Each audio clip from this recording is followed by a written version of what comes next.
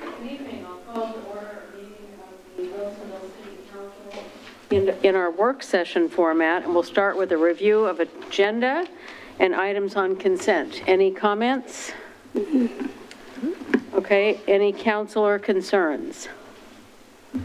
Then we'll go right into our work session item on Frog Pond East and South Master Plan Development.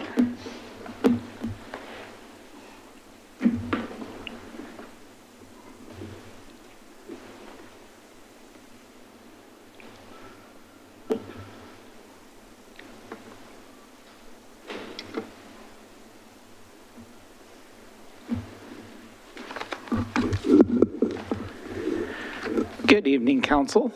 Dan Pauly, Planning Manager, and I'm glad to be here again. Thank you for taking the time to talk some more about Frog Pond East and South. We've been doing this for a while now, and we're getting near the end. And so, a few things I was hoping to discuss with the Council this evening is, first of all, I wanted to briefly bring back a few topics to review that the council has seen before they go towards a public hearing, knowing that some of these, it's been a bit of time since we've discussed it. And what you see in your packet and what we'll discuss tonight all reflects comments that have been received to date. Second, I want to update you on some refinements to specific development and siting standards for Frog Pond East and South. We talked about these in November, December last, and there's been some refinements to them based on your feedback as well as feedback from the development community and the Planning Commission. And then lastly, want to revisit a discussion we've had about narrow side yards and their usability and maintenance, and received some good comments on that, and I think we're getting to a good place on that. So let's start with first amendments, and these amendments that we'll talk about, these are really amendments that aren't in the Frog Pond zoning. These are amendments that kind of were precipitated by this project, but end up applying citywide beyond Frog Pond East and South. And as previously discussed, these amendments really focus on, it's all about removing barriers to development of a variety of housing, especially housing that can provide lower cost housing opportunities, including for ownership. This project can't do everything for housing, as we've discussed before, the master plan, but one thing we can do as we go through these development standards of zoning is making sure we're removing barriers, so when partnerships or other opportunities do come in for different projects, that there's not barriers to making that happen in terms of process or standards. So the four citywide proposals that I'd highlight this evening is, first of all, a change in how we approach multifamily housing. So this is apartments, condos, and just for those listening that may not be as familiar with all of the fine definitions we put in the code after middle housing, is we're talking about 5 or more units on a single lot or parcel is really what it comes down to, multifamily. Cottage clusters is an exception. There can be more than, generally middle housing is anywhere from 2 to 4 units. With cottage clusters being an exemption, they can be more. That's kind of an outlier. And then, excuse me, and then of course detached homes being a single unit on a lot. So we have some design standards and review process that changes there. Removing barriers to accessory dwelling units, we'll talk through that again. And preventing private covenants like CC&Rs from being a barrier to housing types. And lastly, stormwater design standards, which what has been a major effort, and appreciate the engineering team's support on that. So as a summary of what the review process, what the proposed changes about multifamily review process is, currently everything goes through DRB. That's everything from the layout of the site to the design of the building to counting how many bushes are around the building. That's similar to the process that we use for commercial and industrial development. What's proposed is, while we still if you're laying out a subdivision or a larger site, the functional layout would still go to DRB, just like it would for any development. Any plats would still go to the Development Review Board, as well as design of required open space, such as pocket parks and things like that. What is proposed to then shift to staff is the architectural design of the buildings, which that's why we need to adopt some design standards to base that on, as well as we want to be reviewing the landscaping around the building in as much detail as we currently do, which is consistent with how other housing is handled. So zooming in a bit more on that administrative review process, it was discussed, Planning Commission provided some good guidance on this, and we've discussed this with council before as well, that for apartments or condos or other multifamily housing that's 6 units or less, it'd be reviewed essentially the same as middle housing. Almost it does, for all intents and purposes, besides the technical definition, is handled like middle housing.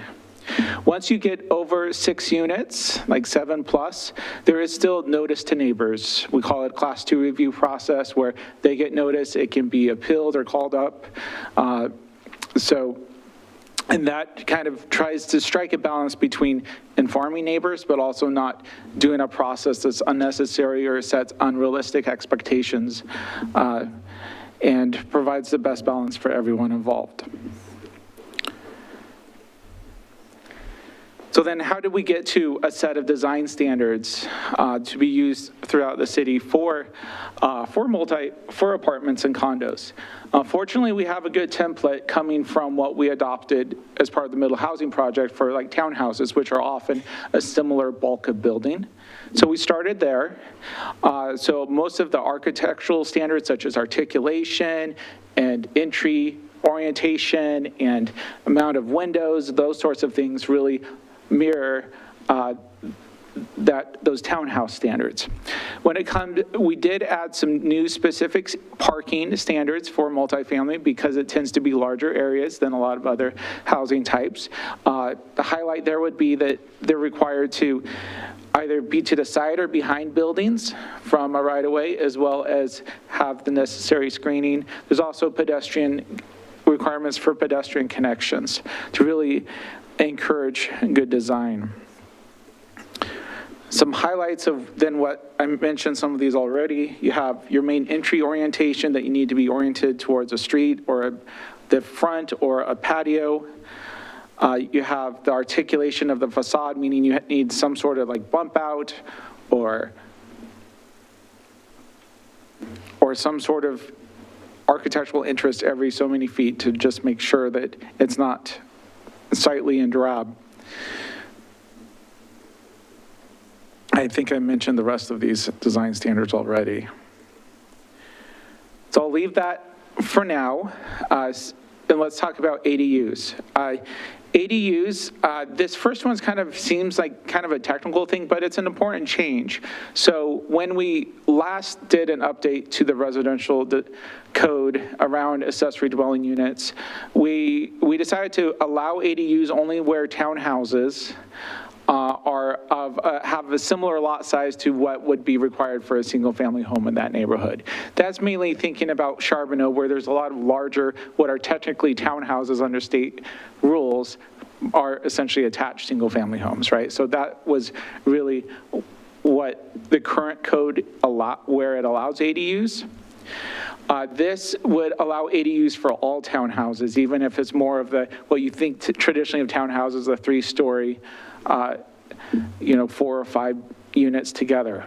Now that's important because something just input from developers, and it makes a lot of sense when you start reviewing numbers and talking to developers, is in new development, developers are more likely to build ADUs with townhouses than detached homes necessarily, because they're already attaching units. There's a number of factors, economic and just kind of expectations off. And also, if you have a 3-story townhouse, allowing that ground floor to be a separate unit works pretty well. So those are both two situations where either you're attaching an ADU to like the end of a townhouse building, or you're allowing the bottom floor of a townhouse unit to be an ADU, are two scenarios that talks and development community are likely to happen. So we want to remove that current barrier that's in our code to allow that to happen.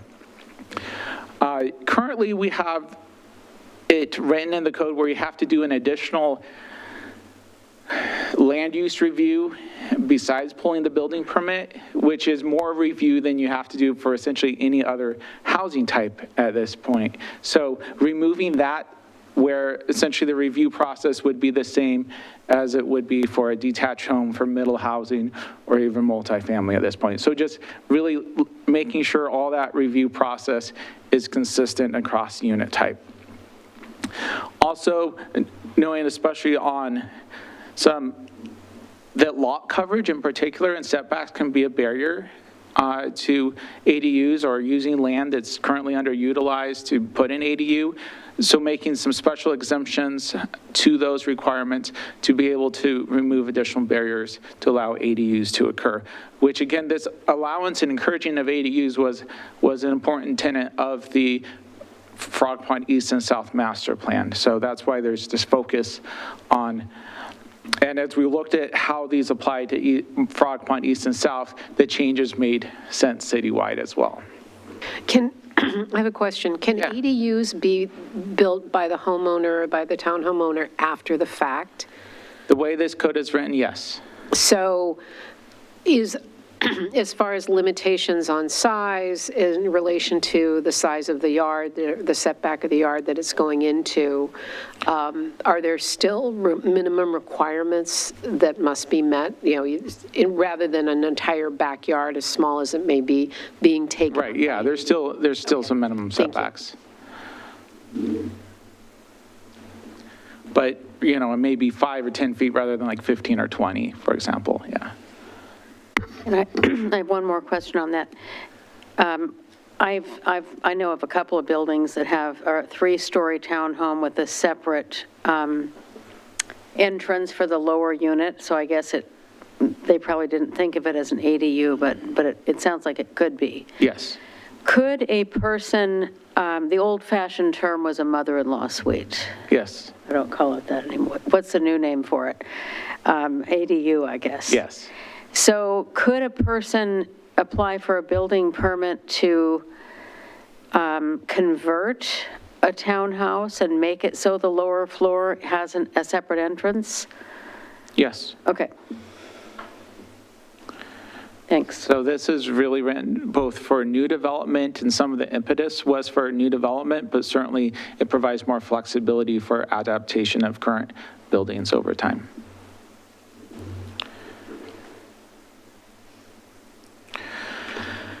Next, I'll touch on restrictive covenants. In a lot of our neighborhoods today, there are CC&Rs and other deed restrictions that actually limit the type of housing that can be built. This would remove the ability for neighborhoods, which is consistent with state law, with House Bill 2001, passed back in 2019. Is that correct? At this point, so essentially from 2020 on, developers haven't been able to put this sort of covenant with neighborhoods, but that's not reflected in our code. So this is more, whether we put it in our code or not, it's still state law, but I think it's more customer friendly so everyone knows, and it's something that we're thinking about as we do these subdivisions to make sure that as we're looking at them and reviewing the CC&Rs, that there's nothing that's limiting housing types beyond what is allowed in our zoning.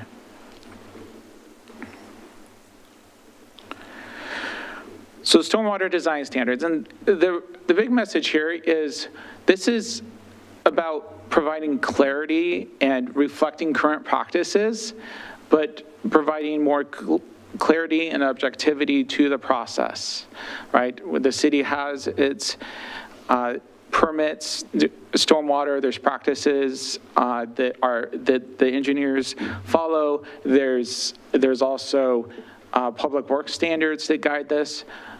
But until we're putting this in, how that interacts with the rest of the development requirements is a little unclear.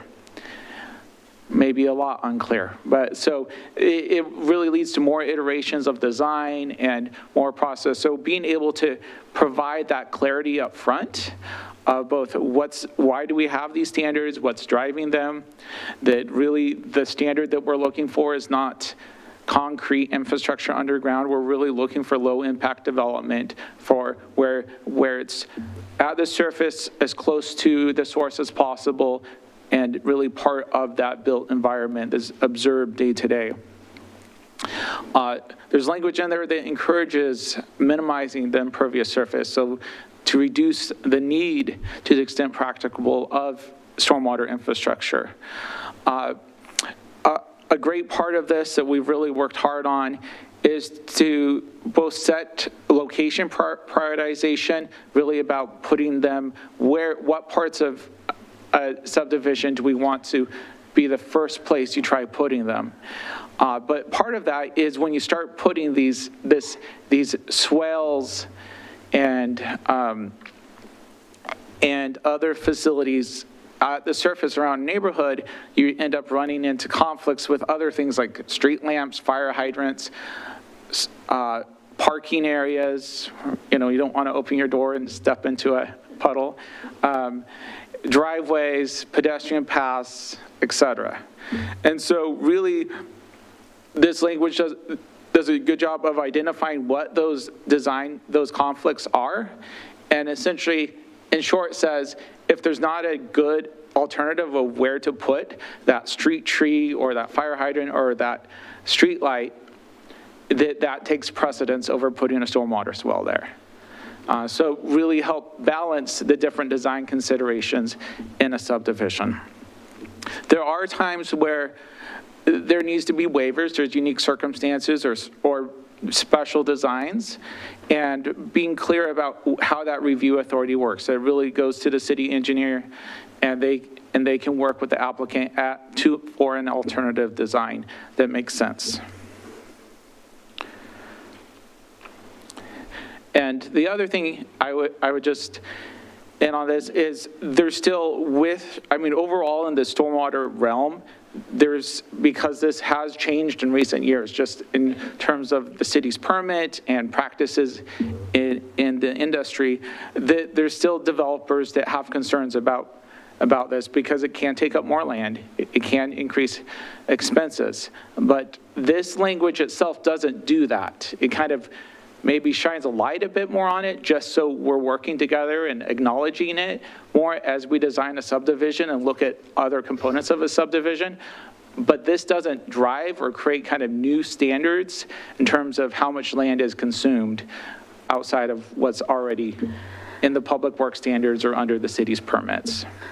Dan, I just wanted to ask a question about that, or ask you to say a little bit more about the state requirements for stormwater, why there are stormwater requirements. Some people might say, we don't need to have this, why don't we just skip it? So what is driving this? I was seeing if Mr. Rappold was still in the room, but he stepped out. Because I know some of these answers, but I just want to ask you to talk a little bit about the role of the state legislature and of our city in getting us to this place. Well, there's state standards, there's also federal standards, there's permits through the federal government for clean water, and that all interacts and is all these regulations come to us that is the city's job to regulate, because development is producing, it can produce pollutants that go into our rivers and streams. And the roads, the runoff from roads introduces pollutants. So this is about keeping the water and the fish habitat clean. And what about erosion? And preventing erosion and all those things. Okay, thank you. I just wanted to point that out. Erosion, if not managed, can end up costing the city a lot of money. Okay, yes. Thank you. And it has in the past. So we're very sensitive to that.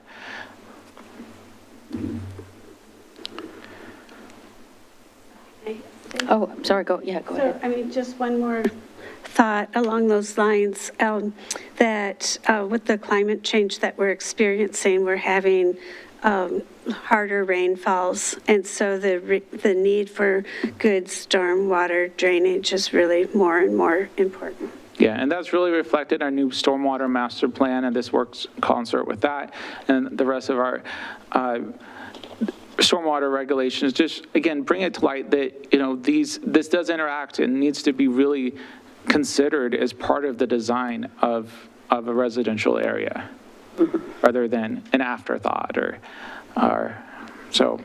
And then when you try to put it in there and then have these conflicts with the rest of the infrastructure you're trying to put in, just encourage that thoughtfulness through the design from the get-go, that everyone's on the same page as we work through these designs.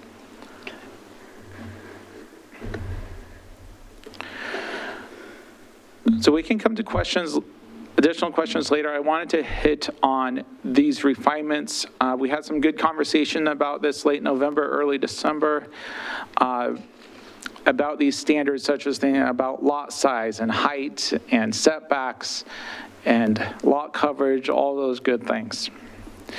So a couple of things I'll note here. You'll see here that it does differ at times by urban form quite a bit. And so the urban form type is guiding which standards apply. Leave it at that. So we had a good conversation about this, both at Planning Commission and City Council, about how to express the required lot size. So we put language in here that while it's not a defined number based on, it's not 2,000 square feet or 3,000 square feet, that there is a required lot size that's based on having at least one unit on the lot, and then applying the setbacks and lot coverage associated with that unit really drives the size of the lot.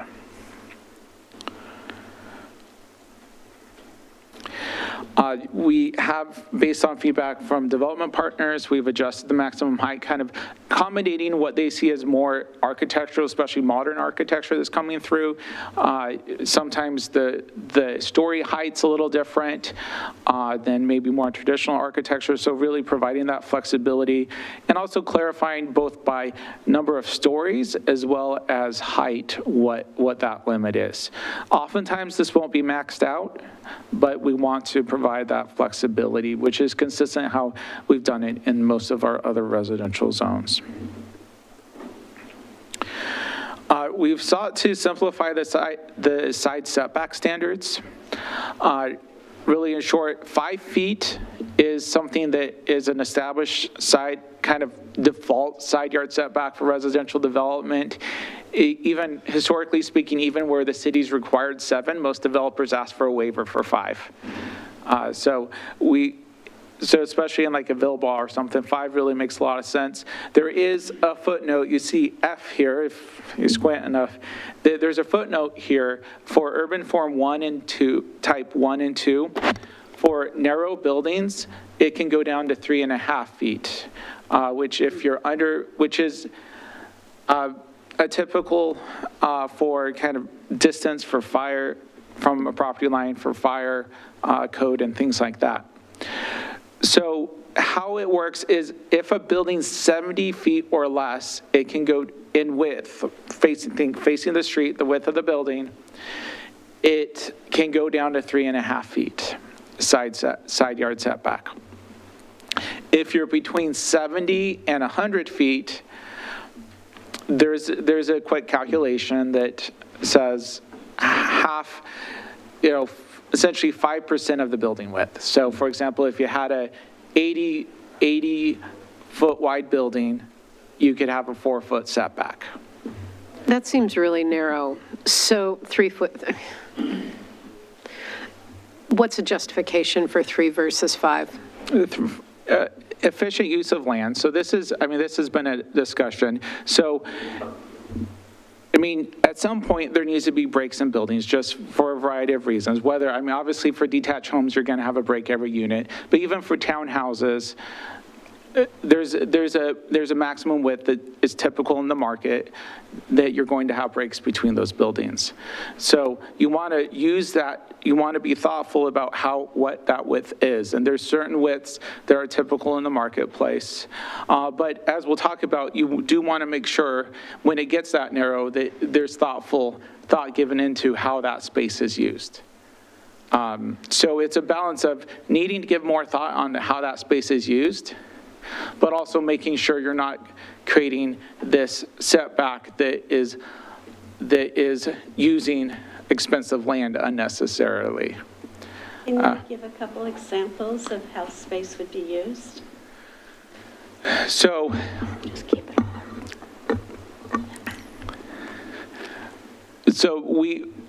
Villebois is a great example, and it's actually, Villebois is a great way to look at this because there's areas that it didn't work well and areas that it's worked fine.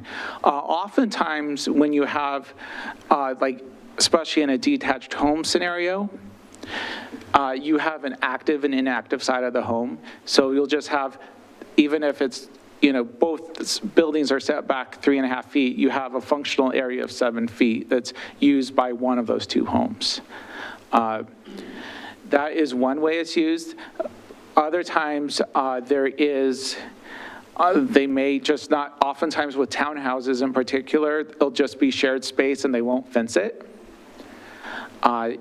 Other times they may fence it. And we've talked about, should we require them not to fence it?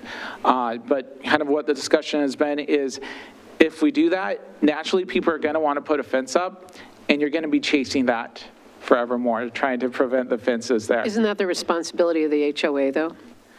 It could be, but there's scenarios that kind of thinking through what's typical, what's kind of customary.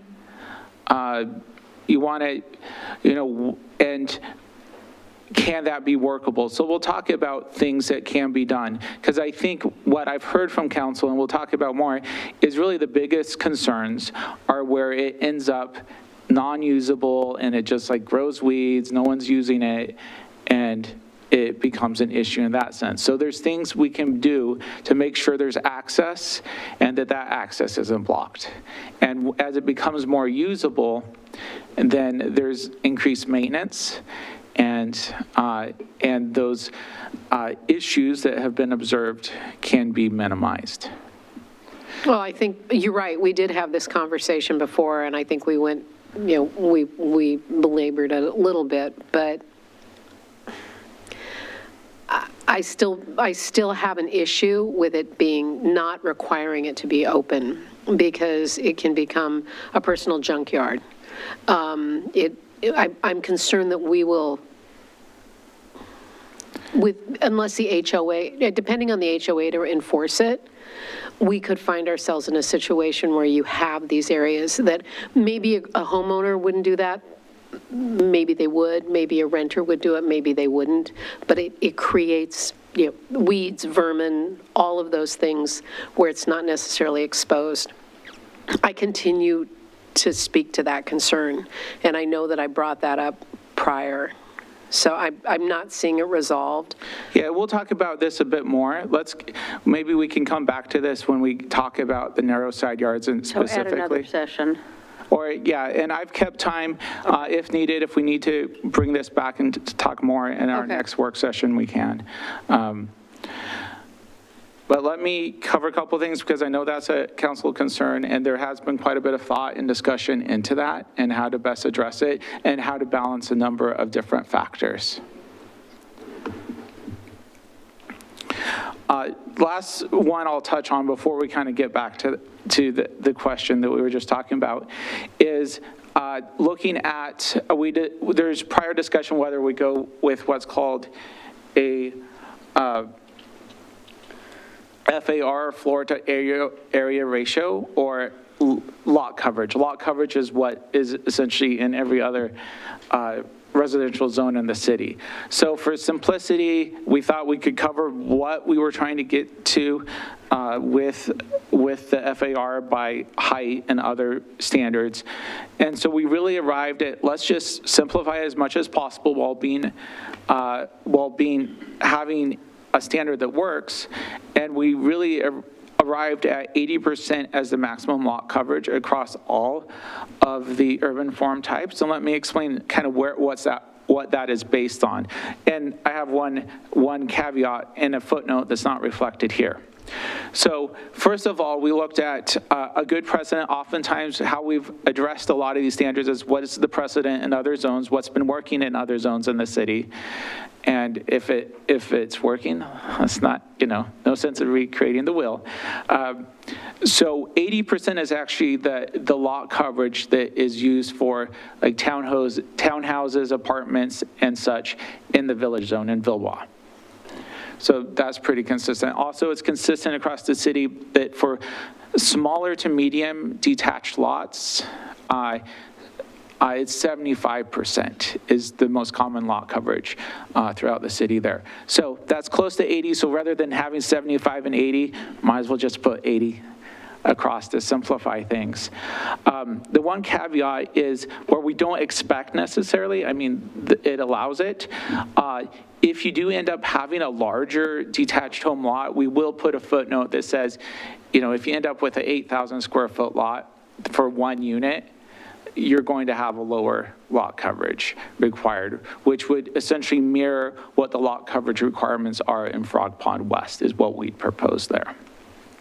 But other than that, for either small to medium lot detached homes, townhouses, condos, apartments, it'd be 80%, which is consistent with what we see in other zones throughout the city.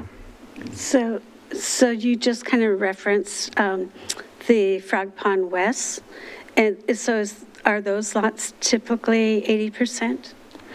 So that is scaled based on lot size. Right. Because the Frog Pond West standards were really written with kind of a view of one unit type of detached homes. And we see this in other zones too, right? Once you get most kind of generally 4,000 or 5,000 square feet or less is like 75% lot coverage. Then when you get to 6,000, it's like 60%. When you get to 88,000, it's like 40%. So that would be that additional footnote here, that if you end up with a 6,000 or 8,000 square foot lot, you're going to have a lot coverage that mirrors both what would be required for a similar lot in Frog Pond West, or even in our planned development residential zones elsewhere in the city. Does that make sense? Kind of. Go ahead, ask another question. Well, I like that you're moving forward with the 80% rule, and I didn't work on the Frog Pond West, so that's kind of a mute thing. I was just trying to visualize what it was going to look like, how it would look differently. How it would look differently. Well, Frog Pond West has a lot, originally was planned for a lot of larger lots for like 6,000 to 8,000 square feet or even larger. That's not necessarily a component of this, right? It doesn't say you can't have it, but it doesn't like set that minimum of that size. So that's why kind of the default lot coverage wouldn't be, because there's oftentimes that tie between lot size and lot coverage. And where you don't have that lot size as defined here, then to differentiate in this table doesn't make a lot of sense. So that's where you'd go to a footnote, and if you end up with one unit and an ADU on a larger lot, you're going to reduce the lot coverage. It's kind of an exception to the main rule. Okay, I think I got it. Okay, happy to talk about it more as needed as well. So I think we have time to come back to this topic here. Well, Do we want to discuss anything else before we get back to side yard discussion? Okay, what I else? can go forward to kind of what the questions I had laid out. Yeah, I was just thinking, yeah, let's just keep going forward, and then any more time that we need after this, we could have, I would encourage individual counselors to meet with you and go back over some of those maps if we want to, and have that context to help us at the next meeting. So that we all have as much time as we need, because this is not our final meeting. I think it helps to, because we've all had different amounts of time with those drawings. So let's get some more time for it between now and the next meeting, beyond what we need today. Yeah, and so, and just looking forward, I have it scheduled for the second meeting in May to kind of get into more details of the Frog Pond East and South Pacific Code standards.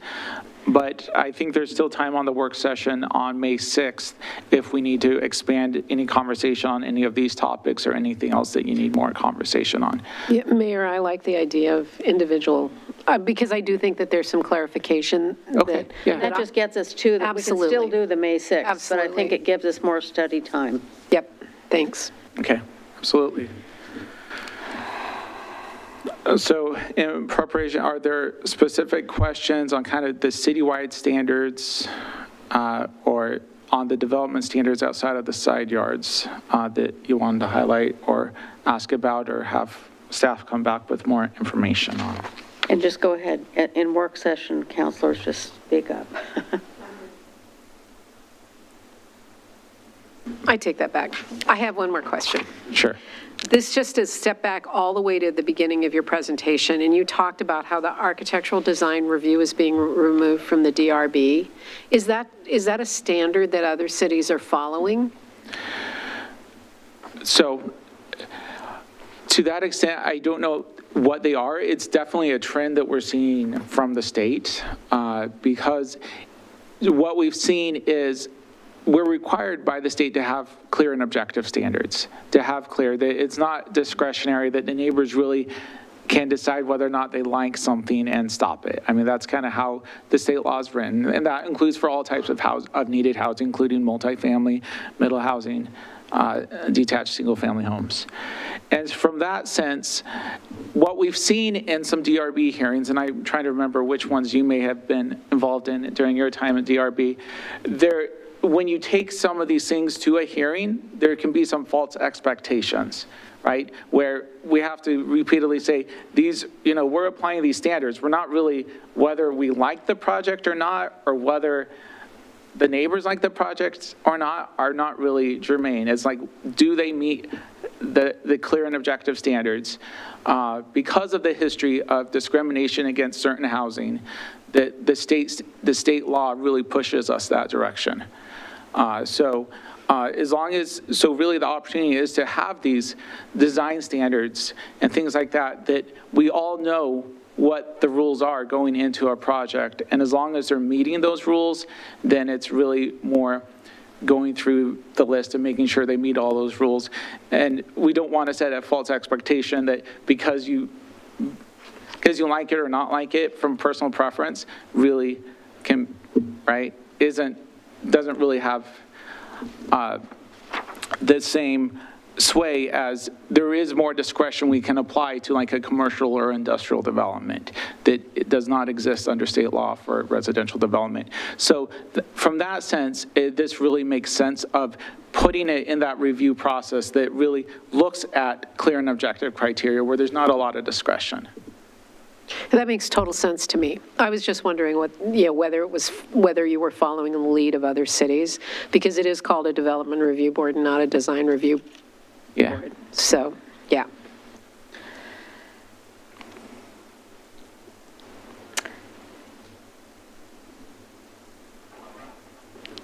It looks like we've, Well, let me go back then and just back share some this, more. Yeah. this side yard Oh, good. illustration. So we're talking about these narrow side yards.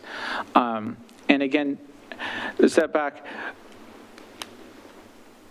getting these sorts of side yards from a development perspective is really unavoidable. I mean, it makes sense for a lot of reasons, for efficient use of land. For example, when there's limited land, which has a direct relationship also to, more land you use, higher cost it is for that unit. And the unit size is really often driven by things like the width you need for a bathroom, the width you need for a kitchen, what's customary, what are you trying to fit into that box of a home on a single story. And so then if you're requiring more land from one side or the other, that also, so there's that side of it. And also we've seen, and it's been customary both in Wilsonville and in other jurisdictions on these smaller type buildings to allow this reduced setback. And it's fairly common in the marketplace, and it can be done well. And we see a mix of sometimes there's fences in between, there's fences not. We've looked at a lot of examples. We've given a lot of thought, and where certainly feedback from developers are that oftentimes, particularly with townhouses, they may not put fences in between. But generally with detached homes, people want that fence for a variety of reasons. So knowing that there are going to be, and we didn't want to get too detailed and think of all the, another aspect of it is we looked at, particularly in this scenario where you have going to have such a mix of like 2-unit buildings, 3-unit buildings, 4-unit buildings, single-unit buildings, and trying to think of all those eventualities to think of every possible orientation and situation with a side yard. That also made us think is like, we don't want to miss something. And we also don't want to overcomplicate the standard. So really trying to boil it down to what is the most vital thing, right? We want quality design. We want to prevent nuisance situations. So really, in the end, there's 2 approaches that recommend at this point, as is in the staff report. The first one is to make sure that you don't essentially have dead-end narrow side yards. That when there's a narrow side yard, that there's through passage, a gate, or maybe one side is gated, the other side is open, but that you're able to pass through either to an alley or a rear yard. And so then enabling that pass through, it's more on mind, it's less likely to be blocked. But then to even help address some of the issues that have been flagged currently that we really don't have current rules to address, is if there is that required passage, potentially putting actually specific language in the city's nuisance ordinance saying that having junk or vegetation that blocks this required passage would be a nuisance and can be, the HOA is not dealing with it, which oftentimes in that situation, HOAs would probably tend to be the first place you'd go to deal with it. But if they're not, that is enforceable under the city's nuisance ordinance to address. And I like that it's passable. People can walk through it. So it's more appealing for use than a forgotten kind of outdoor closet. Yeah, and as use increases, there's a general rule, as use increases, maintenance tends to be a little better.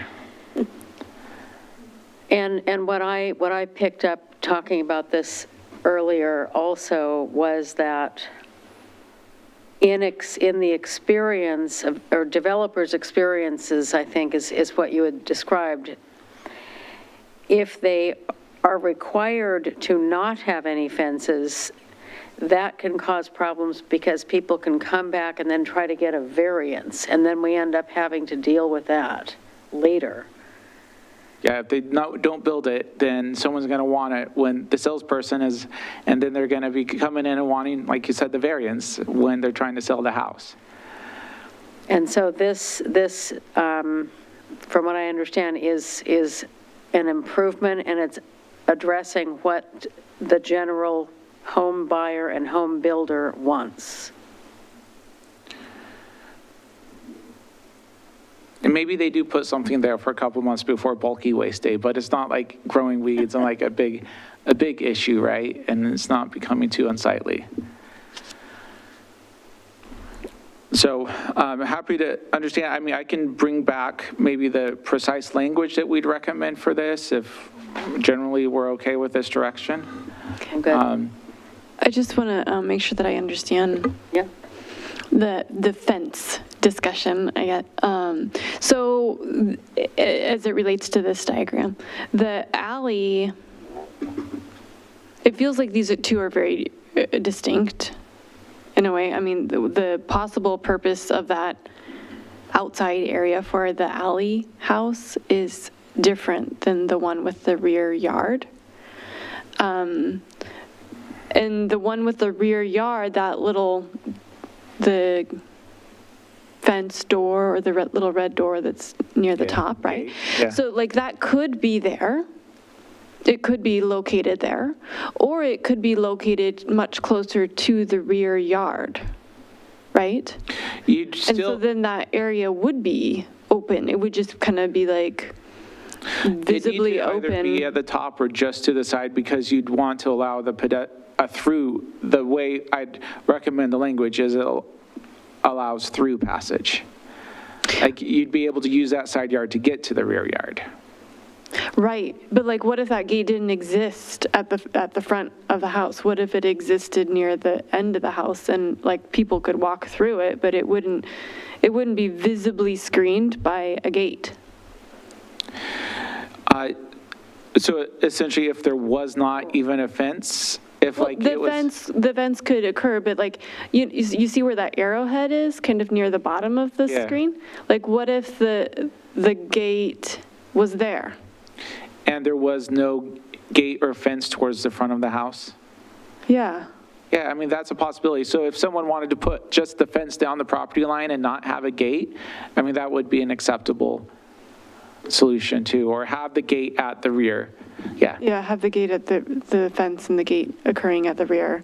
Because then, if it's not visibly screened, like you can't put whatever the item is that we're not, you know what I mean? Because it would be right out there in the open. Yeah. There are yards yeah. like that, or maybe the neighbor has built a fence up to that point and you really don't want it closed off, and so you don't build the fence across at the Do we front. have that flexibility? Yeah, so that's the Okay. idea, is Yeah. this language would be built to allow all those scenarios, because we got into detail, it's like, with developers thinking through this, is like, what if you put an alcove that allows it to be 5 foot? Does that allow you to do it? Or, there's so many different, so we want to really address the main concerns that have arisen over observations of the council and others, but otherwise allow flexibility for it to function how people Yeah. would choose in the market. Yeah. Okay, thank you.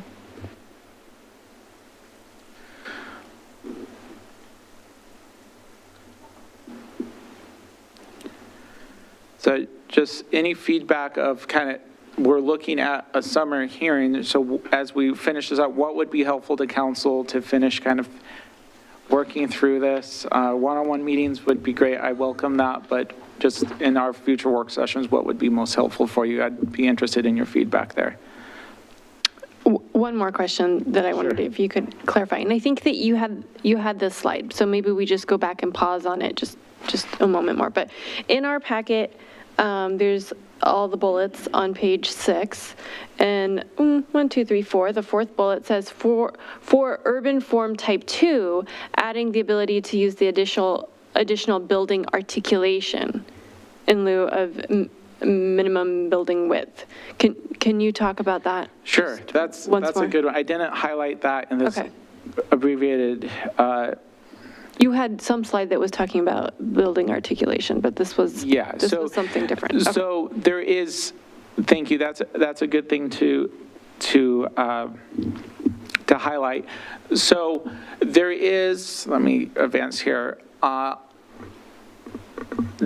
There's a requirement of a distance between buildings. Is the default requirement. It's essentially double the side yard setback. So generally, like, you'd have to have 7 to, if you have multiple like apartment buildings on a lot, they'd have to be 10 feet apart. And with that is, you also there's a maximum width, right? In urban form type 2, there's a maximum width of 125 feet. So the idea that was requested is, and I can maybe bring up an example, or I can share it with you via email, is what if you rather than actually physically separating those buildings, having additional articulation, meaning you set back the wall, you have a break in the roof line, so that they look like different buildings kind of from a design component, but they're still attached. I see. A great example of that, if you want to drive by, is, and I have pictures of it in some other presentations, but I won't take the time to pull it up right now, is in the Berkshire Court Apartments right across from the high school. Especially when you take the road that goes from Beckman Creek Primary across, that first apartment building that doesn't face Wilsonville Road, but faces that side street, I think is like Meadows Parkway or Meadows something or another, it's a fairly long building. It's a 2-story building, but it's broken in the middle. Like there's probably a 4-foot setback of the wall and a break in the roof line. That it actually looks like 2 buildings from the street, but but it's one long building. But the articulation in the middle of that building makes it look like 2 buildings. And that's actually a building we use as a precedent of the type of smaller apartment building that maybe would be an urban form type 3. So that is what we're really talking about, is giving that flexibility for a developer to do something architecturally between those 2 bulks that make them look like separate buildings, even though they're not. I see. That's helpful. Thank you for describing that. I'll do a drive-by too and take a peek. Thank you. Yeah, there's a lot of trees in front of it too, which helps, so, yeah. Thank you. All right, well, thank you for your time. And Thank you, Dan. feel free to reach out to me. All right, so that brings us to the conclusion of our work session, 2 minutes early, and we will reconvene at 7 p.m.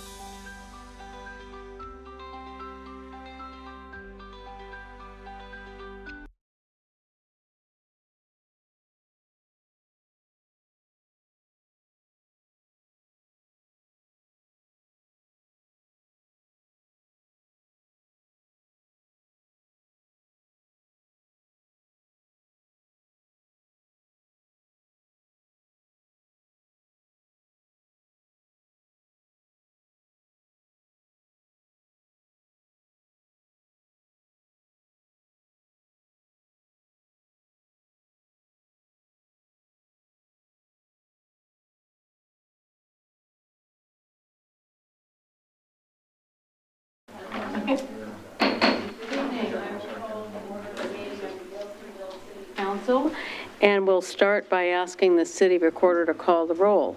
Counselor Berry. Present. Council President Ockervall. Here. Counselor Dunwell. Here. Mayor Fitzgerald. Here. And Counselor Linville is excused. Thank you. Please join us and stand to say the Pledge of Allegiance.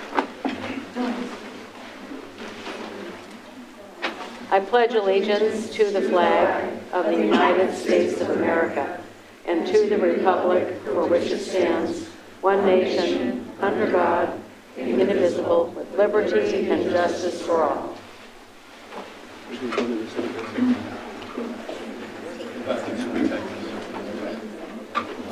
May I have a motion to approve the following order of agenda?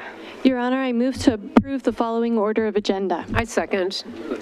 The motion's been moved and seconded. All in favor, say aye. Aye. Motion passes 5-0. We will start with Mayor, I think it was 4-0, just to clarify. 4-0. Counselor Linville is not here. Thank you. We're going to start with mayor's business, and the first point I wanted to bring up, and City Manager Cosgrove, I should have brought this up at councilor concerns, but we were talking last week about conversations I've had with people about, and we've heard about interest in food carts and the difference between a truck that may pull up to a curb, as we've seen around, and compared to the type of food garage, food pod garage that we see in other cities, and that we have an interest in looking into that. I wonder if you could give me some ideas on how the staff could start that process. Sure, Mayor, and subsequent to our conversations, Matt Lorenzen pointed out that it is contemplated for in the town center master plan in different areas of the city. If it's, or excuse me, of the town center. We need more Can you not hear volume. me? I'm sorry. Can you hear me now? I don't know if there's something. Okay. It is allowed for and contemplated in the town center master plan. If there's other areas of the city that the council would like to explore, there are some code things that we have right now that would need to be looked at to change that. So that is something that staff could do, add to a work plan. Okay, and I know it is possible to have those now, as I understand, but there are ways to make it easier, so. So, councilors, that's something that I would like you to think about. We'll be hearing more about how a project could be started and a timeline. I wanted to now talk a little bit about the recent news about the proposed merger of Kroger's Fred Meyer stores with Albertsons Safeway stores, and we've all heard a lot from residents about the potential negative impacts to the community if our two largest grocery stores were to merge. And so the concerns that we hear from people include a decrease in grocery selections and competition that could lead to higher prices, and another concern is potentially the loss of specialty pharmacy services. As you probably have read in the news, the Oregon Attorney General's office has joined with other states in a lawsuit brought by the Federal Trade Commission seeking to block the merger on antitrust grounds. And the reason I bring this up is, again, because we hear from citizens a lot on what is Wilsonville's role in this and what can we do. So the city knows of these concerns, and our experience here for anyone who lives here is that when Albertsons acquired Safeway in 2015, the Albertsons store in Wilsonville was then shut down, and as we know, it remains vacant to this day. And it was such a nice anchor tenant for Lowry's Marketplace, and having it mostly empty does not, it really reduces the vibrancy of that area. The owner of that store, of course, has a discretion to do what they want with it, and as they're now managing it, And I know they do have interest in from prospective tenants from time to time, but they have not moved forward with one that we've seen that's a long-term tenant.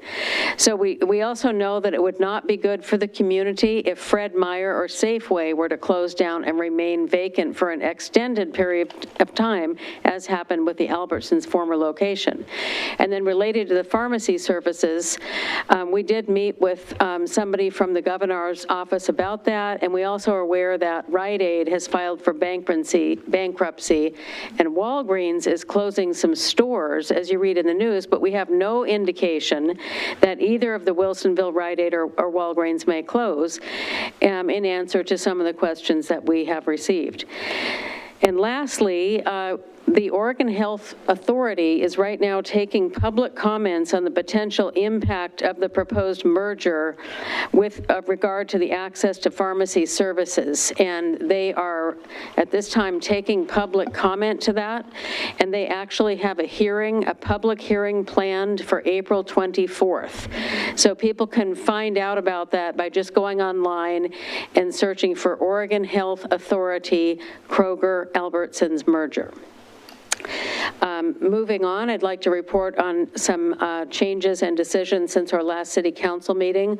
We recently had a meeting with the planning staff reported on our ongoing efforts to develop residential living opportunities in accordance with the state law under the banner of Housing Our Future. And as part of our efforts to plan for new quality and affordable housing, the city manager will be appointing a volunteer task force to help us in developing policies and actions to support Wilsonville's housing needs. And the city council has been requested if we would like to appoint members to this task force, as we've done in the past with this kind of task force. And yes, we would like to participate. And I'd like to appoint Councilor Dunwell as the council representative and Councilor Berry as the alternate on the Housing Our Future task force. Okay?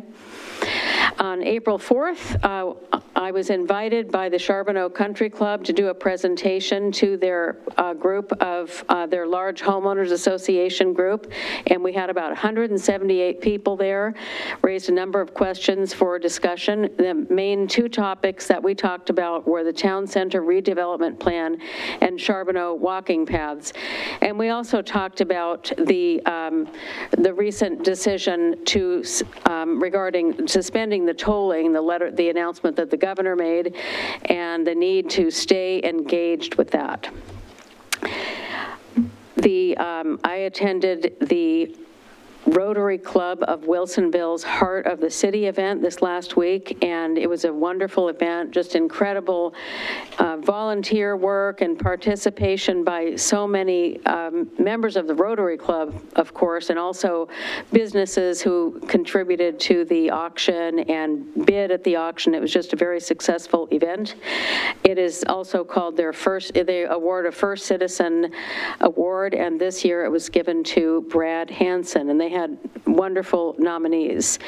And this event raised, I think I read, $50,000 for the youth programs, numerous youth programs that Wilsonville Rotary supports. So I encourage everybody to go to that next year too. It was wonderful. This Saturday, we had a town hall at the Wilsonville Library hosted by Representative Courtney Neron, and she provided a review of the short session of the 2024 legislature that wrapped up in March, and she responded to a number of questions from constituents. And just two more things to report on. As you can see in the library and out here at City Hall in the lobby, the city is partnering with the Wilsonville Muslim Community Center. It's an education community center to collect hygiene products that they are then going to donate to Wilsonville Community Sharing.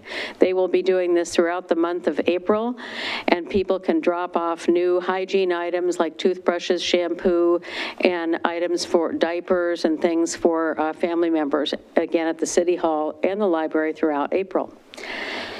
We have our big volunteer event happening. Here is the poster of City's Volunteer Appreciation Event on April 25th. It's going to be at Wilsonville High School, and this is a really nice way for the city to thank all the many volunteers who serve on boards and commissions. We have at least 80 people in those positions and many people who help with the community center, library, and other roles. So for more information on this event, which is, again, I don't think I said the date, Thursday, April 25th from 5:30 to 7:30 at the Performing Arts Center at Wilsonville High School, and you can find out more at the city website. The last item to note is that the next City Council meeting is scheduled for Monday, May 6th, starting at 7 p.m. And at the start of this meeting, I will present the annual State of the City address. It's an opportunity for me to review key accomplishments of the city over the past year, as well as preview upcoming programs and events. And also on May 6th, we will hear from Tualatin Valley Fire and Rescue's Chief Derek Weiss on the state of the fire district. We don't have anyone scheduled under communications section for this meeting, and that will bring us right to citizen input and community announcements. And we're going to start with a presentation by our colleagues from the celebrating Child Abuse Prevention Month. And so everyone who wants to use the microphone is welcome to either use the podium or the table, whichever you prefer. And we welcome you to give your presentation, and then afterward, I will read the proclamation. Thank you so much. My name is Laura Sisolak, and I'm the Director of Prevention and Community Engagement for the Children's Center. We are a private nonprofit organization that serves all of Clackamas County, and it's our mission to end child abuse and maltreatment through treatment, prevention, and assessment services. We are a nationally accredited organization, and there are many child advocacy centers throughout the country, about 24 of them in Oregon. And we're fortunate that the Children's Center serves Clackamas County in its entirety, and only Clackamas County. With 24, there are a few that serve multiple counties or cover different territories, but we serve this area exclusively. So the Children's Center provides approximately 500 assessments each year, detailed medical and forensic assessments of children and families when there are concerns of abuse and neglect. We also provide a robust therapy program for those children and their safe caregivers after they've received services at the center. And we also have a growing prevention program, and that's what we're here to talk to you about tonight, because April is Child Abuse Prevention and Awareness Month. So I'm going to ask my colleague Amanda McVeigh to tell you a little bit about some of the work we've been doing in April and some ways that we hope to partner with cities and other organizations in our community. Yeah, thank you again for having us. I've had the joy and pleasure of being a part of Children's Center for 16 years, beginning in the clinical team as a child forensic interviewer, and now finally had the opportunity to be a part of our child abuse prevention team. So I'm so thrilled to be here and talk with all of you about it, because this is the first year we've really had a team that can expand and provide activities that are preventative to children being harmed and abused. A lot of those events we started with this year are providing parents with education and resources and just getting them out into the community to engage with their children and other families and recreate things on their own that they don't need many resources to do. So we have 2 park events. It was really challenging with as large as Clackamas County, as you know, to pick a few parks to start with. So unfortunately didn't end up directly in Wilsonville, but we have Happy Valley and Mary S. Young Park, where we're doing activities and providing art activities, parent resources, free drawings, food, snacks, scavenger hunt in the park to just get them out and engage. And so we provided those. We have also provided at least one. We have another one coming up showing a documentary about screenagers. It's called Screenagers, about the impacts of screen time on children and families in the community. We know everybody's concerned about this and worried about this. We were able to do 2 showings. One was partnering with the Estacada School District and then the Milwaukee School District. So again, we're looking looking at what we can do in the future and next year and expanding throughout the year, because we know we can't just prevent child abuse 1 month out of the year, right? We need to continue to do that and engage with the communities. So we look forward to doing that more in the future. With that, we have some online internet safety, which we're hoping to partner with local libraries and schools and get out in the different communities in Clackamas County and provide that education and support to families, and not recreate or duplicate what other organizations and agencies are doing. We don't want to do that. We want to add to it and continue to bolster that.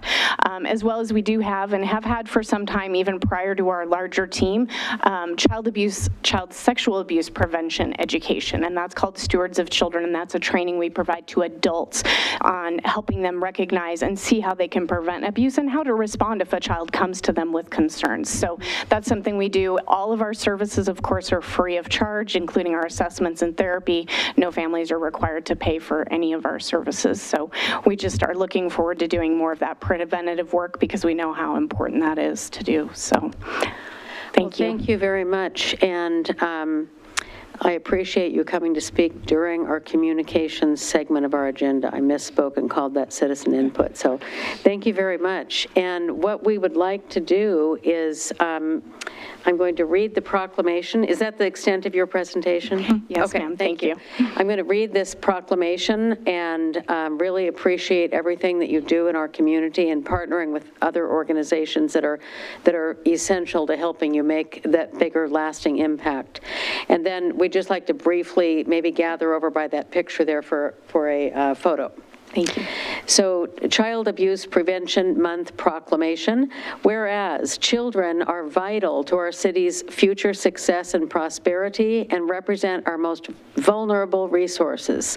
And whereas children deserve to have safe, stable, nurturing homes and communities needed to foster healthy growth and development. And whereas child abuse is a tragedy that impacts the well-being of many. And whereas child abuse prevention requires a public commitment to create safe and nurturing environments for parents and caregivers to raise children, and whereas effective child abuse prevention strategies succeed because of partnerships created among citizens, human service agencies, schools, faith communities, healthcare providers, civic organizations, law enforcement agencies, and the business community, and whereas by providing a healthy environment for our children, free of violence, abuse, and neglect, we can help ensure that Wilsonville's children will grow to their full potential.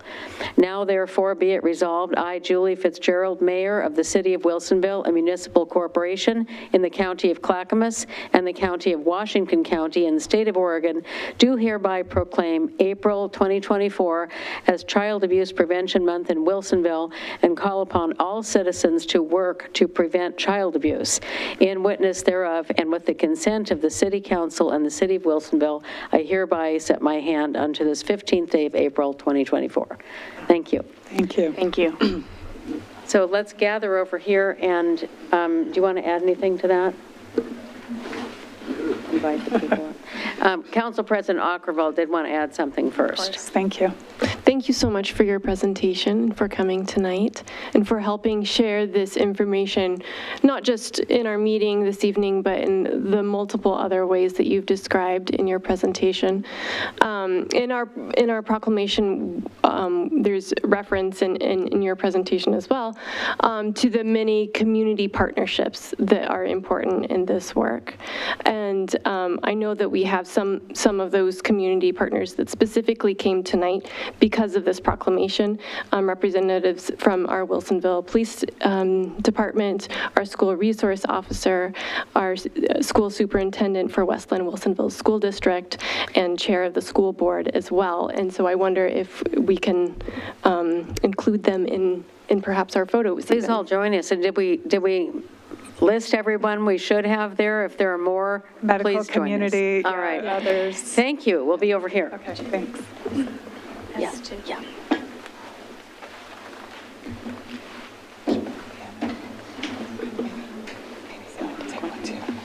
Can we hand you one to take with our phone too? Sure, yeah. I'll just have to make sure nobody moves after I do. That's okay. Yeah. Or four.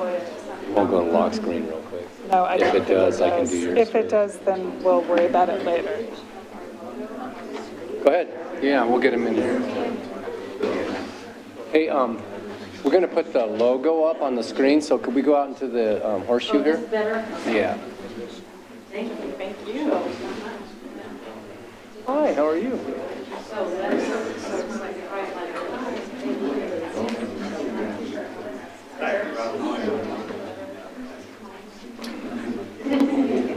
Where is it? We're not there yet, Brian. Sorry, can we? Just waiting for that logo to pop. Background.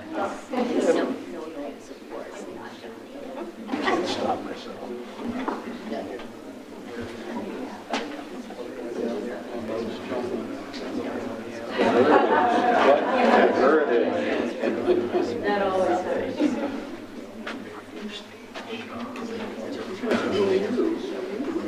Anyway, we can dim the lights behind. Yeah. Just a touch. I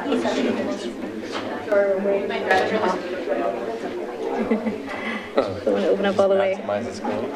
Yeah. I don't know it. That's better. Up. Yeah, that's fine. Just leave it there. I'll let Bill work it out. Need help, Brian? Or anything? You computer expert? You can get that logo to go up there, huh? There we go. Oh, sorry.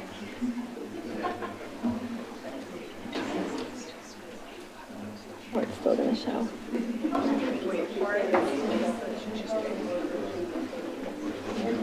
I need to actually.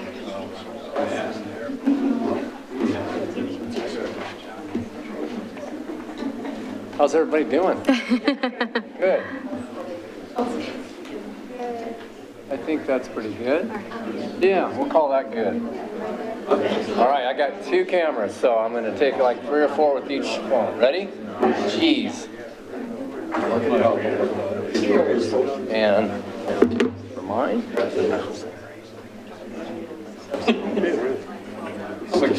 All right, thank you.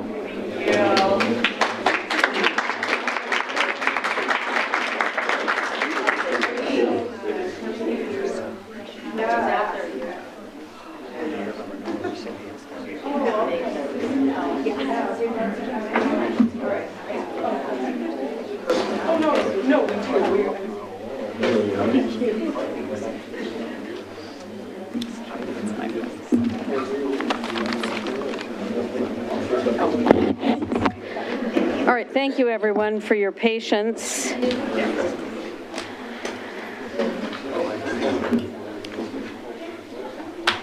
And that brings us to the citizen input and community announcements section of our agenda. And as you can see on the screen, this is an opportunity for visitors to address the council on any matter concerning the city's business or any matter over which the council has control. It is also the time to address items that are on the agenda but are not scheduled for a public hearing. Staff and the city council will make every effort to respond to questions raised during citizen input before tonight's meeting ends, or as quickly as possible thereafter. We ask that everyone in the room tonight notice that we are using our standard 3 minutes for these comments, and there is a clock up there that guides you. It usually works out pretty well.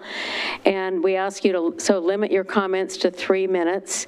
And we may have someone on Zoom or the phone, but I will just announce that if so, use the raise hand feature of Zoom to let us know you would like to provide comments. Just give me a moment to look through these.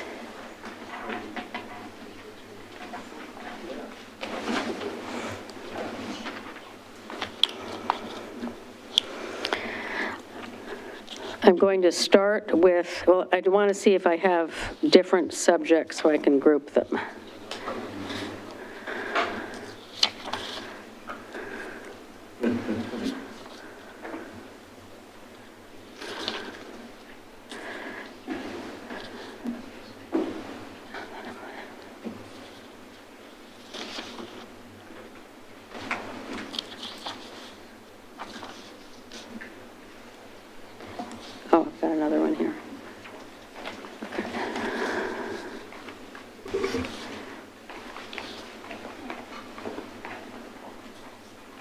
All right, we'll start with the first one we received. All these others just came in a pile. I will ask for Doris Whaler.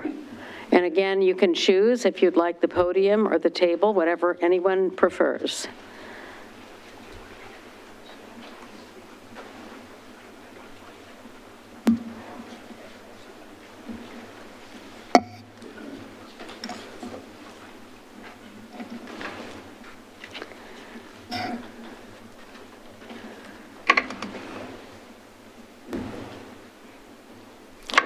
Good evening. My name is Doris Whaler, and my contact information is on file already. So the first thing I want to talk to you about is my water bill. Last month, it was 3 times what it is normally. And I want to commend the water department because they left a little note on my door that said, "We think you have a leak." So it turns out, I called the plumber right away, and the leak was a matter of the seals in my toilet are being eaten by chlorine. And so they tested my chlorine in my water, and I have a test results here, and it tested at 1.3 parts per million, and what is acceptable according to my plumber is 0.07 parts per million. So perhaps you could have someone from the water department give me a call. Well, we certainly will. And we do have our Director of Public Works here who could address that, but it's the first I've heard of anything like this. Well, who is he? And I'll give him this thing. She. Oh, okay, thanks, Brian. Okay, my next subject is Home Depot.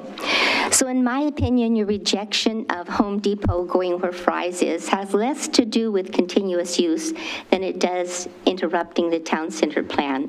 I think most of you probably would agree with that. So on the May 21 ballot, you're asking for an advisory vote on the Urban Renewal District for Town Center. Part of that plan includes a $20 million pedestrian and bicycle bridge over I-5.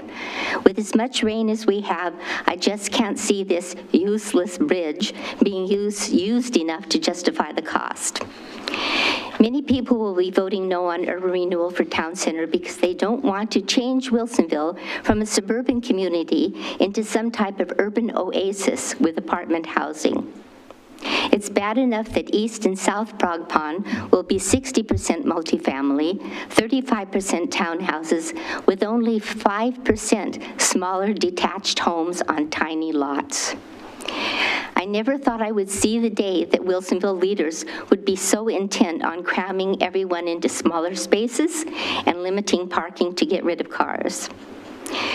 Term limits, I've already testified on the 2 measures coming up on the election on May 21. But the only thing I want to add to that is that I found it demeaning and even insulting to insinuate that the 2020 voters didn't really understand what they were voting for. I think they understood very well what they were voting for. All 3 of these measures are bad for Wilsonville, and I'm hoping the majority of voters will agree and vote no on all 3. Thank you. Thank you.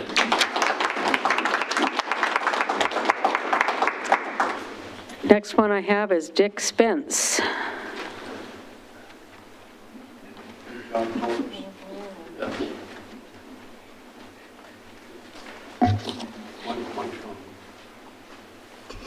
Thank you, Mayor and City Council people and the rest.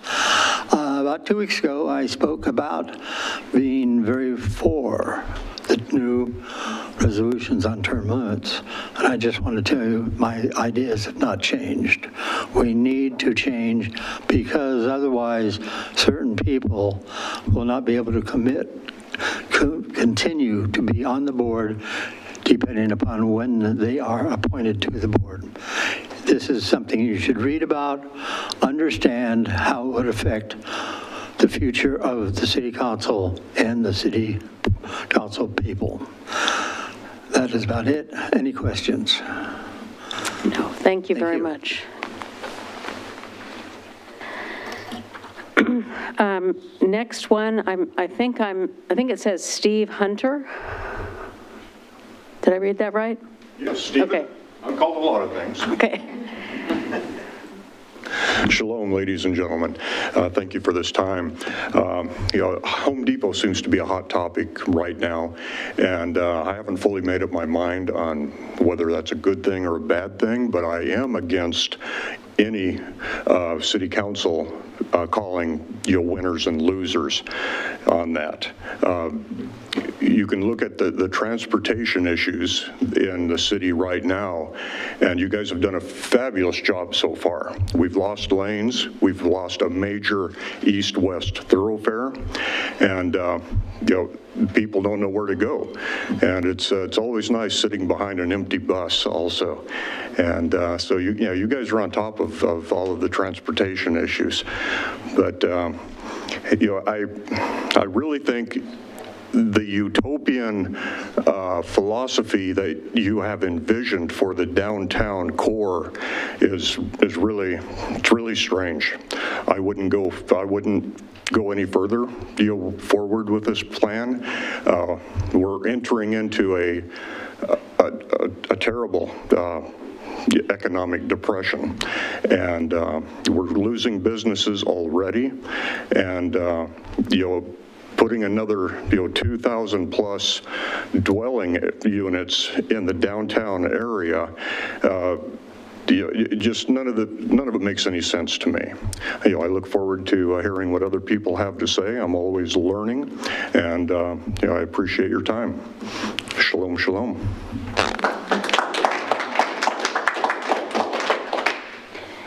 And before I call the next person, I will say that this is not a meeting to decide on a particular type of business. That is not what this is. But we will, if you stay for the whole meeting, we'll continue with the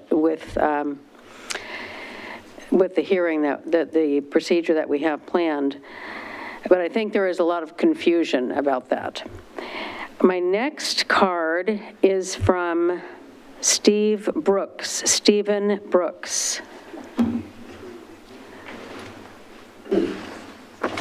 Good evening. Thank you for letting me speak here.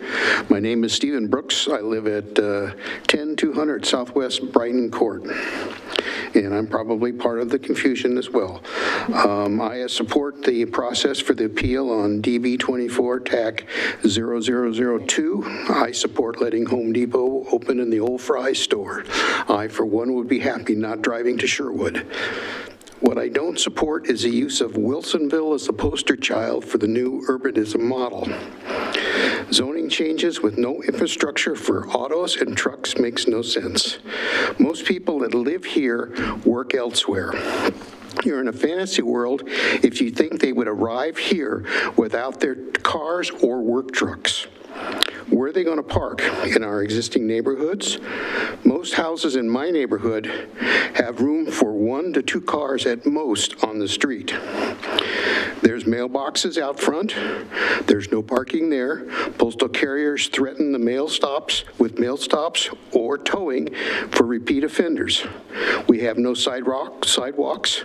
With others parking out front, where do the trash cans go on trash pickup days? Leaves won't get picked up in the fall because street sweepers can't get to the curbs. We already have cars from apartments around the corner using our neighborhood for overflow parking. With the new proposed housing, looking at 3,000 units between the new high-rise and the town center, at a minimum, that would be about 1,000 new vehicles. Where are they going to go with no parking? And how about some charging facilities for the new eco-friendly vehicles with no off-street parking? As another note, most of these planned domiciles are rentals. Is this the new you will own nothing and be happy? You'll be changing the entire look and feel and the residents of the whole community. I do not support new zoning changes for reduced usage sizes and no parking. Thank you.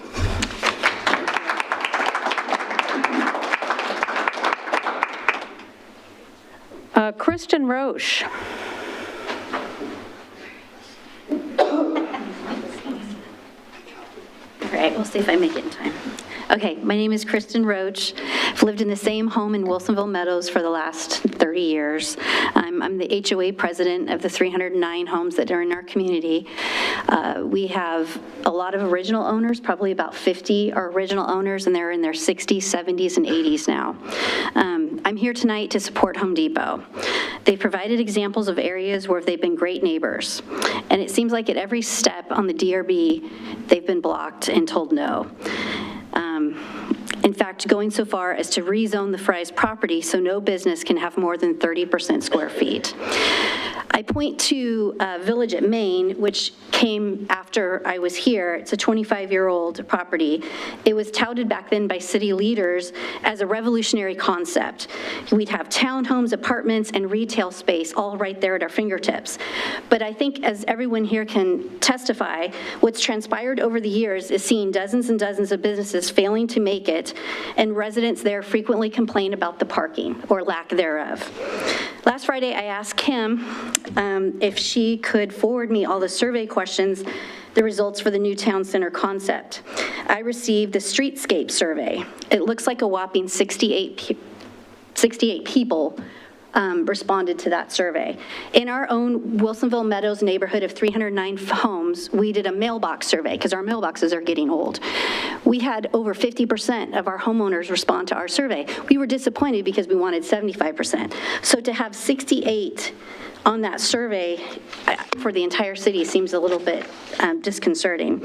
So I figured I must have missed something because the only survey I had filled out was that fluff piece, the design elements. If I wanted a river theme, an agricultural theme, a technology theme.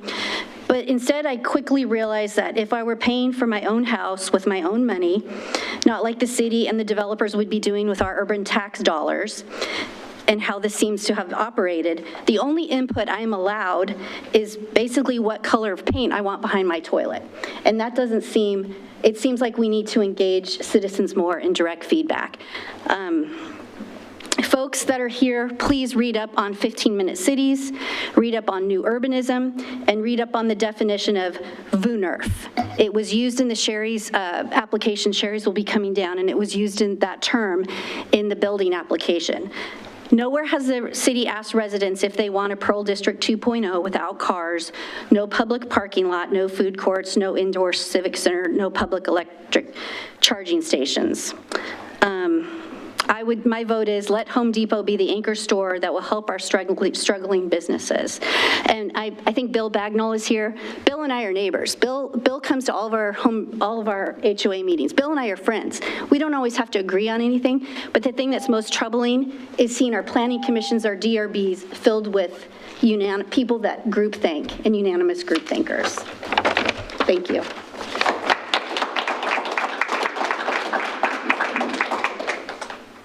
Okay, Cornelia Gibson.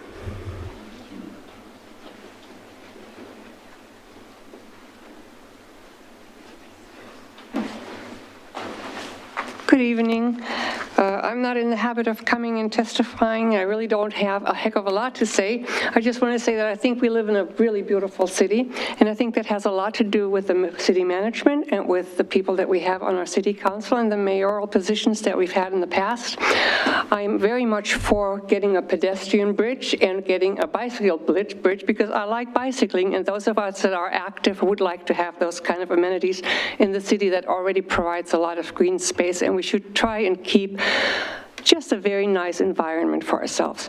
And with that, I think it's also very important when we look at the upcoming term limit changes, which are going to be an improvement on the existing term limits. This is a nonpartisan issue as far as I'm concerned. We need to have better term limits, and the reason is that we want to keep Wilsonville beautiful. So the measure 3-609 amends the charter to modify city council term limits in certain circumstances. And the reason we need that is that in the 2020 ballot measure, the combined roles of city councilors and mayor was put in the same bucket. And no one can serve on the city council for any length longer than 12 years in a 20-year time period. Clearly, most of us agreed that there should be a limit to the length of time we want our leaders to serve. ensuring that we have both fresh ideas and experienced leaders. However, combining the two roles into one will disadvantage Wilsonville in terms of experienced leadership and our connections and reputation in the wider community.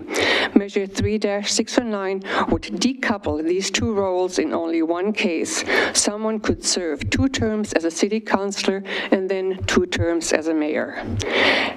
And why does it matter and why does it need to be fixed?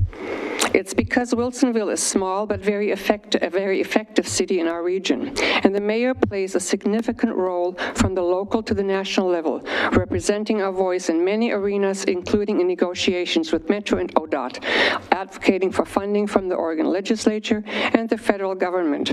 So recently, our mayor was very active and vocal fighting against tolling on I-5 and has been pushing for increased funding to replace the Boone Bridge to help solve our traffic problems. We want experienced and capable leaders at the table for us. This is not a job just anyone can do. So please vote for measure 3-609. Do I have some time left over? And 608, which is the measure to clarify years of service, that's self-explanatory. 1 day should not equal a 4-year term. So please vote on that, yes on that, vote or yes on both measures 609 and 608. Thank you very much. Thank you. Next, I have Paul Fruin.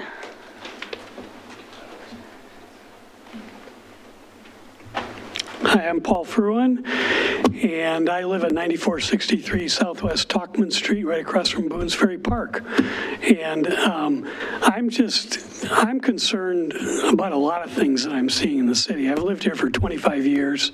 I've seen the city get progressively more progressive, and now I kind of hate to use the term woke, but it seems to be woke, all that. And I'm just going to start coming to these more often to be able to give my input on that, because citizens need to do that. You guys need to hear that.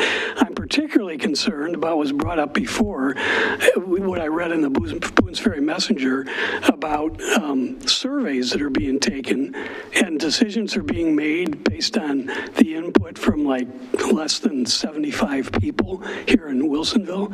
I don't know exactly how many residents we have, but I think it's like 20,000 or something. You guys have got to figure out a better way to poll people, to get information. I'm a precinct committee person, and I go out and I talk to people in the neighborhoods, and I hear a lot. We're divided. We're a divided nation. We're a divided state. We're a divided community. But we're swinging way in the 25 years I've been here, way more towards a progressive style. I don't think the conservative voices are being heard. I think you're hearing some of them tonight.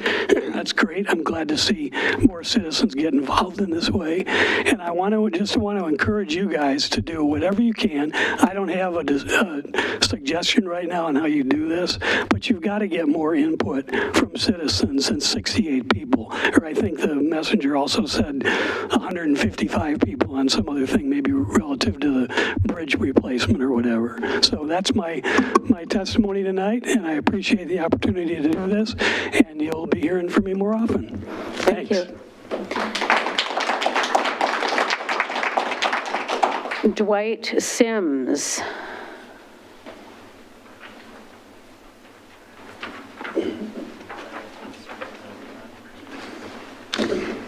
Thanks so much for listening to all these great people tonight. My name is Dwight Sims. My address is on the form. I just wanted to say that today, just today, this morning, I learned a brand new word. I'm so proud of myself. Based on what we're seeing in the town center plan, it appears that Wilsonville is trying to implement a concept known as WOONERF. I had to practice that. Spelled WOONERF. Kristen mentioned it a while ago. Again, that's pronounced WOONERF. It's a Dutch word. When I looked it up, here's what I found on a website which promotes the idea. This is the boundarycompanies.com/WOONERF. Here's the title. What's a WOONERF? The streetscape design that's sweeping D.C., District of Columbia. It's described as follows. and I quote, "A European-style shared street concept designed to allow drivers, cyclists, pedestrians, and runners to share the same space. Instead of dividing a street with barriers like curbs, sidewalks, and bike lanes, VUNERFs open up the street and allow for every use simultaneously. Cars are forced to drive slowly. Get this, with traffic lights and stop signs non-existent, ultimately allowing pedestrians and cyclists to rule the road. They're designed to allow cars, but they're not designed for cars. Cars have to behave themselves in a different way. You have to stop at every corner. Without all the normal traffic controls, the driver could become very intimidated." I wasn't thinking driver, but that's what they said. At the recent meeting in Charbonneau, the city proposed improvements to the pedestrian path in that neighborhood, which of course allows for a safe separation between pedestrians and cars. The idea of simply repainting one lane of French Prairie Road for bikes and pedestrians was shot down in a poll of those at the meeting. This is just common sense. Now the town center plan proposes to create one of these VUNERFs to mix cars, bikes, and pedestrians all together. What could possibly go wrong? There are also the many difficulties this scheme would present to disabled people and emergency services. I understand that the code would require all buildings to be fully sprinklered, so there won't be any need for the fire department to visit town center. But is the philosophy that, quote, cars would be forced to drive slowly, going to work out in case of a medical emergency or when the police are urgently needed? Instead of this pipe dream, how about letting Wilsonville residents have the stores they really need, like Home Depot, and automotive access to them? As the U.S. Supreme Court pointed out in the 1994 Dolan versus Tigard case, just a minute, you can't expect a customer to visit a plumbing store on a bicycle and then ride home carrying a bathtub. Thanks for listening. Thank you.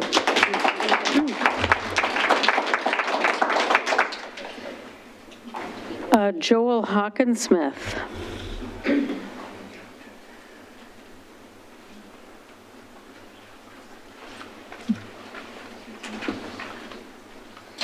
Good evening. Can you guys hear me okay?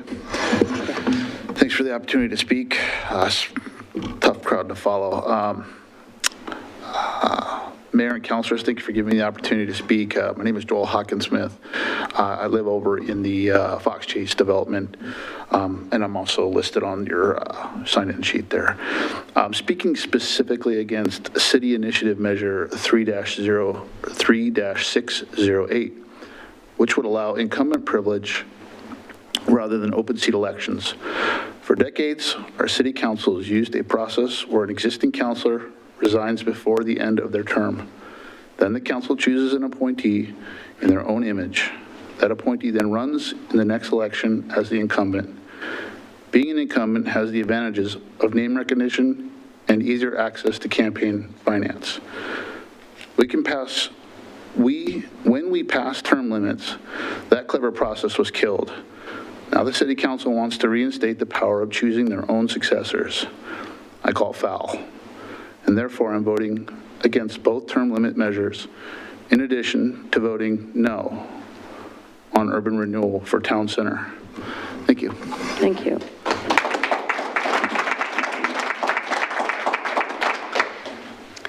Elizabeth Peters.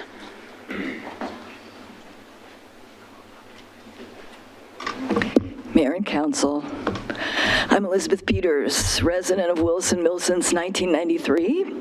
My address is 10230 Southwest Evergreen Court. First, Mayor Fitzgerald, thank you for welcoming me at the meeting last week, or your last meeting. You said it was the shortest that you had held in your tenure, so I thought that was great. The Pledge of Allegiance was longer than that meeting.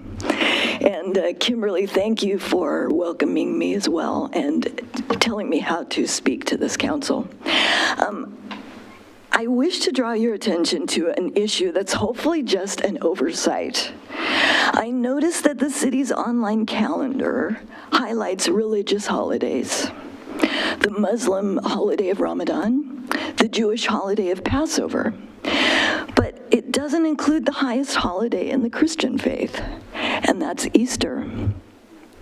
A quick search for churches in Wilsonville, Oregon, shows that our city has at least 13 Christian congregations, many of whom are terrific contributors to this community, and I'm sure some of you are members of those communities. Easter is the highest holiday for every one of these churches, as the day we celebrate the resurrection of Jesus Christ, who died and rose again for the sins of mankind. If we're going to show respect for one religion in our communications, we should at least acknowledge all of the various faiths represented in our city. I guess the option is to have no religious holidays on the city calendar. Either option would be appropriate. So that's it. Thank you for your time and consideration. Thank you for bringing that up.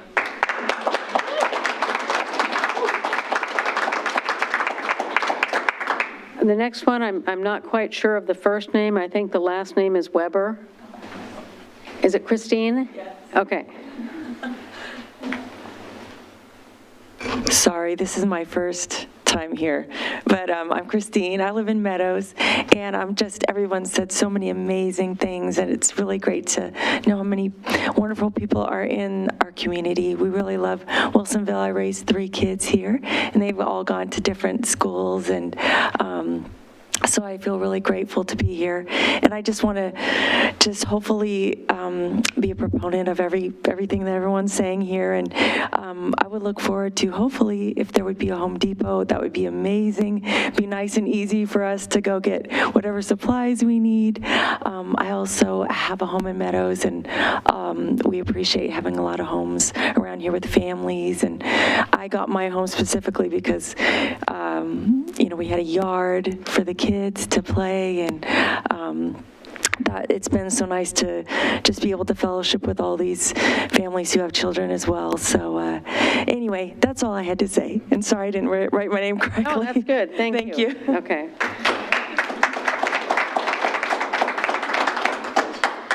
Steve Shop. Hello, I'm Steve Shop. I live in Lake Oswego. I lived on the edge of Wilsonville for 30 years. And I've watched a lot of things happen in Wilsonville, and I almost have to rename it Blunderville or something like that, because you're yet again entering a new era of huge mistakes and public deception. People talk about term limits that you need to maintain experienced people.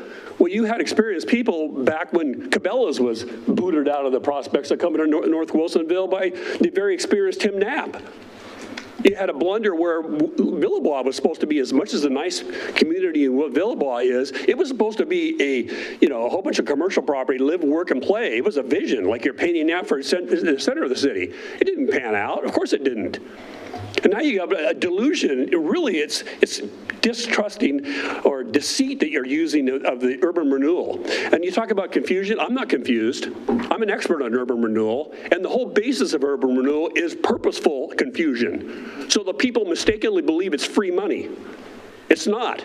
And when you had people concerned about city budgets and money to support efforts, social efforts like child abuse, I know where you could get a lot of money. Right now, the city of Wilsonville siphons away $9 million a year to pay urban renewal debt every year.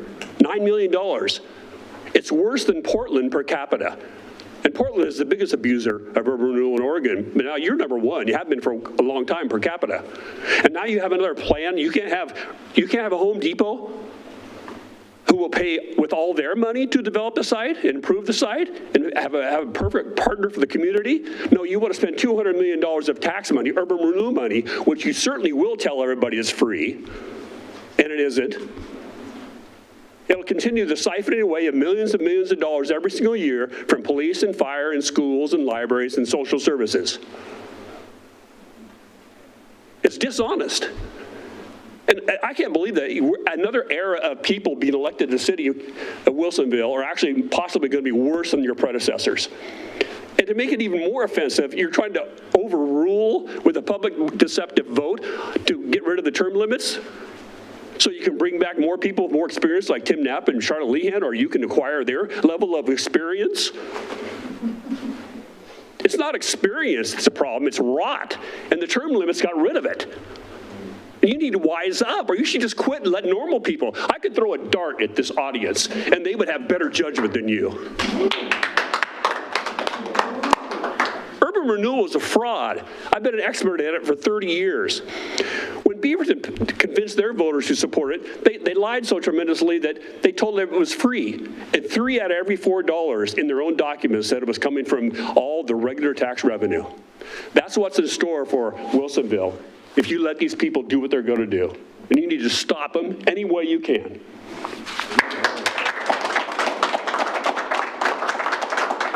Okay.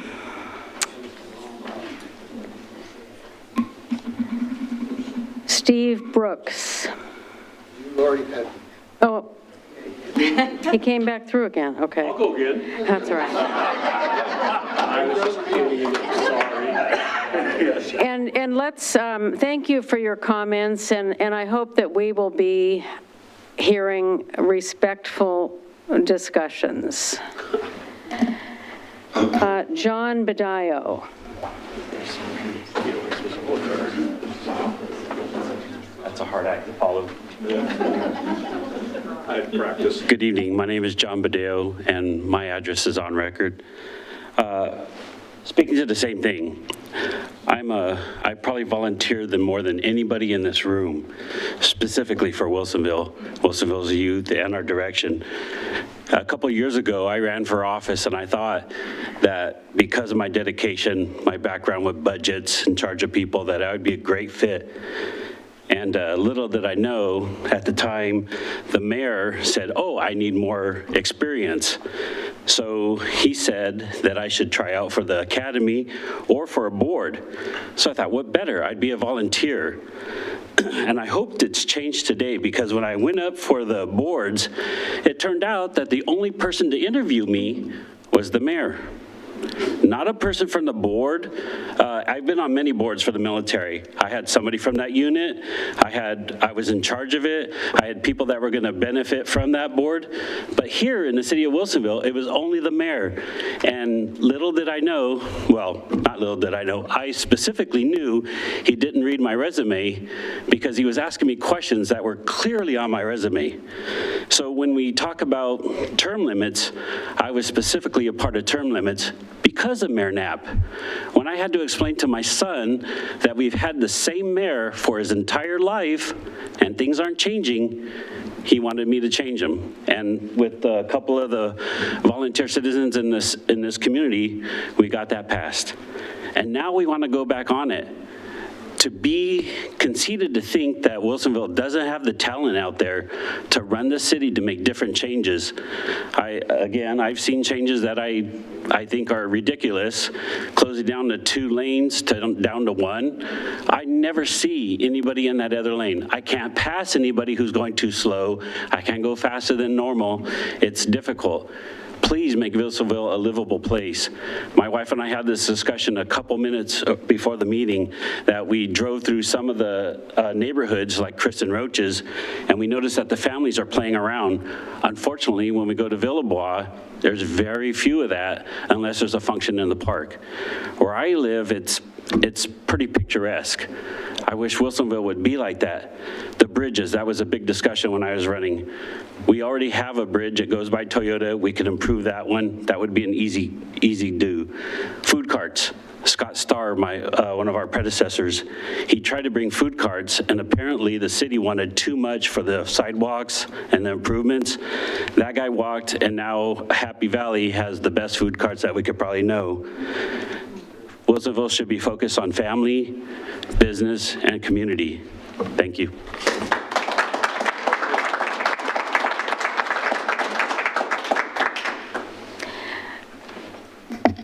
I just want to say one factual thing about the charter, John. I'm sorry for that interview that you had, but our charter does say the mayor is supposed to do the appointments.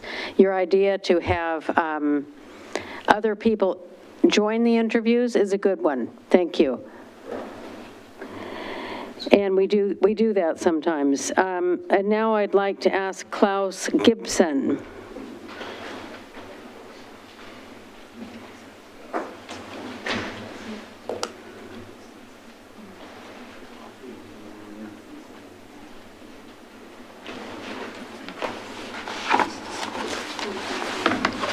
Hello, Mayor Fitzgerald, members of the council. Thank you for giving me the opportunity to speak. Today, April 15th, tax day, is the 30th year that we have been residents in this wonderful city. My wife and I have been wonderful. Have had a wonderful time being here as residents. At the meeting where it came up for the ballot measure 3-608 and 3-609 to be placed on the ballot, I was actually very, very surprised that how contentious and emotional the meeting and the presenters were, because the city of Tualatin passed basically a term limit measure and basically had the same shortcomings as the current measure. And then afterwards, in 2000, where a correction to it was placed on the ballot in order to alleviate those shortcomings. And I had talked to a person that was very instrumental in putting the measure together, and that correction to the original measures was broadly accepted by a wide range of different attitudes towards either for or against the measure. And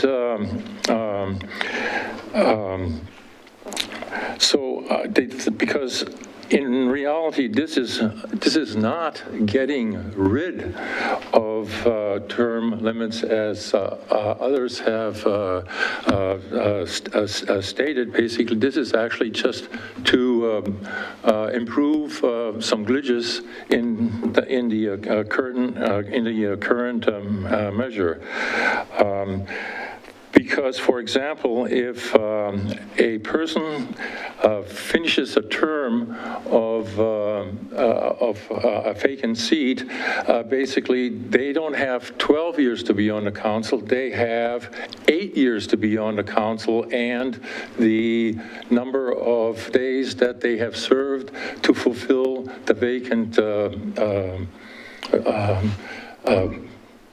seat. So I'm running out of time. I'll leave it at that point here. Thank you. Thank you. Oh, one more thing. I just want to say I want to thank you for allowing the citizens to be able to vote on this issue. Thank you. Thank you.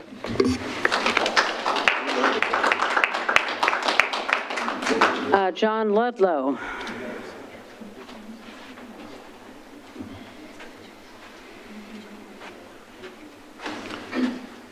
Thank you, Mayor and Council. John Ludlow. I'm a 50-year resident. I'm sorry Kimberly didn't give me any instructions on how to speak to you. But anyway, here's what I'm going to say. Home Depot? Yeah, why not? Remember Big Thunder? The city said, look what we've got coming in. We've got to keep it a secret. Can't tell you what it is. But it ended up being fries. It stopped freeway traffic all the way back to Beckman Road. Now, we put up with that, but we can't put up with a Home Depot? Term limits, I don't know what you're doing messing with that. Why? It's because just you want Julie as mayor the second time? Well, bravo. Do it the right way. So let me just go through what urban renewal is so you better understand that. If you can imagine a house assessed only at $100,000. Now, most of ours are 3 times that assessed value. So let's say that the city froze that value at $100,000 so that they can have an urban renewal and collect the revenue. After 1 year, the city would end up collecting 10 grand. Well, excuse me, it's 10 times 26 of the first year, they'd get around $110. So you'd pay your normal tax of $2,600. That would go to all the taxing districts that are so important: fire, police, library, schools. That'd go to that. But the balance of the taxes that you would have to pay the second year would all go to urban renewal. So that's $260 the first year, $546 the second year, all going to urban renewal. Third year, $856, then $1,196, then $1,586, then $2,000, then $2,400, then $29. This is eighth year. Ninth year, $3,500. 10th year, $4,134 per year from that $100,000 non-existing house would go towards urban renewal. Times 3, if you got a $300,000 house, that means that you would have paid urban renewal $60,000. And that $60,000 would have normally gone to, again, schools, police, library, everything. You know, the city promised the first urban renewal district would only be 20 years. It was 33 years off the tax roll, so that money didn't go to those important entities. 33 years. Now they get it. Big deal. Let's start another one. $100 million as a thanks for being here. $100 million for bridges, parking garages, bike lanes, etc., and a skateboard park too. Thank you very much.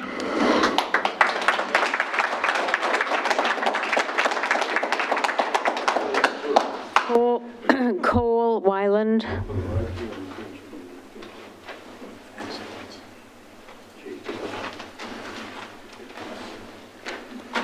It's going to be a long night, for sure. Cole Whelan, my address is on file.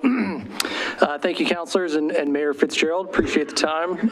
Two things. One, I came from Las Vegas over the last couple years, and my family selected Wilsonville because of the family-friendly nature and the community, and it is something that you don't get in very large cities. So one, thank you for that. Two, in terms of how quickly you can destroy a community, what you put in is high-density housing, because I saw it repeated in Las Vegas over and over. So I'm always against some kind of form of high-density housing, so I'll say that. In terms of, I think somebody else brought it up, and I wanted to make it a point, the survey bias, and I'm not sure if anybody here actually took the last housing survey that came through. It was riddled with response bias to the point I thought it was a joke, and I'll say for a specific example. Nowhere in that survey did it say, would you like quarter-acre single-family housing in Wilsonville? It didn't say that at all. It only asked if I wanted apartments or high-rise apartments or high-density. It never asked for other considerations. So the survey was full of the survey bias to start. On the Home Depot issue, I will say I attended the DRB meeting last week, and I watched the Home Depot representatives present a presentation where they indicated they were willing to compromise and work with the city in terms of what their grand plan was, which I think was very admirable, including, as others have alluded to, the infrastructure upgrades and a commitment of 20 years. So even, Mayor, as you opened up this meeting speaking directly to the empty Albertsons that remains closed and vacant, the Fry's has been closed for 3 years, the movie theater just closed, Northwest Rugs is leaving, and I'm beginning to see a pattern here. And so what I encourage is that the city council consider delaying or continuing the discussion with the citizens of Wilsonville on an issue like this, especially the downtown redevelopment. And it comes to mind just the old saying, sometimes a bird in the hand is worth two in the bush, and I feel like right now you have an opportunity for that. So thank you. Thank you.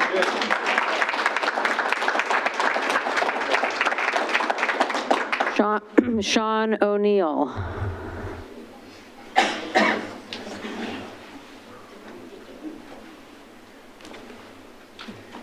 City Council, my name's Sean O'Neill. I am alumni of the Wilsonville Leadership Academy of 2015, 6 years on the Development Review Board B, 2 years as chair, 1 term on the city's budget committee, an advocate for city oversight and review of the Kinder Morgan pipeline going through our community for the safety of our children and family for 10 years now.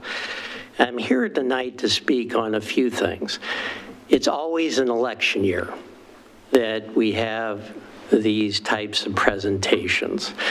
The last time I came to speak was way back in 2017 on the introduction of an inclusivity resolution in front of the City Council, which was the very early stage of how we develop inclusion in this community from all walks of life. When we first started that discussion in 2017, everyone in the room was white, of privilege, kind of like this room here today. And there's a lot of people in this community of color, of various faiths, and various backgrounds that have a voice in this community. And it takes a lot of strength to come into a room here full of people of privilege and speak their mind. Well, I'm here on their behalf, okay? I'm here on things that they would like to say. They would like to raise their children in Wilsonville just like I've been able to raise my son. They would like to be able to go to schools where there's diversity in thinking and opportunities for them to have the best education, just like my family. And I speak about them because they're the ones that probably would like having more development so they can afford to stay here. I was raised by a single mother. So my father left when I was very young. She held down 2 jobs, and she was able to rent a home and stay within the school district that I grew up in until I graduated from high school. And I was one of the first people to attend college. So wouldn't it be nice if we can say that to all the kids that live here, that they were able to stay in the same school district, but that's not possible anymore. So I think that some of the ideas that the City Council has presented are helpful for those people. On another issue, I have a law firm that's been here for almost 10 years now, right down the street from where this Home Depot is going in, and the traffic is going to be murder. And I'm telling you, it's just a big mistake, and it's going to put small business owners, we have at least 5, that will probably go out of business if they do. So I encourage you to consider that when you make those decisions. I could talk forever, but I'm out of time. Thank you. Thank you.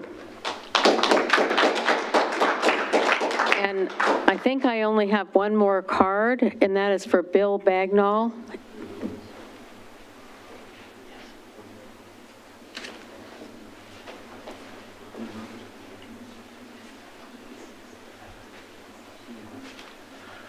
Hello, my name is Bill Bagnall, and I'm a resident, and you have my address.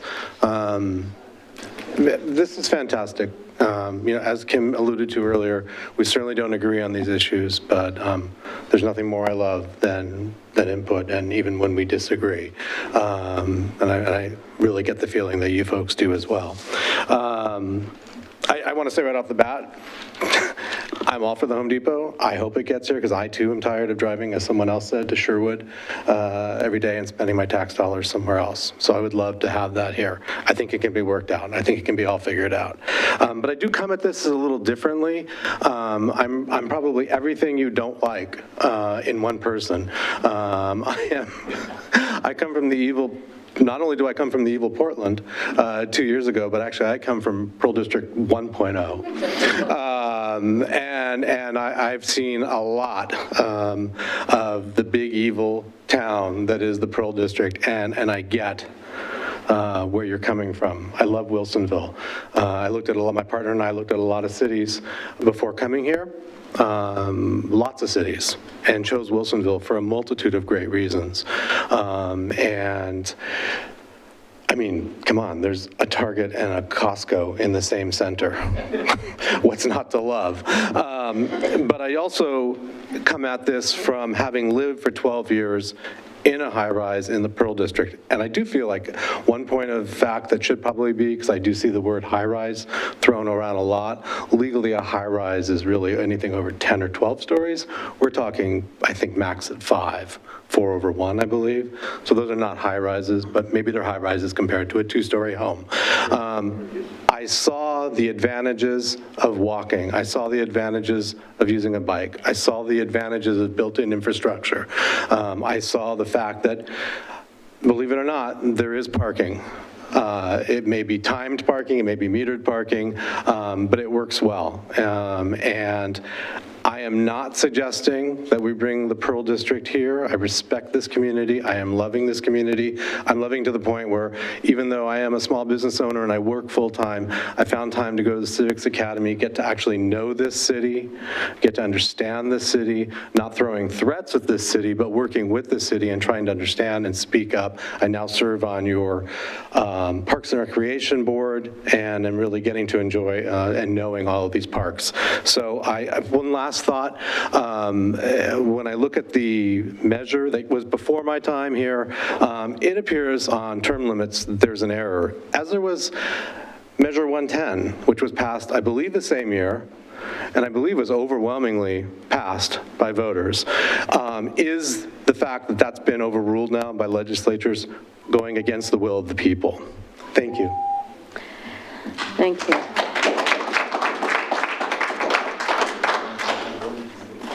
Well, that is the conclusion of the citizen comments, and as we say on the screen here, we do have an opportunity to follow up on some of these things now and later. I heard some things tonight, heard a lot of things, we all did, and so that is in the record. And we're not going to go through all of the term limits, all of the comments that were made, and go back and forth on each item.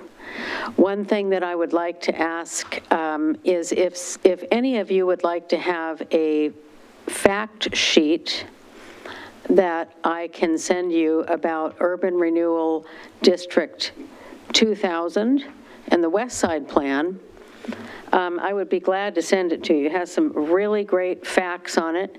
We're just about to close out the West Side Plan, and you know what the last project is on that plan? May not matter to a lot of people in this room, but I was walking along Brown Road the other day. I walked through a lot of the communities, and a woman was coming along in a wheelchair. And she lived across the street, had just crossed over, and had pointed out to me that we really need to improve the rain grate at a curb. It's very difficult to get her wheelchair across this grate and up this curb to go to Tranquil Park, where she wants to meet her friends for lunch.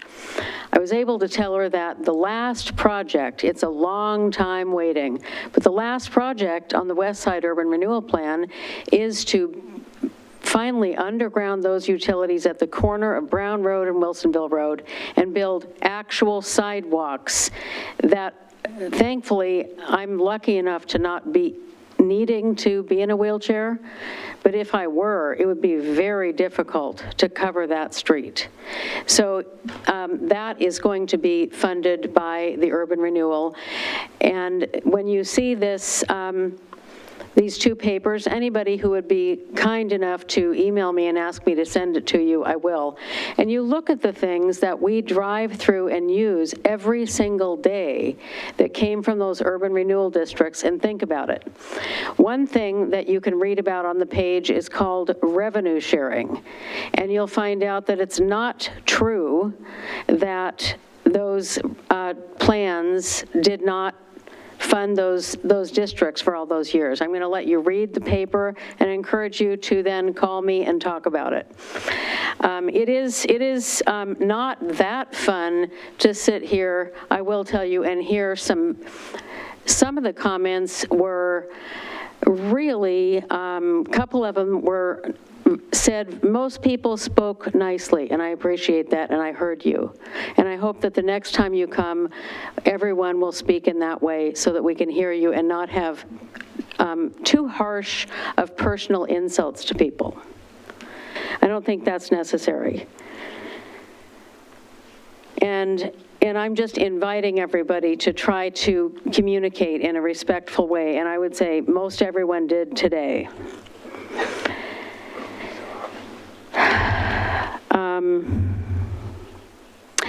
And regarding, let me just look through the notes to see if there's anything else that we want to cover.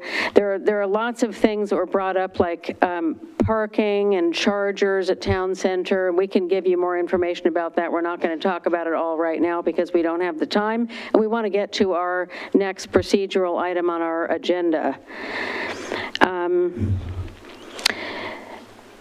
And as far as the term limits, one thing I want to share, that I keep hearing this statement that there's this design of people to resign over the years. And so I asked for a public record about who was on city council since 1969. When did they leave? Where did they go? How did they get on there?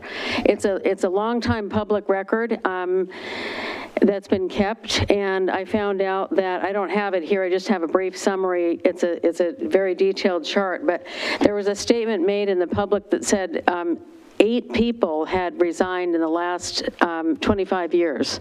I don't know where they got that, but if you look at the public record and you consider 25 years, it's actually 6 people, it's not 8.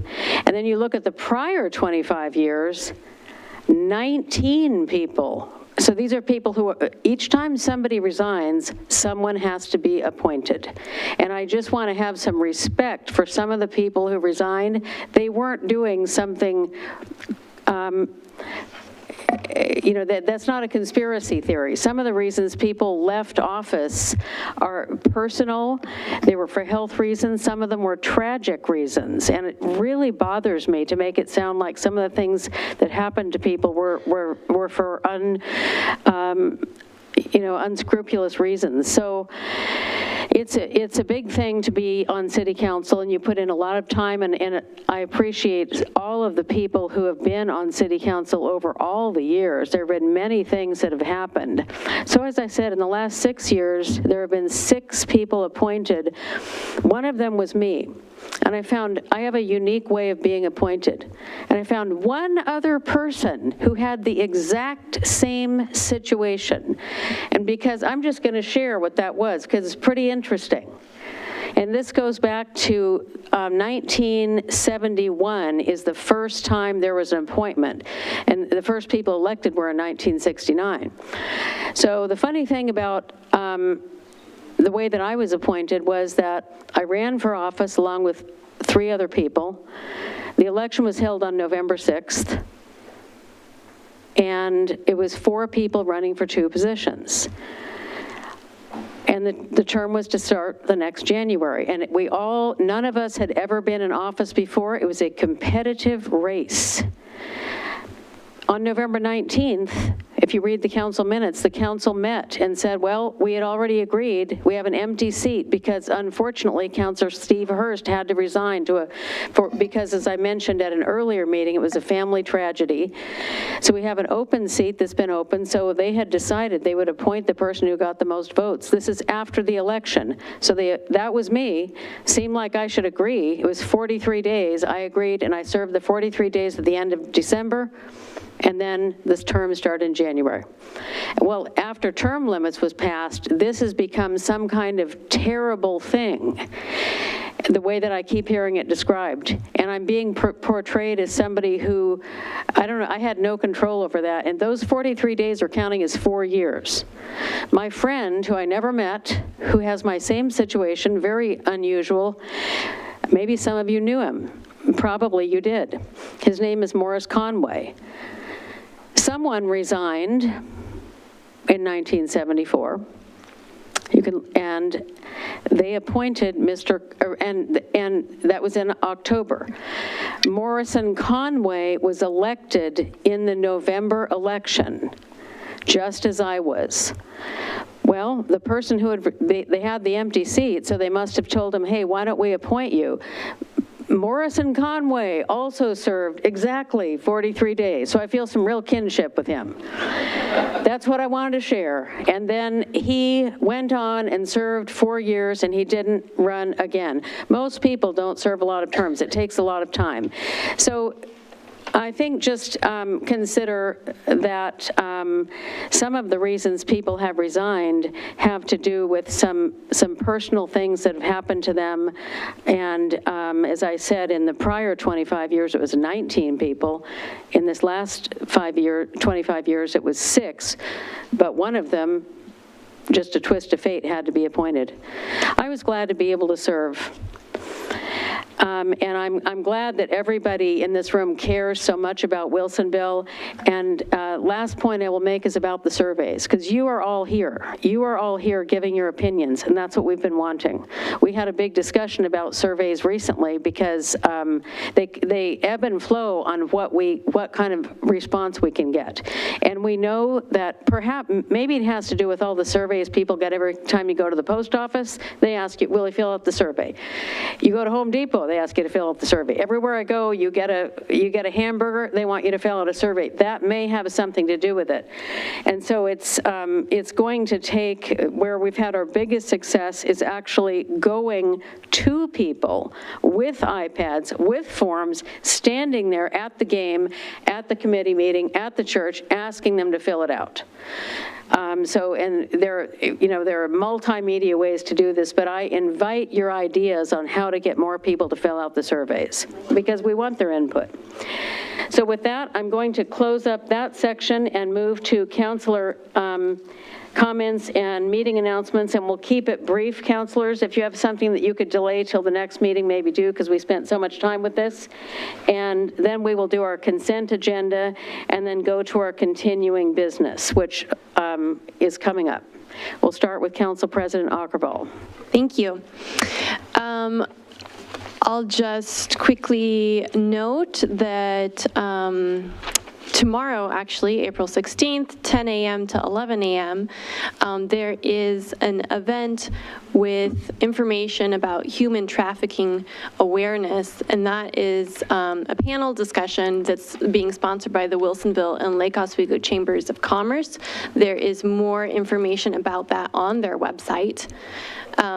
Also later this week on Saturday, I will be attending the school district's Equity Summit, and I appreciate the school district for pulling together community members to engage in those discussions together.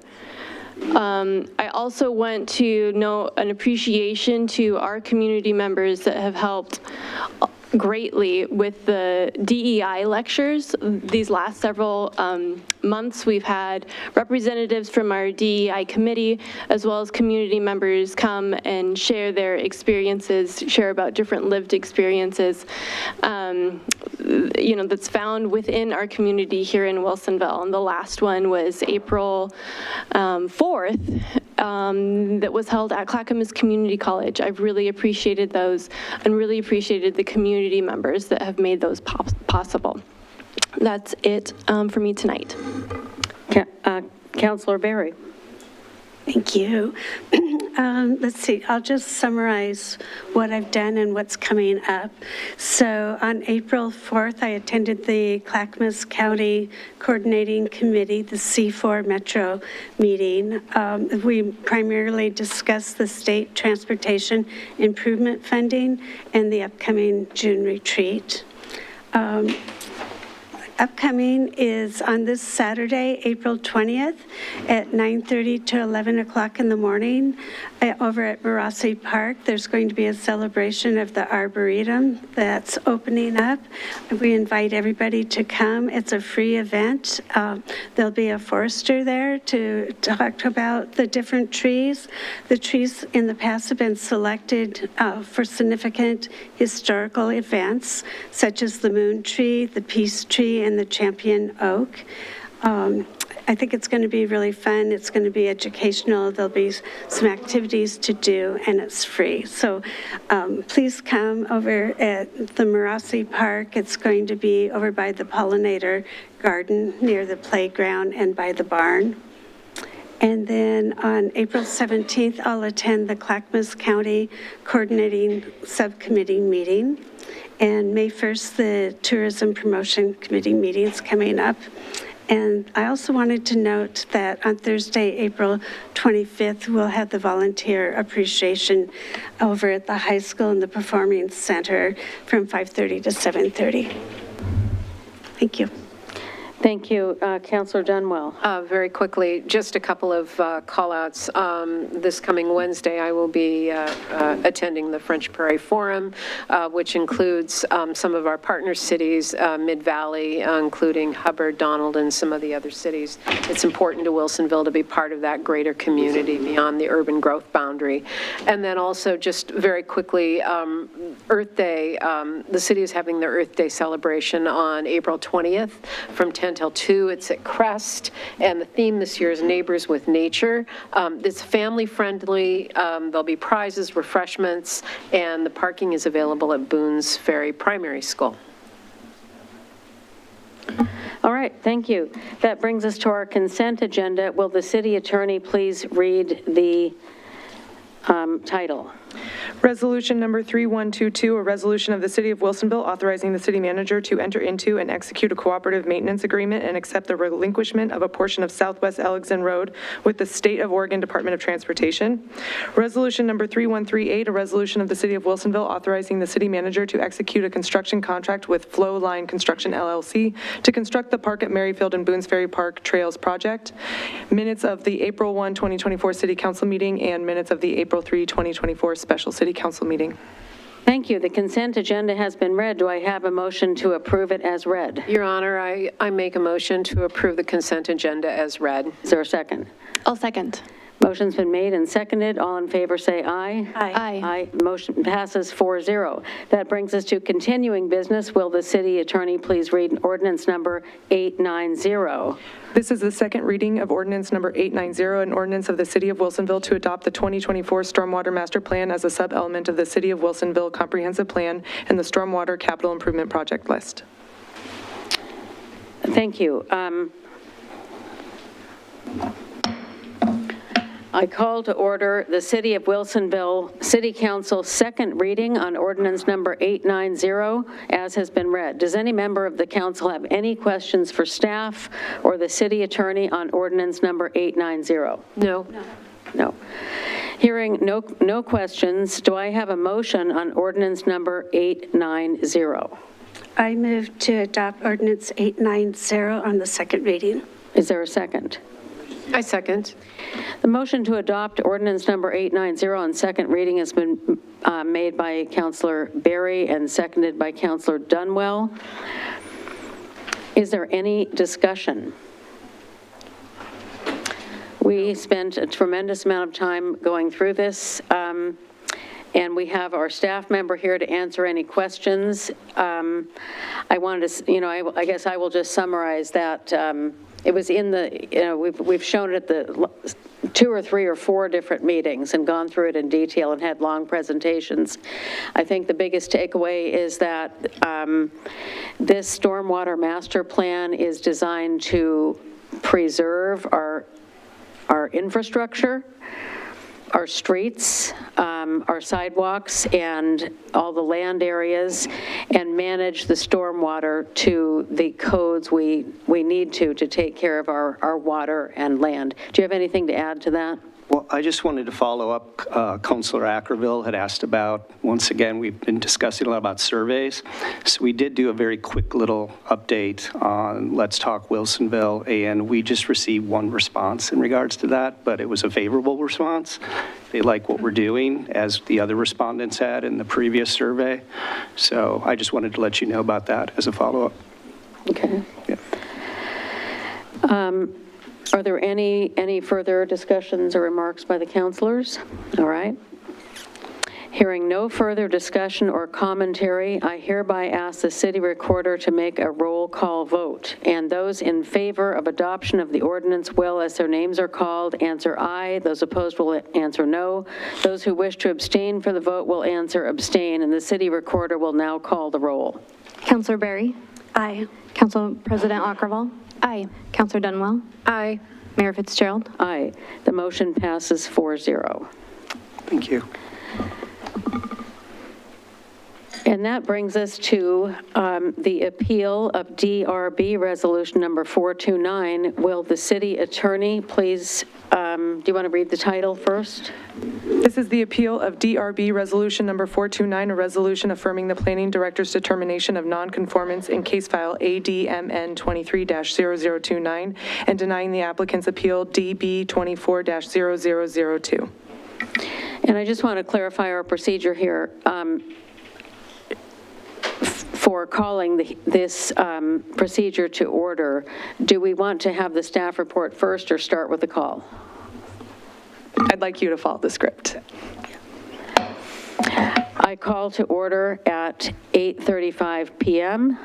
on April 15th, 2024, the Wilsonville City Council meeting on the appeal by Lars Anderson and Associates concerning the Development Review Board Resolution Number 429, case file DB 24-0002. Do any members of the City Council wish to abstain, declare a conflict of interest, or report any ex parte contact outside of this meeting? No. No. I will share that I have been approached by a couple of people that come up to me and say something about Home Depot. It wasn't anything that influenced my opinion, and I think that the one I'm thinking of was at the Charbonneau meeting, and my response has been to just read the packet. So just wanted to declare that. Have all members familiarized themselves with the record? Yes. Yes. Yes. Does any member of the audience wish to challenge the participation of any member of the City Council? Not seeing anything. All right, I'm going to describe the appeal process. This proceeding is an appeal of the Development Review Board's decision concerning confirmation of an existing non-conforming use on 29400 Southwest Town Center Loop West, Wilsonville, Oregon 97070. As such, this appeal proceeding is being held on the record only, meaning no new testimony or evidence of any kind is accepted, neither in person nor in writing. The City Council will only consider the evidence already on the record that was before the Development Review Board when it made its decision. And again, no new evidence will be taken or considered. Although City Council meetings are open to the public may also attend remotely in accordance with Oregon law. Information regarding how the public can attend this proceeding remotely is posted at City Hall and on the city's website. The protocol for tonight's meeting will be as follows. 1, city staff will present a brief factual summary of the DRB process, which is the Development Review Board, and the DRB decision, as well as what the staff recommended to the DRB. Staff will also advise the City Council as to what portion of the decision of the appellant is challenging, what the applicable city code sections are, and a summary of staff's interpretation of each section as presented to the DRB. If the council has clarifying questions for staff, they may be asked or held until after the presentation. The appellant will then be asked to address City Council concerning the appellant's challenges to the decision. The appellant may also address any statement made by staff that the appellant believes is not correct. The appellant's case must be based on evidence in the record. No new evidence shall be presented or argued. After appellant finishes its argument, I will ask the City Council if any City Council members have questions for the appellant, and those questions will be asked and answered. After the questions of appellant are asked and answered, city staff will be given an opportunity to present argument. Again, staff argument shall only rely on evidence in the record. At the end of the staff argument, I will ask City Council if any council members have have questions for staff, and those questions will be asked and answered. Appellant will then have the opportunity to provide a rebuttal, which will be limited to 5 minutes. After appellant finishes its rebuttal, I will ask the City Council if any council members have questions for the appellant, and those questions will be asked and answered. I will then ask the council members if any of them have additional questions for the appellant or city staff. Once all questions have been asked and answered, the council will then deliberate on the appeal. Before we begin hearing arguments on the appeal, we have a preliminary matter we need to address, which is the appellant's request for a 14-day continuance of this proceeding. Now, I will say, personally, I have read all of the material that has been available to me on this matter, and I do not believe that there is a reason to extend this for another 14 days. I'm ready to have this hearing. Does any other counselor want to discuss the matter or want to make a motion?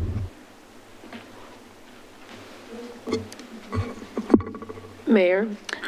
Councilor Dunwell.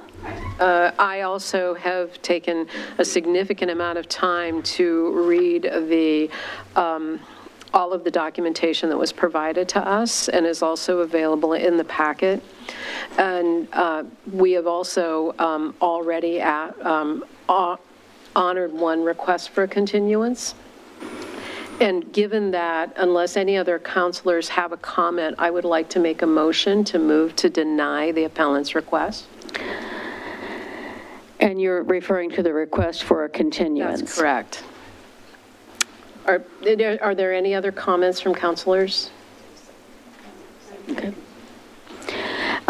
You may go ahead and make your motion, Counselor.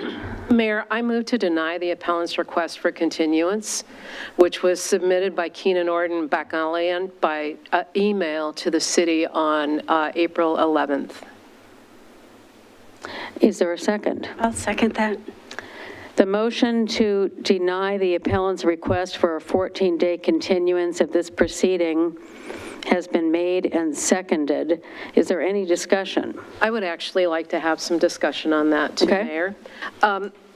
Just for clarification, I believe the council is prepared to hear this matter tonight.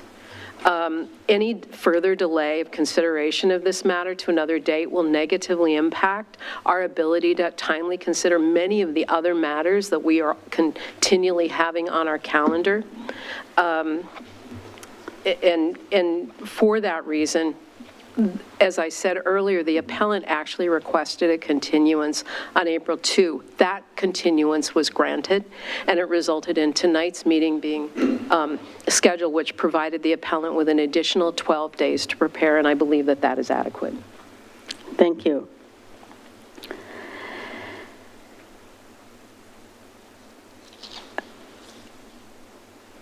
I think that the council's decision to hold the hearing tonight will also help out with regard to the further dates for convenings and meetings on this very subject. So it may impact the applicant's Class 2 application, which is currently being heard by the Development Review Board. Council desires to conclude this appeal proceeding as soon as possible in order to ensure that the DRB decision in the Class 2 proceeding is informed by City's Council's decision in this Class 1 appeal. Any other discussion? All right. Seeing none, I will ask for the city recorder for a roll call vote. When your name is answered, answer either aye, nay, or abstain. Councilor Berry? I agree with deny. Just say aye. Yeah. Council President Ackerval? Aye. Councilor Dunwell? Aye. Mayor Fitzgerald? Aye. If the motion passes 4-0. If you desire to appeal this decision... We're not there yet. Oh, no. Yes. Not that one. Okay. So now we will proceed. Just a minute. We'll proceed with our staff report.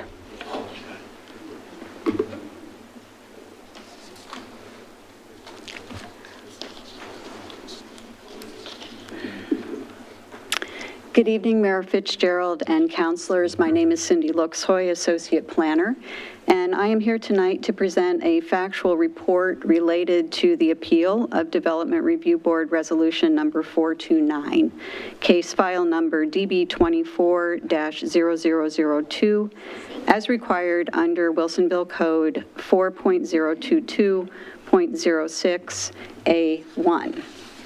I see a skip to the end.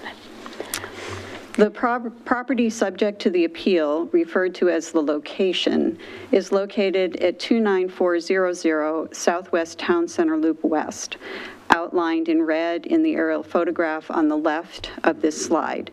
The existing development at the location is shown in the photograph on the right. The comprehensive plan designation of the location is Town Center, and it is zoned Town Center or TC. To provide some procedural background, on October 30th, 2023, the applicant submitted an application for Class 1 review. This request was assigned case file number ADMN 23-0029. The reason for the request was to confirm the status of the existing nonconforming use at the location. The city deemed this Class 1 application complete on November 29th, 2023. It was processed as a Class 1 Planning Director determination per Wilsonville Code 4.030.01A7. On December 28, 2023, the Planning Director issued a Notice of Planning Director Determination on case file number ADMN 23-0029. The determination of the Planning Director, as stated in the decision, is that Fry's Electronics on the subject property at 29400 Southwest Town Center Loop West is a legally established nonconforming use in a nonconforming structure with nonconforming site conditions in the TC zone. On January 10th, 2024, the applicant filed a notice of appeal of the Planning Director's decision.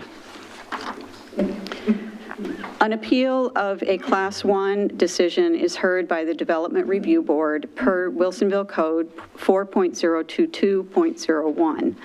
A public hearing before the Development Review Board was held on February 26, 2024, to determine the appropriateness of the action or interpretation of the requirements of the code. The Development Review Board closed the public hearing and unanimously approved the applicant's request to keep the record open for 7 days until March 4th, 2024. There was an additional 7 days until March 11th for the applicant to submit legal argument. The applicant filed a first written submittal on March 7th, 2024, and on March 11th, 2024, filed a final argument submittal. On March 14th, the Development Review Board reconvened at a special meeting to consider all evidence timely submitted. Following deliberation, the Development Review Board approved Resolution number 429, affirming the Planning Director determination of nonconformance, determining that 1, there was a legally established nonconforming use at the location, specifically that the protected use was a 159,400 square foot electronics-related retail store. 2, there is a legally established nonconforming structure at the location. And 3, there is a legally established nonconforming site condition. There are legally established nonconforming site conditions at the location. The Development Review Board, in their actions at the meeting, also rejected evidence beyond the scope of and/or not relevant to the Class 1 review. The notice of decision was issued on March 15th, 2024. On March 27th, the applicant filed a notice of appeal of the Development Review Board's decision in Resolution number 429. In its notice of appeal, the Development Review Board's decision, the appellant challenges the following actions: rejection of certain materials and information from the record on March 14th, 2024, and adoption of the staff report presented to it in preparation for the February 26, 2024 meeting, and finding that the legally established nonconforming use at the location is a 159,400 square foot electronics-related retail store. An appeal of a Development Review Board decision is heard by the City Council per Wilsonville Code 4.022.02. Thus, on April 1st, 2024, the Council adopted an order establishing the scope of the appeal proceeding and ordered that a special meeting be held on April 3rd to address the appeal. At the request of the applicant, the meeting was continued to April 15th, 2024. Pursuant to its authority under Wilsonville Code 4.022.05A, the Council limited the appeal to a review on the record, subject to Wilsonville Code 4.022.06, with the following clarification. The City Council will consider all evidence submitted by any party, including the appellant, to the Development Review Board. Thus, all the materials from the Development Review Board hearing will be provided to the Council in unredacted form. The City Council will not hold a public hearing or otherwise accept any additional evidence. The review of the appeal is de novo, but will be limited to the challenged actions. Thus, the City Council will review the challenged actions as if no prior decision had been rendered. Staff notes that the city is currently processing a separate but related Class 2 review, which was filed on December 15th, 2023. The case file number is AR23-0031. The central issue in the Class 2 review application is whether the applicant's proposed use of the location would constitute a continuation of the nonconforming use that has been recognized by the Development Review Board, which is the subject of tonight's appeal. This application has been referred by the Planning Director to the Development Review Board for review as case file number DB24-0003. The Development Review Board public hearing occurred on April 8th, 2024, at which time the hearing was closed, but the record kept open for 7 days until 5 p.m. on April 15th, 2024. A special meeting of the Development Review Board will be held at a yet undetermined date to render a decision. With regard to the Class 1 decision under appeal to City Council, the effective date of the Town Center development regulations adopted by Ordinance Number 835 was June 5th, 2019. As of June 5th, 2019, a Fry's Electronics store existed at the location, a fact that is uncontested by the appellant. This became the recognized, legally established nonconforming use at the location on that date. The appellant agrees with this date, stating in its March 11th, 2024 submission to the Development Review Board that the location became nonconforming on June 5th, 2019. Based on the evidence in these findings, the Development Review Board, in Resolution Number 429, issued on March 15th, 2024, recognized a nonconforming use at the location. It defined the use at the location to be a 159,400 square foot electronics-related retail store. Thus, the issue on appeal before City Council is whether the Development Review Board's definition of the scope of the recognized legally established nonconforming use at the location is correct. Assistant City Attorney Stephanie Davidson will now present about the legal standard applicable to appeal of DB 24-0002. Hi, Mayor and council members. Thank you for your time tonight. My goal is to walk through the legal standard that is outlined in the legal memorandum that's attached to your materials, so I will provide the page numbers if you're following along. The first thing to note in this case is the burden of proof. In this case, the appellant has the burden of proof. This is clearly established by a couple of cases. The first is ODOT v. City of Mosier and Sabin v. Clackamas County. However, we also have to consider that if your decision tonight is appealed to LUBA, it will be subject to the substantial evidence standard. That's in ORS 197.835 sub 9. That statute says that LUBA shall reverse or remand your decision if it is not supported by substantial evidence in the whole record. So we have two standards. We have to think about how those two interact. There's a pretty critical case, River City Disposal v. City of Portland. This was also a case about non-conforming use. So the party in that case also had the burden of proof. This case was also subject to the substantial evidence standard. And the first three bullet points on the under that second paragraph there come from that case. One of the important things you will do tonight is weigh evidence and decide whether certain evidence is persuasive or not persuasive, or credible or not credible. Further, because the appellant has the burden of proof in this matter, the city is not obligated to present its own evidence to support the city's recommendation. The city or you all may find that the appellant has failed to satisfy its burden of proof. Can I control? Click away.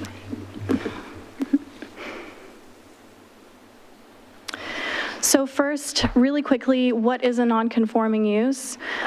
This is a really interesting issue. It's really a right, it's a property right that's been conferred and fleshed out by the courts. So the case law, Oregon case law, matters a lot when you're considering non-conforming uses. It's something that's mentioned in our code, but it's not a statutory creature. It's something that's been developed by the courts. This case, Morgan v. Jackson County, I believe the appellant cites it in their own materials, provides a quick definition. So this is a use that is contrary to a land use ordinance, but that nonetheless is allowed to continue because the use lawfully existed prior to the enactment of the ordinance. We have a very similar definition of non-conforming use in Wilsonville Code, section 4.001 sub 196. That statute says a non-conforming use is a legally established use which was established prior to the adoption of the zoning use requirements for the site with which it does not conform. I believe this is on page 5 of the legal memo. Moving ahead, based on the case law we've reviewed in this matter, there are a couple of key questions before City Council tonight. Really, this appeal is about what was the actual use of the location as of June 5th, 2019. Cindy mentioned earlier that I believe there is no controversy over this date. I think everybody agrees that the point in time that's relevant to this analysis is June 5th, 2019, because that is the date that town center zoning regulations changed. So under relevant case law, which I will read in just a moment, tonight you have to look at the actual use of the subject property as of this date and consider what was the nature and what was the extent of that use. It's not enough to just consider the definition I just read to you. We also have to think about this case law. These are all LUBA cases and they're all controlling authorities in Oregon on this issue. They're all cited on page 6 of your legal memo. In Sabin v. Clackamas County, the court wrote, "It is the nature and extent of the lawful use in existence at the time the use became non-conforming, which is the reference point for determining the scope of permissible continued use." In Spurgeon v. Josephine County, the court wrote, "After it is determined that a non-conforming use exists, the nature and extent of the non-conforming use must be identified. This requirement is important because the protected right to continue a non-conforming use is a right to continue the nature and scope of use that existed at the time the use became non-conforming." And Nahota v. Coos County, this is also a LUBA case that's cited by the appellants in their materials. "The purpose of a local government proceeding to determine the existence of a non-conforming use is to determine what use existed on the date restrictive regulations were applied." None of these cases were appealed to appellate courts in Oregon. They are good law on this issue. Let's see.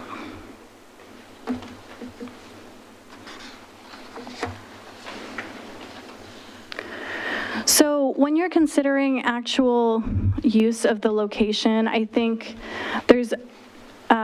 we probably reviewed dozens of cases on this issue, and there were some patterns that emerged in terms of what types of evidence do cities and counties consider when they're looking at what is the actual use of a property on a certain date to determine the scope of a non-conforming use.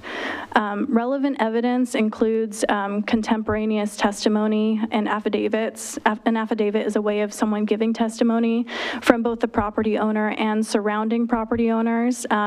For example, in a case about the right to have an airstrip on a piece of property, there was testimony given by the property owner and by surrounding property owners about how many flights per day were taking place at this property, going in and out of the property. Other evidence that's considered is contemporaneous records, such as advertisements, tax returns, and photographs. What is clear from all of these cases is we have not found even one case that in which a city or a county considered what would have been allowed under the original zoning or the content of the original land use approvals. In this case, the crux of the disagreement between the city and the appellant is really what do you look at to determine actual use of the property as of June in 2019. The city's position is that the 1991 land use approvals are totally irrelevant to this decision. That's not a position that we have taken lightly. We started from an agnostic place. We looked at the case law out there and we examined how are these decisions made, what have the courts upheld, and original land use approvals are not evidence that is considered in any of these cases. The appellant in, I believe their notice of appeal has stated, has described the 1991 decision, which is the original land use approvals in this case, as the controlling legal authority, but they haven't cited any case law or any legal authority that supports that position. They haven't cited any authority that contradicts what I've described in this presentation.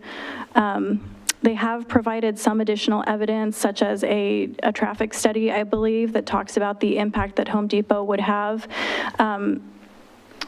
Miranda Bateshall will talk about this a little bit later, but that's really more relevant to an examination of a change of a recognized nonconforming use. It's not relevant to looking back in time and seeing what existed on the property, what activities existed there as of that date. In the city staff's position in this case is that no relevant evidence has been provided that speaks to what was the actual use of the property as of June 5th, 2019. And there's been no a case law provided by the appellant that contradicts our presentation of the case law or that supports their point of view.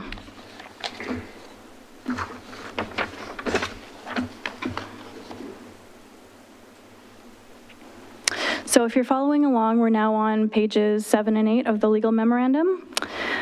There are a couple of important cases that are described here. The first bullet point there, non-conforming uses are not favored. They detract from local government's ability to engage in land use planning and undermine zoning regulations. That is from a case called Parks v. the Board of County Commissioners of Tillamook County. Further, we know from a case called Clackamas County v. Gay that cities and counties are entitled to liberally construe provisions to limit non-conforming uses to prevent expansion as much as possible, and you only allow the least intensive variation of a non-conforming use to continue. So if you zoom out a little bit, one key disagreement is how the city defines the scope of non-conforming use. I believe in the appellant's notice of appeal, they're arguing for the recognized use for retail, office, warehouse, manufacturing, and service store, in parentheses, a commercial retail use. The DRB has defined the non-conforming use as an electronics-related retail store. There is obviously a disagreement between city staff and the appellant over how you define that scope. What these cases say is that the city is entitled to take as narrow and as conservative of a view of the scope of use as it would like to.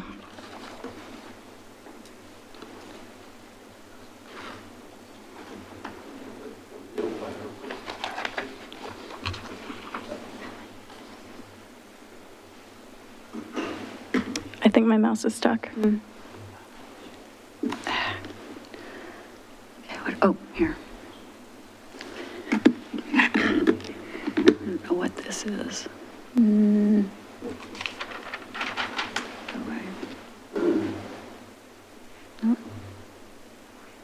It's not. Sorry, we're having technical difficulties. It's not advancing.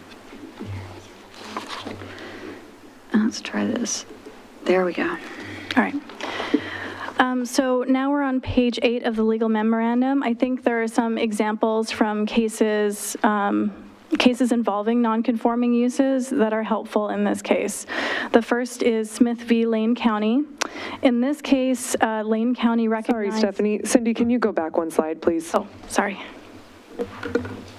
Oh, there we go. Perfect, thank you. In this case, Lane County recognized a non-conforming use for the use of horses and cattle to practice equine or bovine eventing. As to the participation of up to 10 individuals during any one session. I think it's important to point out that this use was not defined as just agricultural use or even equine or bovine eventing. The volume of the use was limited to the participation of up to 10 individuals during any one session. I think if you follow the example in this case, the city would be justified in setting a limit, defining the scope of use in terms of sales volume or number of visitors or other such, like that kind of measure on the amount of use that was actually being made of that property.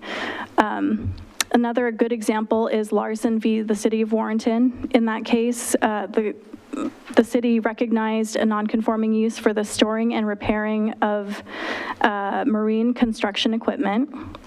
And it went on to say, equipment typically seen at the site included trucks, cranes, and other earth-moving equipment used in marine and land construction. I think one of the arguments that Appellant is making in this case is that it's arbitrary to be so specific and to get as specific as saying electronics-related retail store. In other words, the type of product sold at this location is irrelevant, but what you see in these cases is that that is relevant, that's something that's upheld by the courts, and that's something that cities and counties do. Again, for emphasis, in this case, the use wasn't defined as industrial use, it was defined in terms of what type of equipment is seen at this location.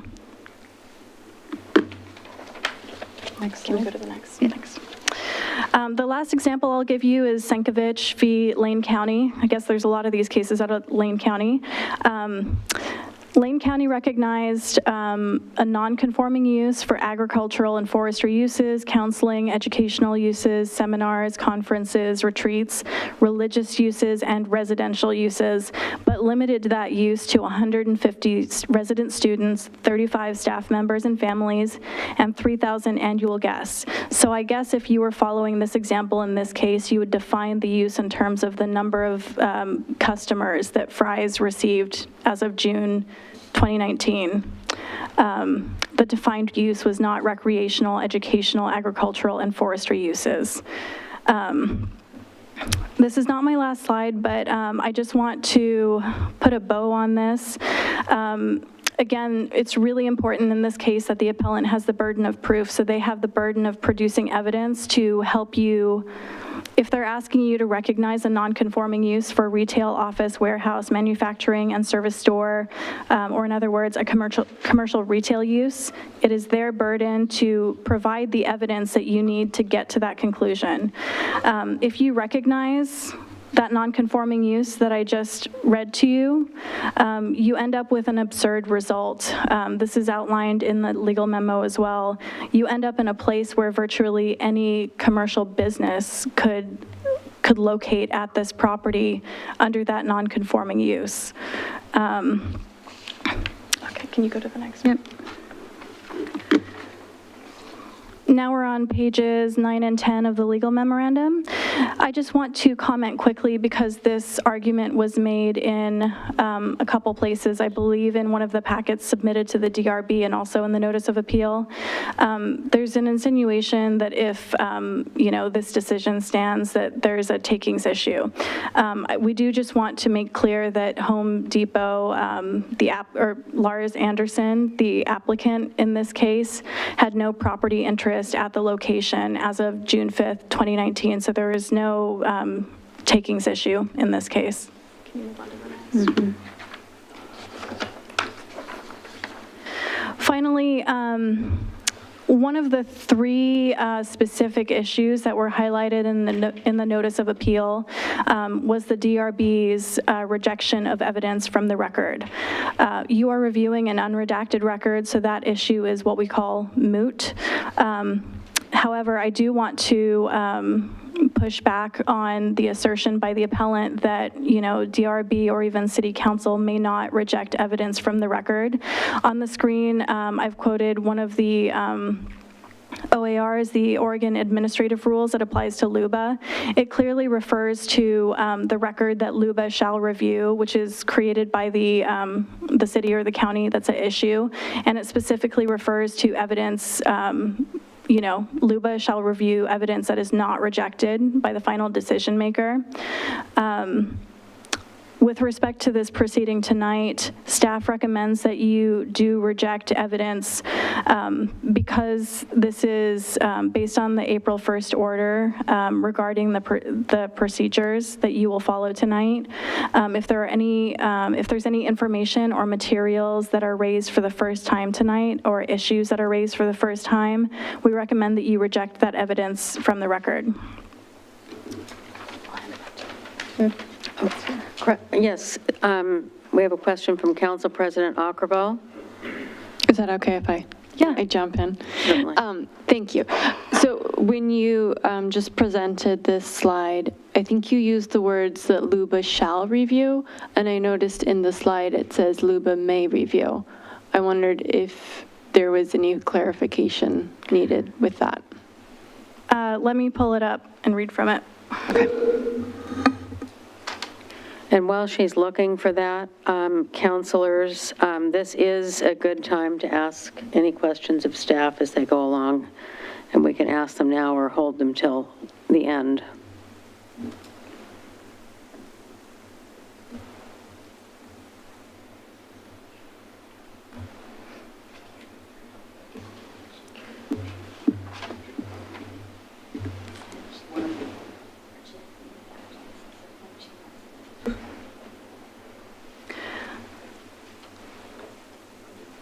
So that was my error. This administrative rule says, unless LUBA otherwise orders or the parties otherwise agree in writing, the record shall include at least the following. And subpart B then references all written testimony, exhibits, etc., specifically incorporated into the record or placed before and not rejected by the final decision maker, which would be City Council. So can you explain just one more time what that means for us and for the decision? One of the important things you will do tonight, since you are the final decision maker for the city, is you will create the record. So if this case is appealed to LUBA, which we have heard it might be, LUBA will review the record that you all create. So if there's anything that you want rejected from the record that should not be reviewed by LUBA, one of the important things you must do tonight is reject that information from the record. And I'll also just clarify, there's this other statute here, ORS 197.797. At some point in the appellant's materials, they use this statute to argue that City Council, the city, may not reject evidence from the record. This statute says that certain materials must be made available to the public, which they were at the DRB level, but it does not speak to what's covered in this administrative rule, which is, what does the record look like? What is the record that is created for LUBA? What does that look like? Any other questions?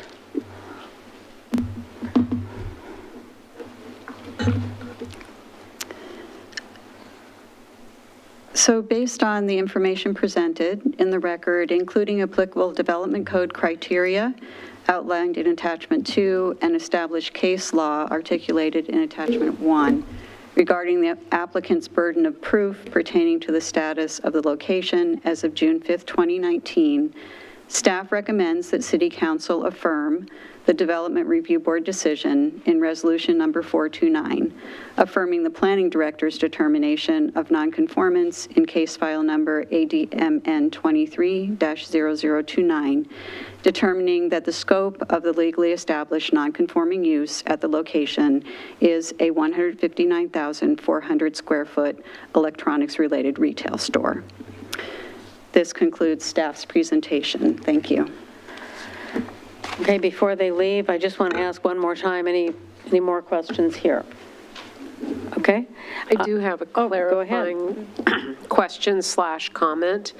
I just want to make absolutely sure that I understand that what we are discussing tonight and will be ruling on is on the Class 1 application. Yes. And whether or not the location is 159,400 square foot electronics retail store, and that is the only thing that we are ruling or discussing this evening.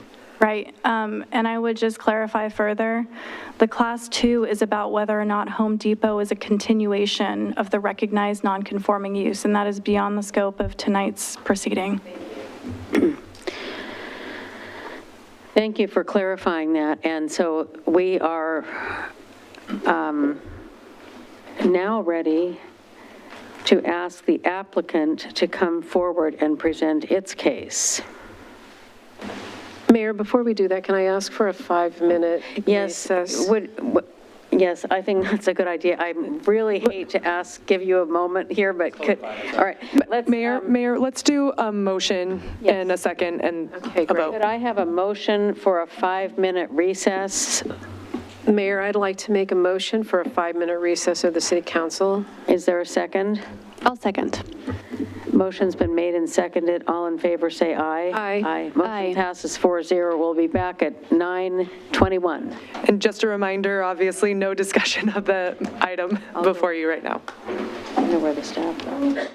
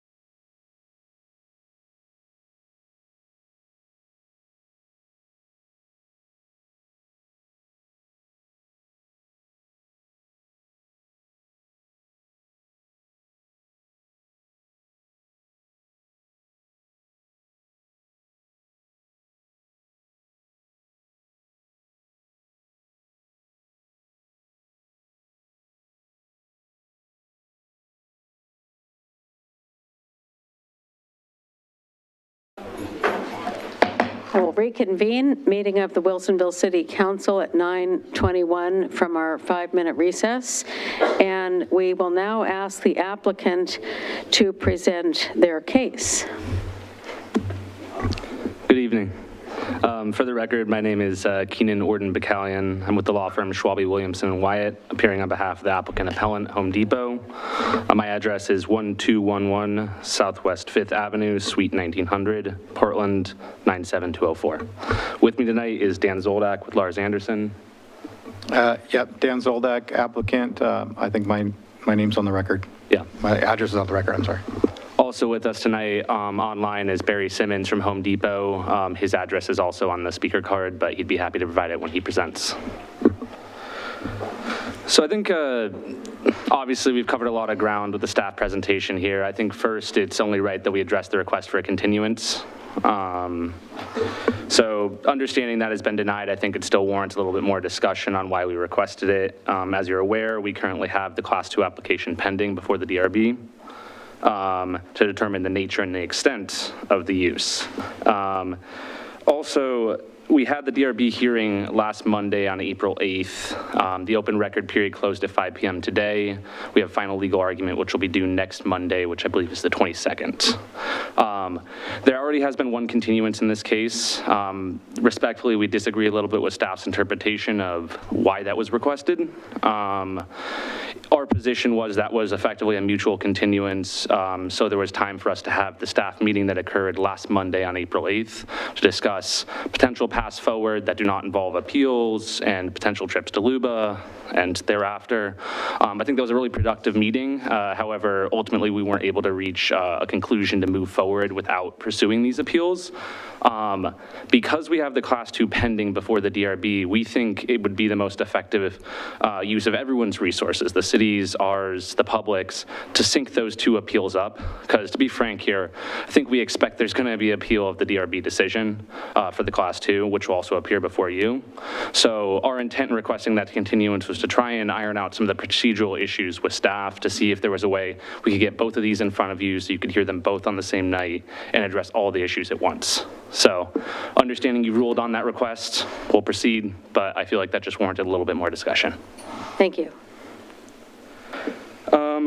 So I think we'll just kind of bounce back to the procedural history and the background of this. I think Cindy did a great job summarizing the dates and what occurred here. But back in October, on October 30th, we applied for a Class 1 application to confirm the non-conforming use status at the subject property, which is where the existing Fry's is. Within this application, Home Depot indicated its intention was to operate a Home Depot within the existing structure at the property once the property's non-conforming use status had been confirmed. On November 28th, 2023, the city emailed the appellant stating that the appellant's request for confirmation that Home Depot can continue to operate the property under the scope of the lawfully established non-conforming use rights required an interpretation of the city's development code under the city's Class 2 procedures. The city provided the appellant with options, including an option where staff proceeds with the Class 1 review. In addition, Home Depot applies for the Class 2 review, requesting a written interpretation from the planning director regarding the classification and scope of the non-conforming use. That email is attached as an appendix to the planning director's determination. So we chose to proceed with option 1, which was continue with the Class 1 and also apply for a Class 2. Again, respectfully, I think that a lot of the issues that were raised today in staff presentation and frankly within the DRB decision are outside the scope of the Class 1. The application for the Class 1 non-conforming use determination was to determine the extent of what use actually existed at the property, whether there was a non-conforming use rights at all. Your code, Wilsonville Development Code, I think it's 4.189, addresses whether a continuation of use has occurred, whether a use has been abandoned, whether there's non-conforming use rights at all. And so that was initially the intent of applying for the Class 1 application here, not necessarily to figure out the intensity of the use, how many people were in the Fry's in 2019 when it became non-conforming, et cetera. I think that we've kind of strayed away from the intent of the Class 1 and really, frankly, what Wilsonville's development code for Class 1 applications even require. looking at Wilsonville Development Code 4.030 sub 1, it details the authority of the planning director to make class 1 determinations. It's a ministerial action where no discretion is exercised. This does not involve interpretations of the development code, hence the request for the class 2 application. And so to really determine the nature and extent of the class 1 or the non-conforming use at the property within this class 1 proceeding is outside the scope of what's required by the city's development code. And ultimately, I think that kind of presents the city with a simple option here, which is something we noted in our notice of appeal. If the city council, that is willing to kind of strike some of the findings within the DRB decision, which we believe are outside the scope of a class 1 decision, those can still be decided by the DRB at the class 2, which will ultimately still appear before you again. It will also prevent the opportunity or the possibility of 2 LUBA appeals. Because again, if we get an adverse decision in this class 1, we will likely be obligated to appeal to LUBA, assuming this class 1 decision is used, how do I put this, in a way to determine the class 2 by the DRB. Ultimately, you won't have many options in terms of what you do on appeal if we appeal to you, so we're gonna have to go to LUBA for that as well. So then we're gonna have 2 LUBA appeals, effectively extremely procedurally muddled, arguing about some things that are similar, some things that are different. And I think that's really a complicated situation for everyone involved. Again, hence the request for the continuance, trying to find a way to sync these things up. But even without the continuance, I think you still have the option here to remove the findings regarding the scope and nature and extent of the use within the DRB's decision and just find that, yes, there's a non-conforming use of the property. It has not been abandoned. It meets your provisions of our Wilsonville Development Code 4.189 and see the class 2 application when it comes up on appeal. So that would probably resolve any potential of a LUBA appeal for the class 1, as well as a lot of the procedural muddling that's occurred over the last 3 months, which I don't think is necessarily the fault of the cities or ours. It's just, this has been a complicated matter with 2 pending applications.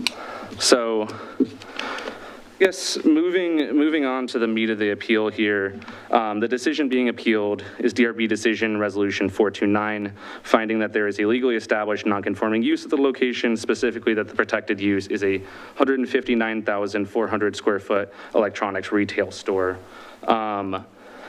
Again, just raising some issues that kind of came out of the staff presentation. We've appealed the DRB's resolution 429.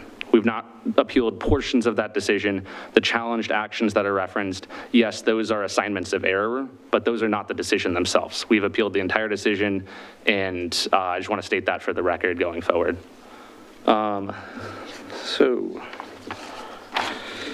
In terms of the challenged actions, we did assign error to the DRB's motion to reject and exclude from the record portions and documents and testimony that the applicant submitted and offered in support of both the class 1 application as well as during the DRB proceeding.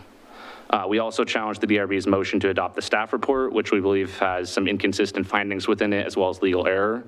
And we ultimately challenged the DRB's decision finding that the non-conforming use of the property was the single user electronics retail store. Those are assignments of error. Again, we've challenged the entire decision. So I guess we've got the presentation up here. Just kind of wanted to walk through this. This is the same presentation we provided to the DRB, so this is not new evidence. In some ways, it may be inconsistent with the proceeding in front of us, but we didn't want to change anything just to make sure that it's absolutely clear. This is already within the record, and that we want to keep things consistent for you guys. Okay, so these are findings within the planning director's initial determination, which we appealed to the DRB. In there, you can kind of see that there's some inconsistent findings. At one point, they find that the non-conforming use was 159,400 square foot electronics retail store. Another finding expands on that finding, and then there's also findings in there that the non-conforming use is a Fry's Electronics. Oregon case law is very clear.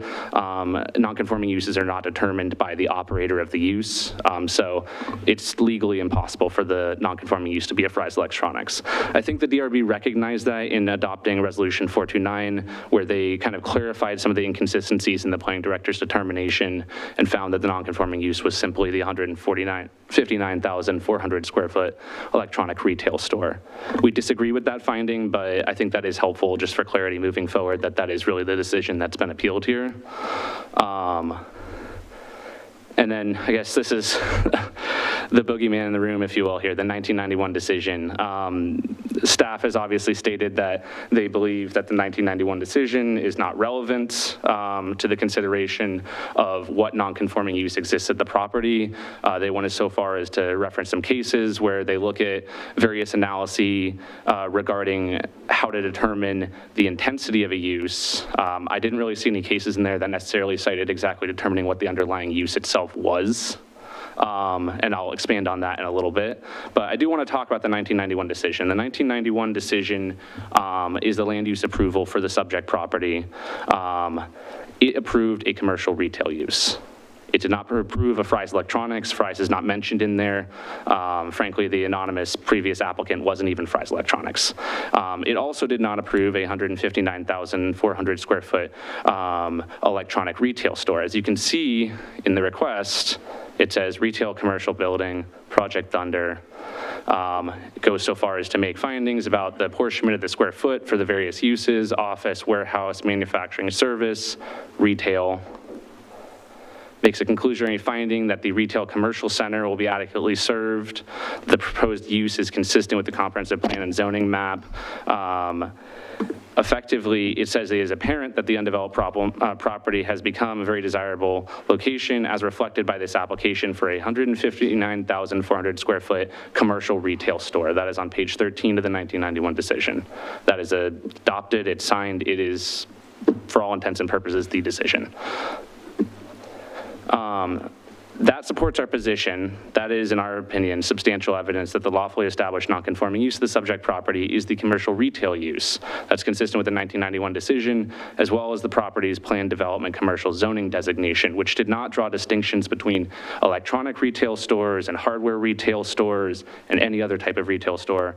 It approved commercial retail uses as an allowable use within that zoning district, which is part of the reason that this decision was approved.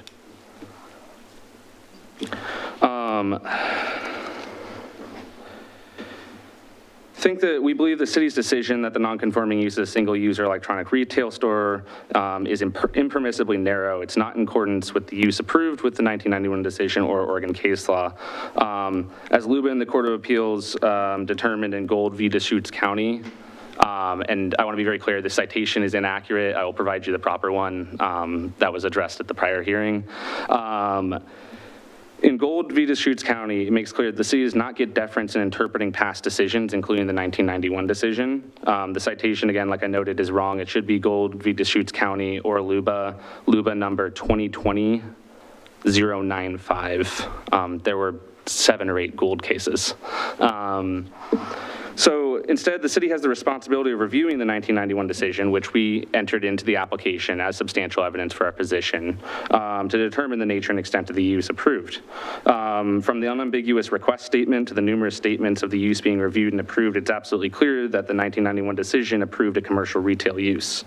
Due to the city's adoption of the town center plan, the commercial retail use has been rendered non-conforming. But because it was lawfully established, it may continue at the property. You know, there's been a lot of discussion, both in the staff presentation before the DRB, about what exactly is the nature and extent of the use. To say that the 1991 decision, which approved the use that was operating in 2019 at the time the property became non-conforming, is not relevant is, frankly, in our opinion, a little absurd. The cases cited today address intensity of use, how many people were allowed at the equine facility, the extent of the marine construction activities. They don't necessarily address the underlying decision, which is what was the use in the first place. Here we're saying the use is the commercial retail use. In the class 2, we can get to intensity of use, scope of use, but the underlying use has to be determined in the first instance. So I just want to cover a couple things here that were raised during the staff presentation. In terms of interpreting the 1991 decision, or really just the decision in general here, which was first made by the planning director, we think that both the planning director's determination as well as the DRB's violate the codification requirement. which is a requirement under Oregon law, requires the approval or denial of an application be based on standards and criteria that shall be set forth in the zoning ordinance or other appropriate ordinance. In this case, the zoning code that was in effect at the 1991 decision, again, did not limit the types of commercial retail uses to electronic retail or hardware retail. It just found that it was commercial retail. The 1991 decision approved a broad commercial retail use at the property, not a single use or electronic retail store. The courts have determined that the codification requirement applies to cities as well as counties. The citation for that principle is Waveseer of Oregon LLC v. Deschutes County, the Waveseer case, that is 308 or App 494. Also cites BCT Partnership of City of Portland, 130 or App 271. So the codification requirement incorporates both a statute that applies to counties as well as a nearly identical statute that applies to cities that, again, states that the codification requirement generally does not permit a county or a city to develop land use approval standards and criteria through quasi-judicial adjudicative decision-making. The standards must be reasonably discernible from the provisions of the code itself. In this case, the planning director did not interpret any code provisions or frankly any evidence to make their determination that the use was a single user electronic retail store. I understand that we may have the burden of proof here, but the decision on appeal needs to be justified by something. And in our opinion, at this point, it has not been justified. I think before I turn things over to Barry here, I just want to address a couple other things that came through the staff presentation. So it's unclear, I guess, procedurally whether the city council in issuing your order for procedure in this this hearing has reversed the DRB motion to strike the evidence that was removed from the record. I understand you're reviewing an unredacted record. Why you would do that if the DRB struck this evidence is unclear to me. We do appreciate it because we certainly don't think the evidence should have been struck in the first place. And I think this does cause a record objection issue if this does go to LUBA. But nonetheless, I think that that needs to be clarified in the final decision because I'm kind of unclear where we stand on that right now. Let's see. Staff statements about the use becoming non-conforming in 2019 are accurate. Yes, that's when the town center plan was adopted, but that is not the end-all be-all date for determining the nature and extent of the use. This goes back to the 1991 decision, what the zoning designation for the property was prior to it becoming non-conforming. Those are all relevant considerations in determining the underlying use for the property. As for the burden of proof, this is a class 1 determination. It's ministerial. There's not supposed to be discretion. So again, I'm unclear why we're required to have the burden of proof here to demonstrate beyond a reasonable doubt and meet the substantial evidence standard if this goes to appeal for a class 1 ministerial non-discretionary decision. Nonetheless, if we do have the burden of proof, staff's presentation, which was quite lengthy, is tantamount to argument. So they were opening. I'm now on rebuttal, even if this is technically my opening. So if I do have the burden of proof, I think that we should have been entitled to go first here. Generally, I understand that that's not how that worked, but I think that we might have to object to just generally the procedure of how this went, seeing as we're now responding to arguments that were made by staff, especially legal counsel. So I guess in terms of the case law that was cited, it still doesn't allow the city to make a decision in a vacuum here. They still need to look at the record that was before them in terms of both the application and for the DRB. We've presented argument and evidence into the record, including the 2019 decision, including photos of the Wilsonville fries within our application materials, as well as traffic reports, impact analyses from Lars Anderson, and many other pieces of evidence that demonstrate that the use, the lawfully established non-conforming use of the property is a commercial retail use. There have to be findings on those evidence pieces. The city can't necessarily just disregard them and continue to uphold their decision with no evidence to support that. So I think we do have to push back a little bit on the fact that they claim that there's no substantial evidence for our application and for our position on appeal, because we disagree with that, and I think the record reflects our position.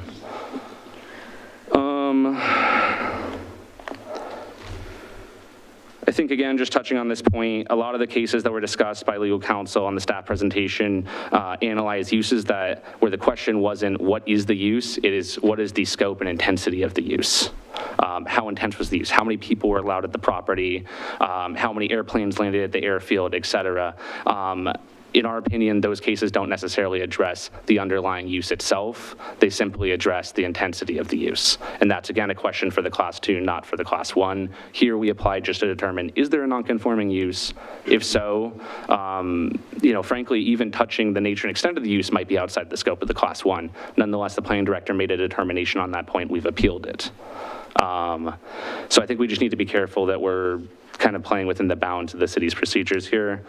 I think with that, I just kind of want to talk a little bit about this project in general.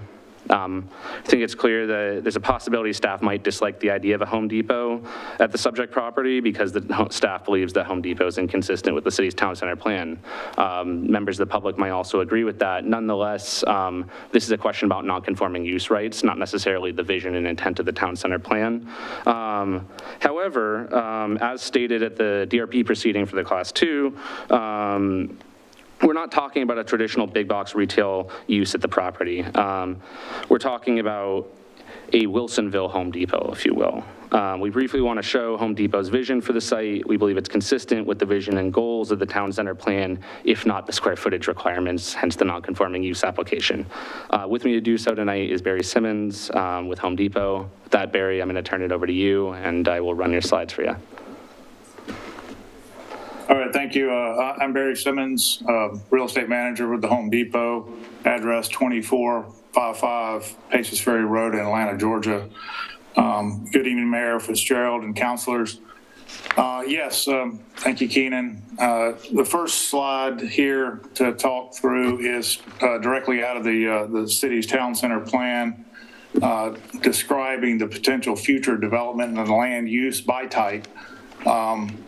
And specifically focused on the upper left-hand corner where it references commercial square footage of existing.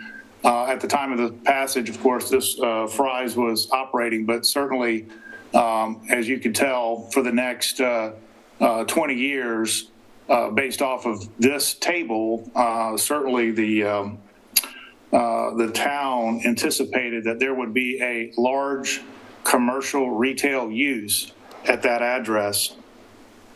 And go ahead and go to the next slide. Now, these two snippets, one on the left is directly from the town center future scenario phase 1 infill plan.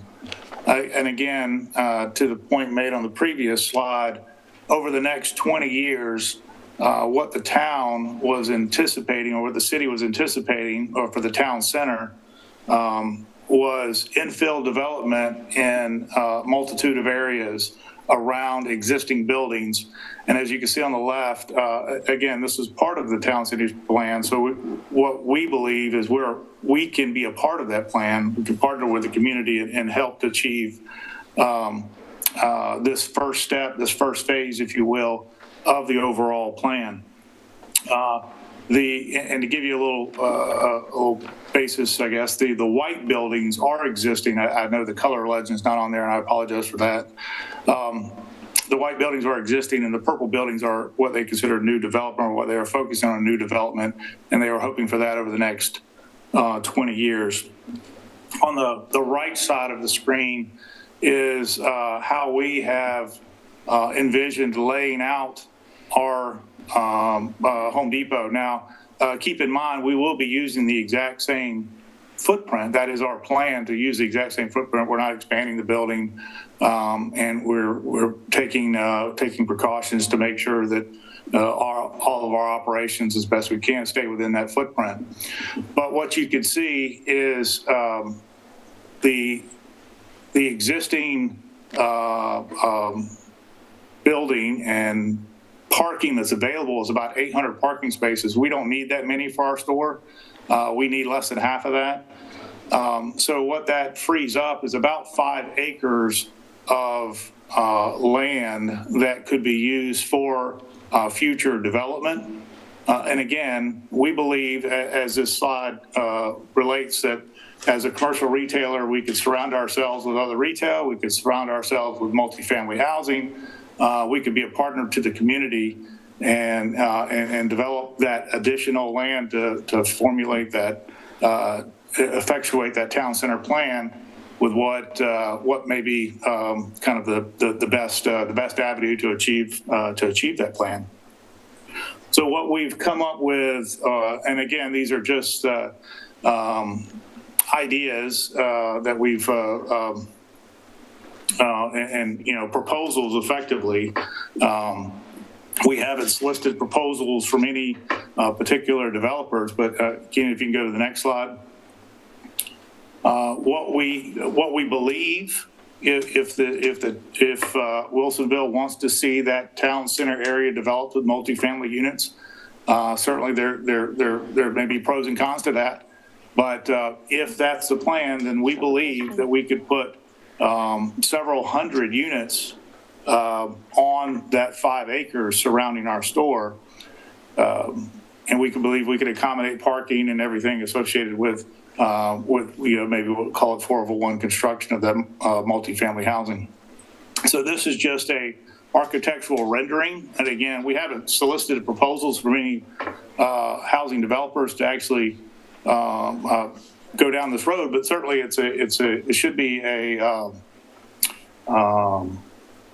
good representation of what could be in the future if that building, the non-conforming use building that we would like to reactivate as a commercial retail use, if life comes back to that part of town, then people would want to live there, and people would want to live around a retail, commercial retail establishment. Go ahead and go to the next slide. So this is just another view of the same, another perspective, if you will, and how this may fit into the larger overall town center area. All right, and then I guess the question would be, well, have there been other locations where Home Depots, as commercial retailers, have fit into mixed-use developments, which is, I believe, overall what the city of Wilsonville intends for the town center? Has that occurred in other locations around the country? This is an example of one in Atlanta. It's called the Buckhead Stores in the heart of Atlanta.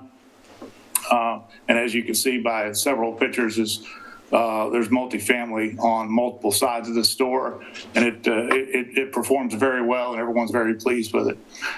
Next slide. A little closer to, I guess, the Wilsonville stores up in North Surrey, Canada.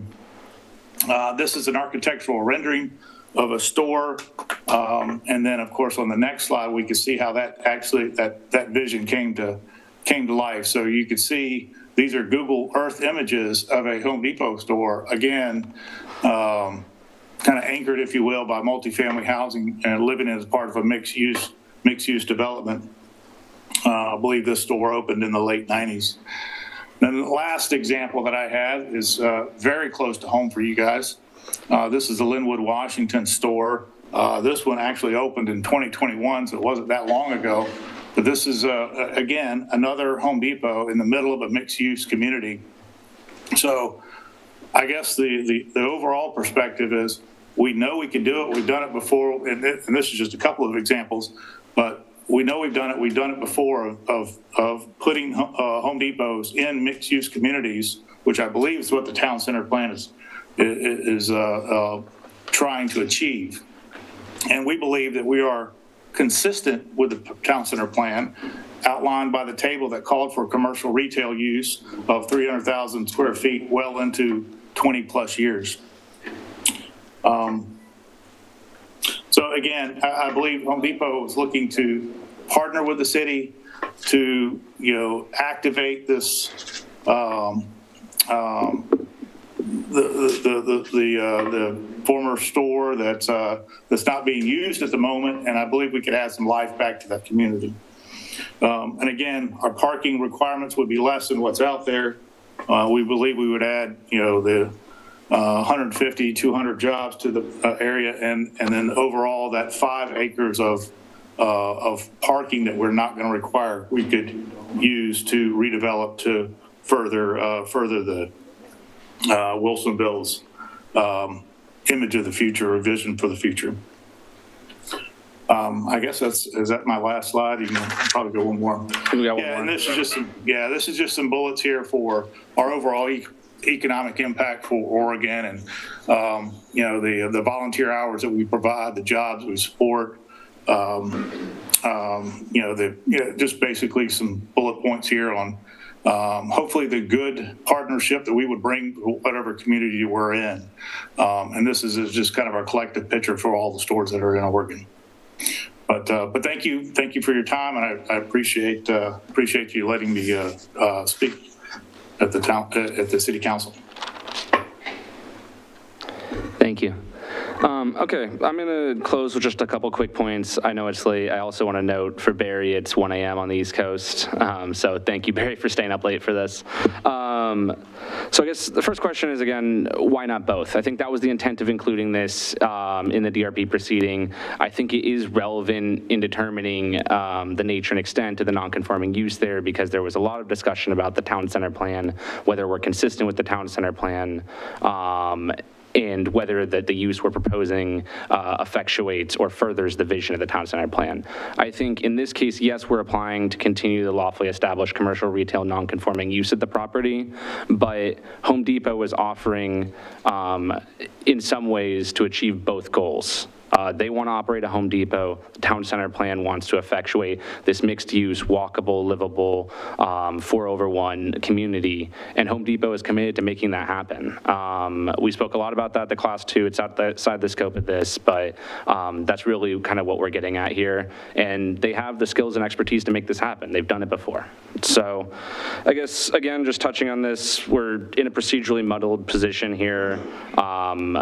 I think that in the best case, the city council tonight finds that the property has non-conforming use rights, that they have not been abandoned, and does not make a determination on the nature and extent of the use. So that would require an amendment to Resolution 429 of the DRB. That kind of puts us back at stage 1, allows us to move forward to the Class 2, prevents the possibility of 2 LUBA appeals, and still provides the opportunity for you guys to make a decision on this going forward. So the ball is certainly not out of your court here. In terms of the questions about evidence in the record to support a determination that the commercial retail use is the non-conforming use of the property, in our opinion, we're the only folks who have introduced any evidence at all into the record. The application has exhibits, it has photos of the Fry's, it analyzes Fry's activities in relation to Home Depot's, it analyzes the 1991 decision. We supported that in the open record period at the DRB as well, too. I think it's very clear that the baseline use here is commercial retail, not single-user electronic retail. On that point, I think, the city's decision, again, violates the codification requirement. It's inconsistent with Oregon's non-conforming use law. Speaking on the base use, we cited 2 cases in our notice of appeal, as well as our final legal argument before the DRB. The first one is Van Spraybrock v. Tillamook County. That's 221 or app 677. In that case, it involved a potential abandonment of a non-conforming use. And although the court did address the abandonment issue, they found that the definition of use in Tillamook County Land Use Ordinance was defined as the purpose for which a unit of land is developed, occupied, or maintained, and concluded that the single-family residential purpose of the second-floor occupancy, that was the abandonment area question, had continued through any change of use because the underlying use was residential. It was not residential owner occupied or residential rent to tenant, it was residential. Similarly, in Hengen v. Clackamas County, which is 15 or app 117, the court considered whether a proposed business warehouse, which would store produce for an off-site business, was a continuation of a non-conforming use that used the same buildings to store supplies on-site. The court concluded that the common nucleus of both activities is storage. the warehouse storage use, right? It wasn't off-site storage, on-site storage. In this case, it's our position, the common nucleus and activities for both Home Depot and Fry's is commercial retail use. That's what was approved in the 1991 decision. And I think that these two cases are controlling. I know staff addressed them and have a different opinion on that, but that's our position here. And I think it's quite clear. With that, happy to answer any questions, but I know I'll be back here a little bit later for rebuttal. Go ahead. Mayor and council, before we get to questions, since we only have 4 minutes left, can we get a motion to extend the council meeting? Yes, we have a procedure to do this before we hit 10 o'clock. So could I have a motion to extend the meeting to 11 p.m.? Mm-hmm. Mayor, I move that we extend this meeting till 11 p.m. Is there a second? I'll second. Motion's been moved and seconded. All in favor, say aye. Aye. Aye. Motion passes 4-0.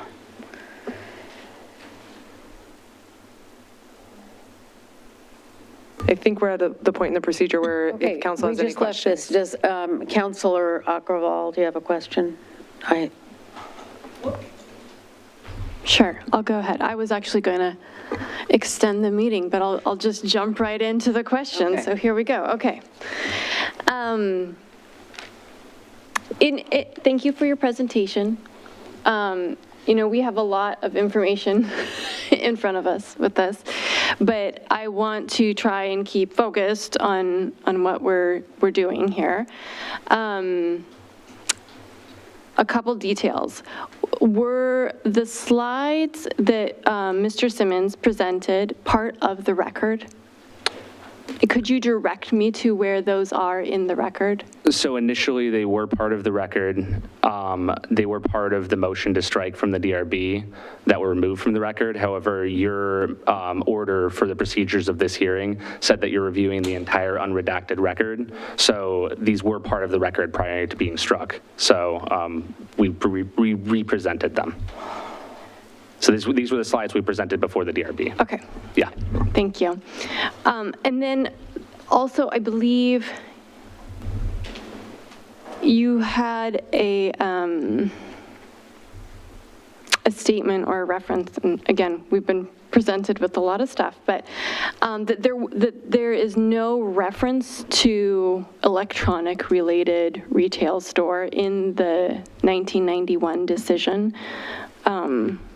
That 1991 decision did not mention electronics retail store? Is that No, it didn't mention. I apologize for cutting off there, but it didn't mention Fry's Electronics. There is one mention that we were able to find of a electronics retail store, and that was the description of Project Thunder. The applicant was proposing a single-user electronics retail store, but that is not what was approved by the decision. What was approved by a decision was a commercial retail use. That was just a further description of exactly what store was going to be operating under the approval of the commercial retail use. Okay. Again, we're not being unreasonable here. We're not saying Home Depot is the exact same thing as a Fry's Electronics was. We're saying both of them were commercial retail uses. Okay, but the 1991 decision did refer to the electronics at one point in that. In describing the applicant Project Thunder, yes, but not in describing the use that was approved. I guess just one other thing, you've mentioned about how much information has been thrown at you guys here. I understand you guys have prepared very diligently, and that's why we're having this hearing tonight. That said, we would request that the record be left open for 7 days to kind of have final presentation in writing, just so everything is clarified for you guys. Ultimately, it's your decision on that, but that's an ask we're going to make. I was planning to make that on rebuttal, but I feel like now is a good time as well.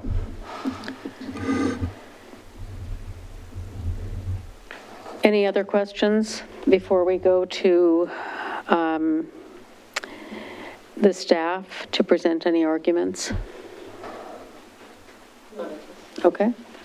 Thank you. Thank you very much for your time. Presentation. So now we will ask the staff to come forward and present any arguments.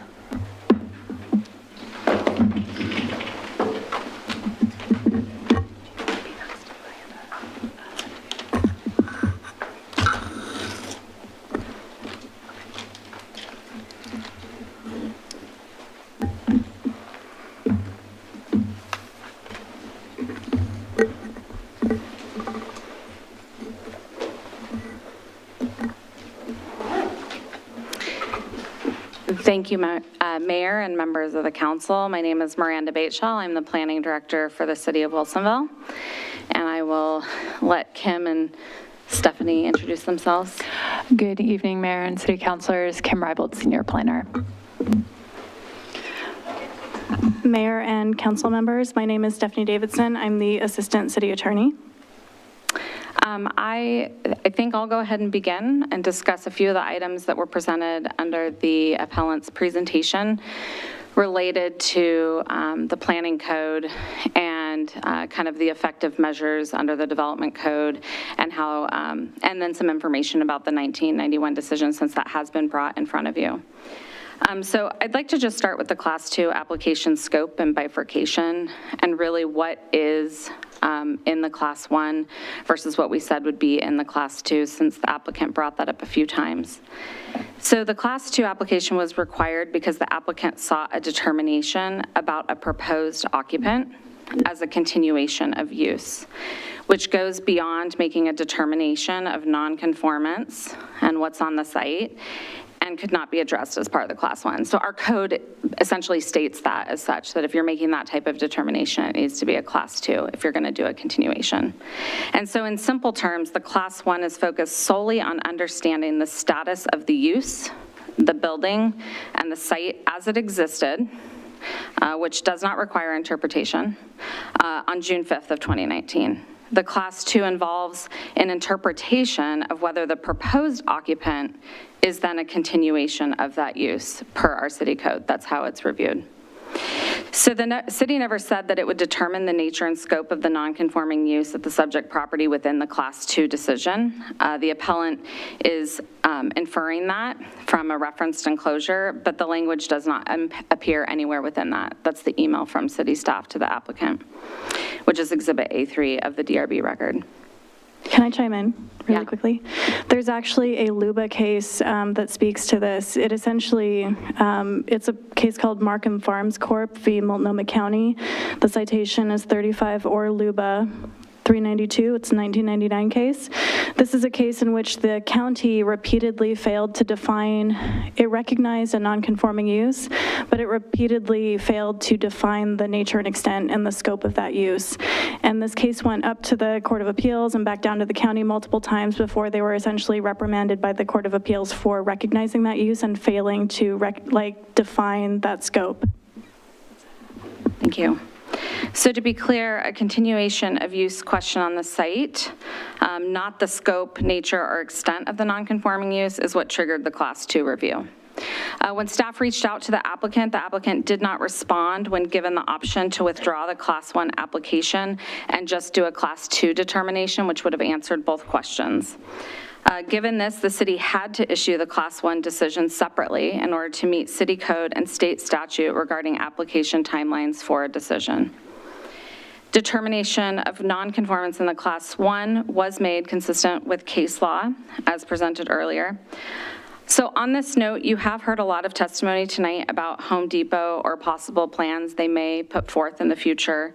I want to clarify for those attending and watching tonight that the nature of Home Depot or its potential use of the building is irrelevant to the question that's before council tonight, because the Class 1 does not address a potential continuation of use. The second item I'd like to mention to council or present information on is related to the appellant's argument for a commercial retail designation. That's a very broad use and does not actually reflect a specific use. It's more a category of uses. Case law examples support a narrow definition of use as opposed to a broad categorization of uses in determining legal nonconformance. This was brought up earlier where you would define something, a nonconformance use, as a horse training facility versus agricultural, or a marine equipment storage versus industrial, which could involve a lot of different types of industrial uses. You often see light manufacturing versus heavy industrial. Those would be differences. Similarly, electronics-related retail store is a specific type of retail versus a broader commercial retail classification that would serve as a category encompassing several retail uses. Stating that a defined use as commercial retail does not define the use at the time that the more restrictive regulations went into place. In this case, that's the town center zoning ordinance. So as a reminder, the burden of proof is on the appellant to prove that a broader scope of retail uses were present at the location as of June 5, 2019. In their application materials, the applicant also characterizes the use at the location at that time as electronics retailer fries. They mention this in Exhibit C of their application materials, page 3 through 7. And they also agree that the point in time that we look at the time and place of what the nonconforming use is June 5th, 2019. And I believe those citations were made earlier as to where that is in the record. So we aren't going into the prior decision or the code, and so I just would like to reiterate for the record that we're not interpreting how these things interrelate in terms of an existing nonconforming use and a potential new use. An observation and a reliance on documentation of what existed in 2019 is not the same as an interpretation of city code, which is what would classify it as a Class 2 again. And then I also want to touch on the 1991 decision. This has been brought up several times tonight. So I'd like to just kind of highlight from the planning director's standpoint how this would interrelate with the code at that time if we were looking at it. So appellant asserts that the 91 decision is the basis for the legally established nonconforming use. That's not consistent with established case law, and that's why we did not address it in the determination, as it's not relevant to making that determination of a legally established nonconforming use. While unrelated to the determination of the legally established nonconforming use, it is important that I clarify for the council and those listening that the appellant's characterization of both the 1991 zoning and the 1991 land use decision is erroneous. There are several statements in the notice of appeal and materials submitted to the Development Review Board and the City Council that misconstrue and misstate how zoning regulations would have been applied if the town center plan had not been implemented and we were operating under the zoning regulations in place in 1991. The appellant asserts that nothing within the zoning code further classified uses or limited commercial retail uses to specific subsets. However, in the 1991 decision, it is made clear the location was zoned planned development commercial and situated within the town center master plan area, which outlined various commercial overlay zones, each prescribing allowable uses within that specific overlay. The lists of allowable uses varied across the different overlay zones within town center. As noted in multiple locations throughout the 1991 decision, overlay classifications in the zoning code were the basis of the Stage 1 master plan for a development permit and contained lists of allowable uses. There were multiple different commercial overlay classifications within the town center area, such as central commercial, service commercial, and food and sundries, which prescribed specific limited retail use categories and their allowable uses to different areas and parcels within the town center area. Changes to the overlay zone designation for a property could occur through a land use review process that required review and approval of the Planning Commission. This is demonstrated by the fact that a modification of the overlay designation for the location in question was to central commercial from several other commercial and retail overlay categories. And that was the subject of the Stage 1 master plan modification that was made through the 1991 decision in order to enable the approval of the electronics retail store. This is evidenced in Exhibit C of the applicant's materials in finding 3 on page 57 of 396 and indicated as central commercial on the site map, which can be found on page 379 of 396. I'm using the page numbers that were a part of the electronic link document. So I just want to make sure that's clear. I want to point out this codification rule that was brought up. I don't know if it's something, legal will probably touch on this, but I do want to mention that if you are reviewing the 1991 decision, you will see references to the fact that these town center zone standards in place that this application was being reviewed under were adopted through ordinances 55 and 254 by the city. And it's outlined in the applicant's appeal that they submitted as Exhibit C, pages 80 to 81, that it was in code, and it was City Code Section 4.136, subsection 1C12. So this information, I just want to make that clear that it was adopted into our development code, that this was codified at the time of the 1991 decision. And lastly, that page 1 of the staff report for that approval lists this as an electronics-related retail store land use approval. So I just want to conclude and clarify that it's clear that Appellant's understanding of the 1991 approval and the zoning code at the time is flawed. So even if their argument that that is what should be used to determine a legal non-conforming use is compelling to you or to anyone else who may review this in the future, their conclusion is incorrect and inconsistent with the city regulations that were codified at that time. And I think with that, I will probably pass it over to Ms. Davidson. Thank you. All right, so I want to respond to some points that were brought up by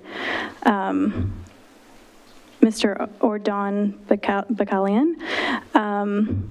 With respect to the continuance, I just want to point out and correct the record. It was something the city agreed to, but it was done for, our understanding was that it was done for the benefit of the appellant.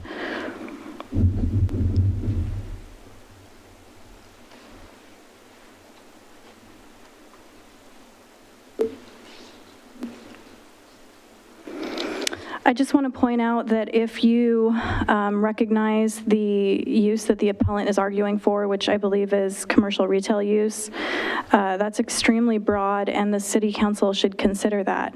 A decision that you make here today could live on for many years and be used by not just Home Depot, but any other business. That could include car dealerships, grocery stores, adult bookstores. There would be no limit to what type of business could locate there.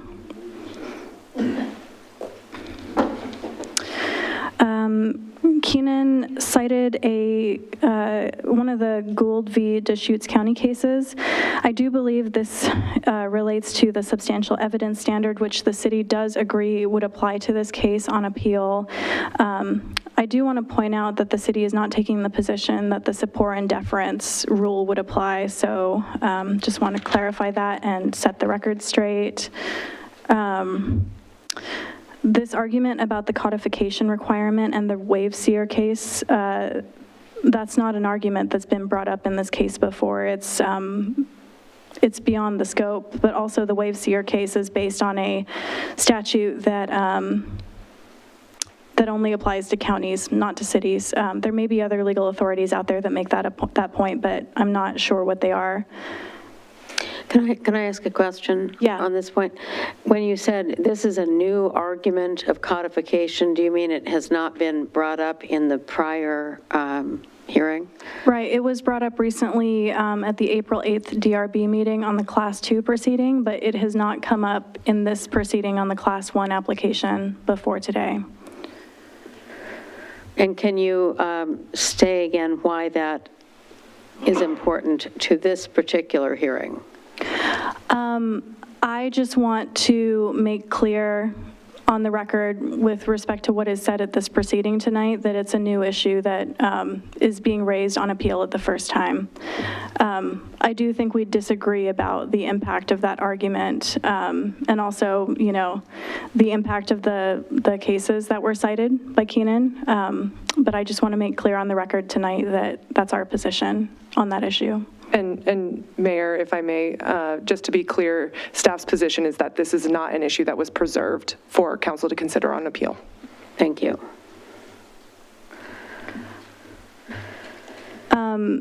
Keenan requested that council clarify tonight what the record is. I think that's a totally fair question.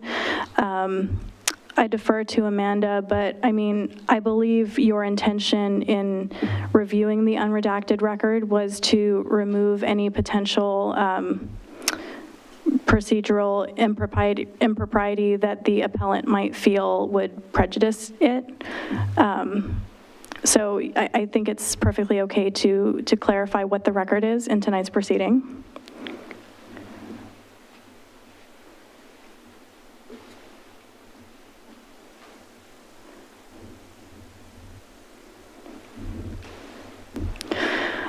And I just want to note again, there is a disagreement between city staff and appellant over the scope of the Class 1 proceeding and the scope of the Class 2 proceeding. Again, I want to emphasize that case, Markham Farms Corporation, which I talked about a few minutes ago.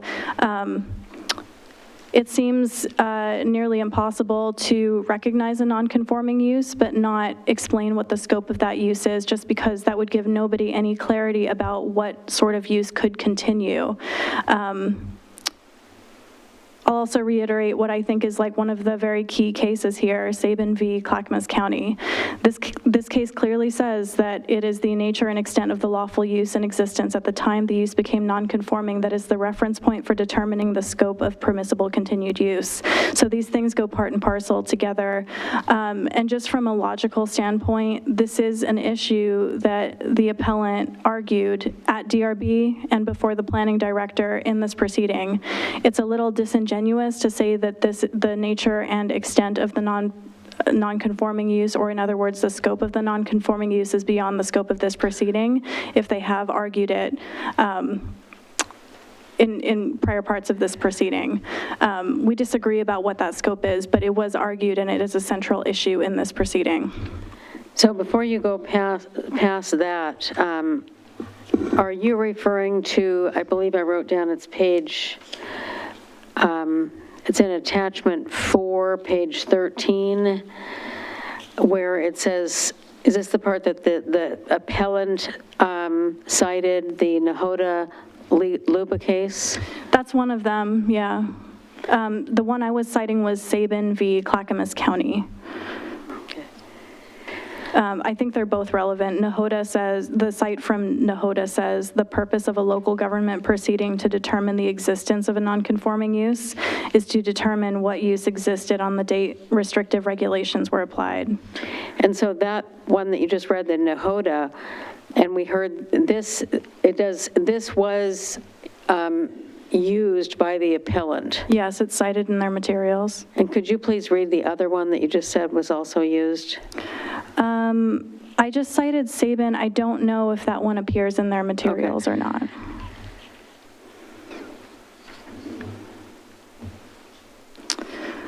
I also want to challenge something that was said earlier.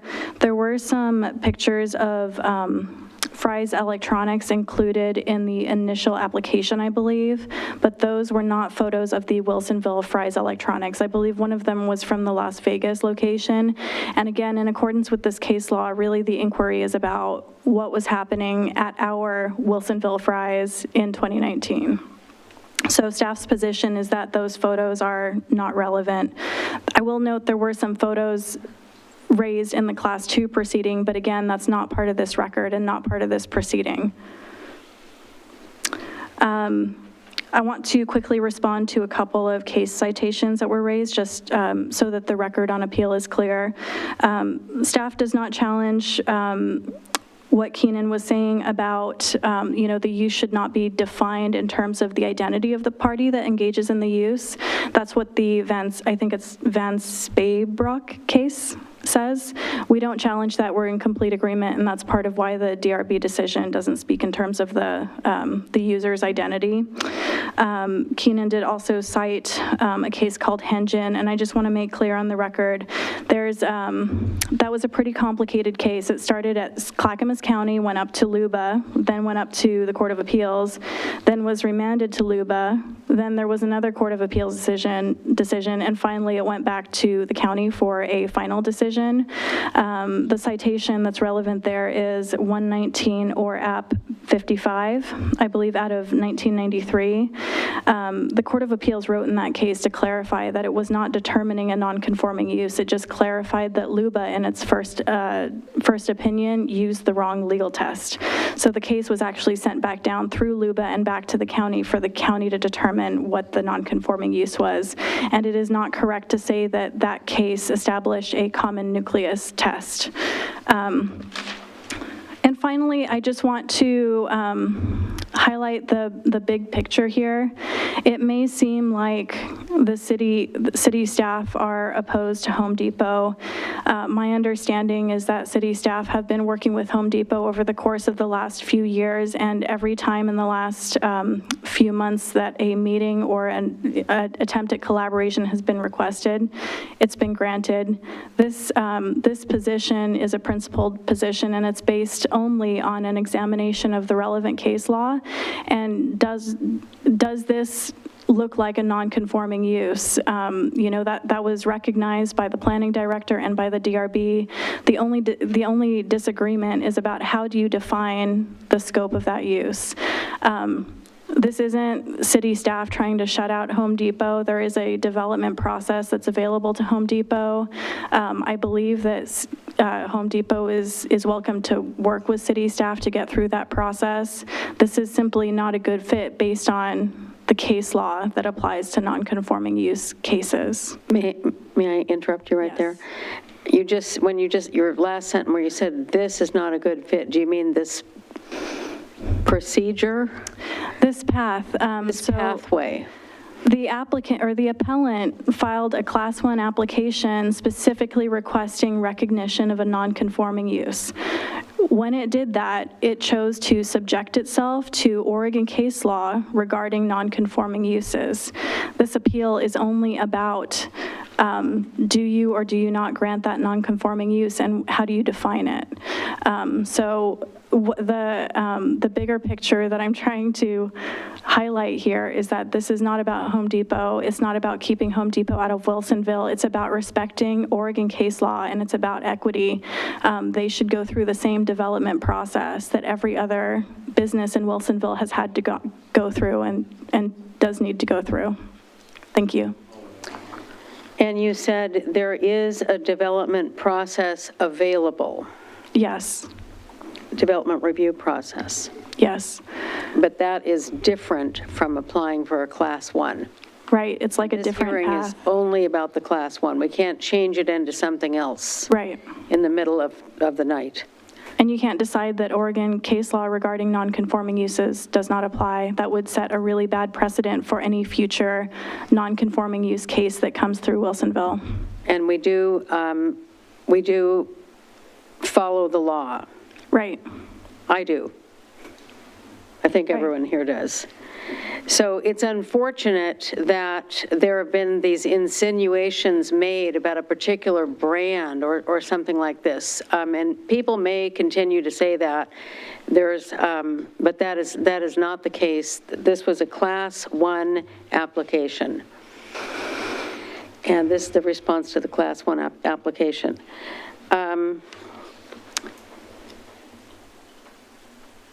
Do the city council members have any questions for staff?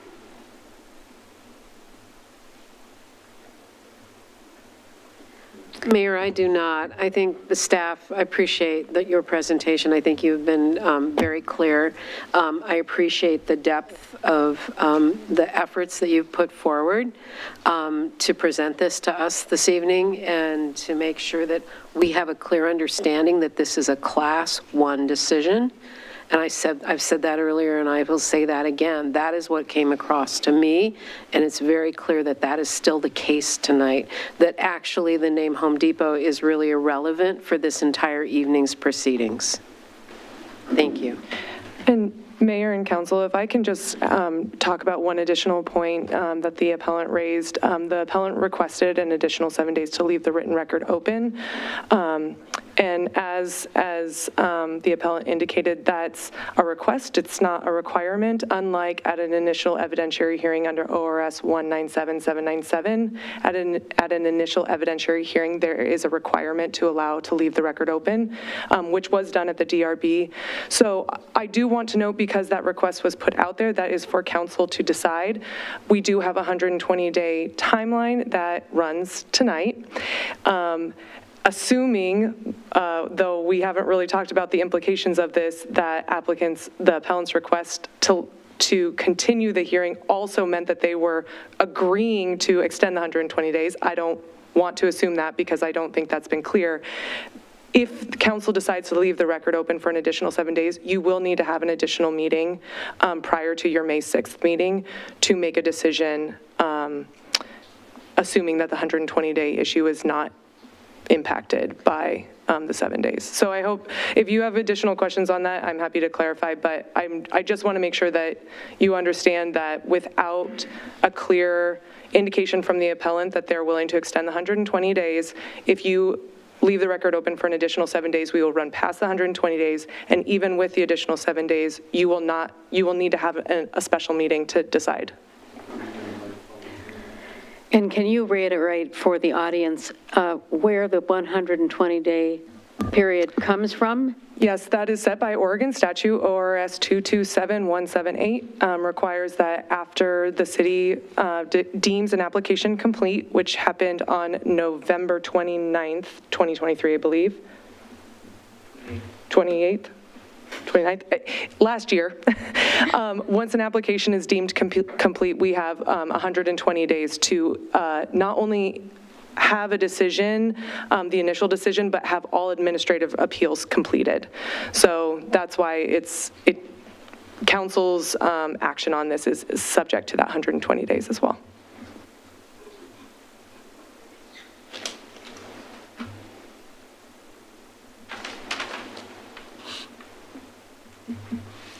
And can you reiterate the purpose of the 7-day extension? That's to type up the notes? No, that was a request by the appellant to submit additional written evidence or written testimony. So that was a request from the appellant. And again, this would be strictly related to the Class 1 appeal. Class 1 procedure. It's not appropriate. There's no logic to us. This is, as Councilor Dunwell keeps saying, tonight we're working on the Class 1 appeal, and we're not doing something else. So. And so I would just note too, because the appellant does have additional rebuttal time, that if council has additional questions, there's also time about this issue. There's also time for council to ask the appellant any clarifying questions on that. Okay, so if I'm not seeing any more questions for staff, then I will ask the appellant to present the final rebuttal, and we've agreed on 5 minutes. Thank you.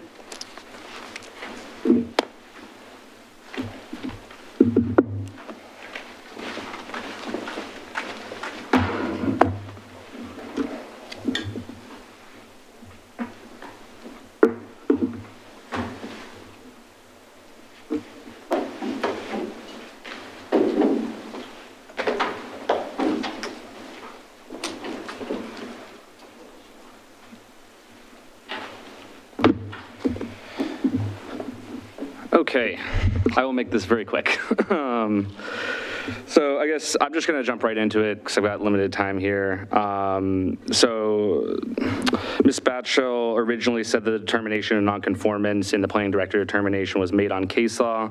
Just re-reviewed the 4-page planning director decision. There was no case law in there. There is an interpretation of the 1991 decision, which is not supported by references to the decision itself or really any evidence, which is hence the reason for our appeal. Let's see. think the 1991 decision is clear. I showed you in the PowerPoint. The description of the approved use was commercial retail. It was not single-user electronic retail. The discussions about the subsection or subzoning designations within the PDC commercial zone are not relevant to the use that was approved by the 91 decision. That was expressed. It's in writing. As for the codification requirement, I'm not arguing that the 1991 decision was not based on development code in place at the time. The codification requirement applies to the current decision on appeal, the planning director's decision and the DRB resolution, which need to be based on code standards and evidence. In our opinion, they are not based on code standards. That is the codification requirement. Again, I can expand on that in writing as well. Disagree on the opinion of the continuance, but I think that's a moot point at this point. As for Gould v. Deschutes County, that stands for the principle that there's no deference for a local government in interpreting a prior land use decision. That is the 1991 decision. So to the extent that this case is appealed to LUBA, the city will not be afforded any deference interpreting the 91 decision and the interpretations that Ms. Batchel stated in her rebuttal here. Let's see. So the statement that it's impossible not to determine the nature and extent of the use at the time it became non-conforming, again, one, we disagree with that point. Two, the planning director's determination is the one that made the nature and extent determination, hence the appeal. That's not necessarily what we were asking for in the application. As for the fact it's disingenuous to argue the nature that we weren't looking for a nature and extent determination, I think that again goes back to the fact that was kind of put in our lap with the determination in the first place. We're obligated to advocate for our client, and so we are going to argue those points if they're raised. I'm not following you on what you're saying there. The planning director determination made a nature and extent of use determination. So when Ms. Davidson said it was disingenuous to argue that the nature and extent of use is outside the scope of the Class 1, we do believe that. The application was a ministerial Class 1 decision. It was not supposed to require discretion. That discretion was exercised in the decision for the Class 1, hence our appeal and hence the fact we've been arguing the nature and extent question. We do think that should have been a Class 2 question. In Hengen, we disagree that there was no common nucleus test. We did review Ms. Davidson's legal memo. We do not believe the common nucleus test was disturbed in the subsequent decisions for Hengen. As Ms. Davidson noted, there were many cases, but we believe the common nucleus test that came out of Hengen is still good law. In terms of the big picture, under our interpretation, we're looking at a Home Depot and multifamily development that's consistent with the town center plan. Under the city's interpretation, the non-conforming use is a single-user electronic retail store. It effectively renders the 129,000 square foot structure out there unusable. Best Buys don't use 129,000 square feet. I know that's not the record, but let's just think about this practically. No one is going to be coming into that structure. It will be sitting vacant. And so I think really what we're doing is trying to provide an opportunity to partner and collaborate with the city and try and effectuate the town center plan while also using the existing non-conforming use rights that exist for the property. In terms of implications, I think, again, that's kind of outside the scope of this appeal, but if we're talking about them, I fail to see how our situation is worse than what is going to be established if the city affirms the decision that the use is a single-user electronic retail store. Eventually, maybe someone might come in and demo the structure, but that's not happening overnight, and it frankly probably won't happen for the next decade. In terms of the record request, like I said, I mean, I'm breezing through this stuff here, and I've still blown almost all my time. It's a very complicated case that I think should have been simple in the first instance. We have made the request to leave the record open so that we can submit final written testimony. The city is also afforded that opportunity to submit during this open record period. We're not saying it's final legal argument.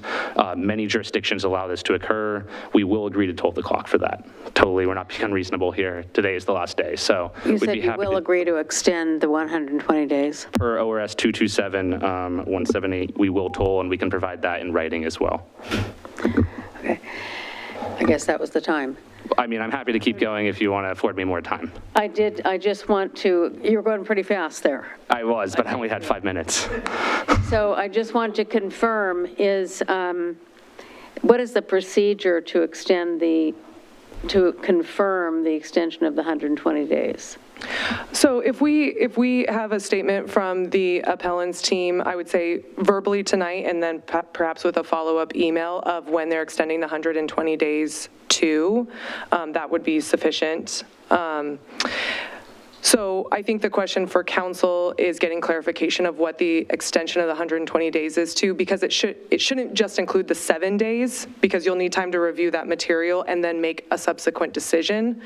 And the question then for council will be, is council available for a special meeting, or is council wanting to do this, at a regularly scheduled meeting? Your next council meeting's on May 6th. It's a fair point. We're willing to toll the clock, of course, to the period when you guys can meet next. I guess the only other thing I'll mention is you raised a good point in your analysis to the city council here. We are certainly going to keep the argument to the class 1 proceeding. We're not going to exceed the scope of that. I think that Ms. Davidson presented an excellent 9-page legal memo, but we've only had that for a week and a half now, and it analyzes cases and raises new cases that were not raised before the DRB or the planning director determination.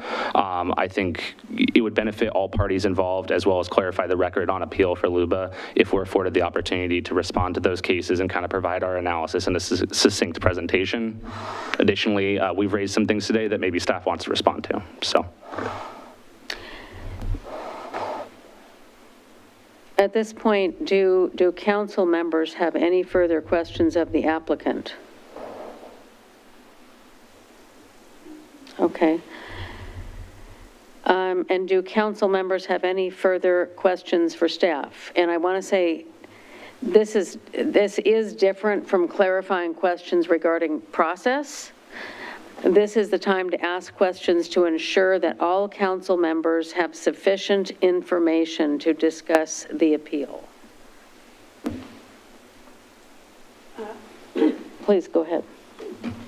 So I am a little confused about the extension, 120 days, and we've talked about 7 days, and why do we need an extension? It was so that he could review the staff report from the planning director. Well, I don't want to put words in the appellant's team's mouth, but my understanding is that the appellant's team wants to submit an additional written argument or written document testimony within the next 7 days. Staff would have the same opportunity, and then council would come back at a later meeting with that additional information and render a decision at that time. That can't be done without an extension of the 120 days.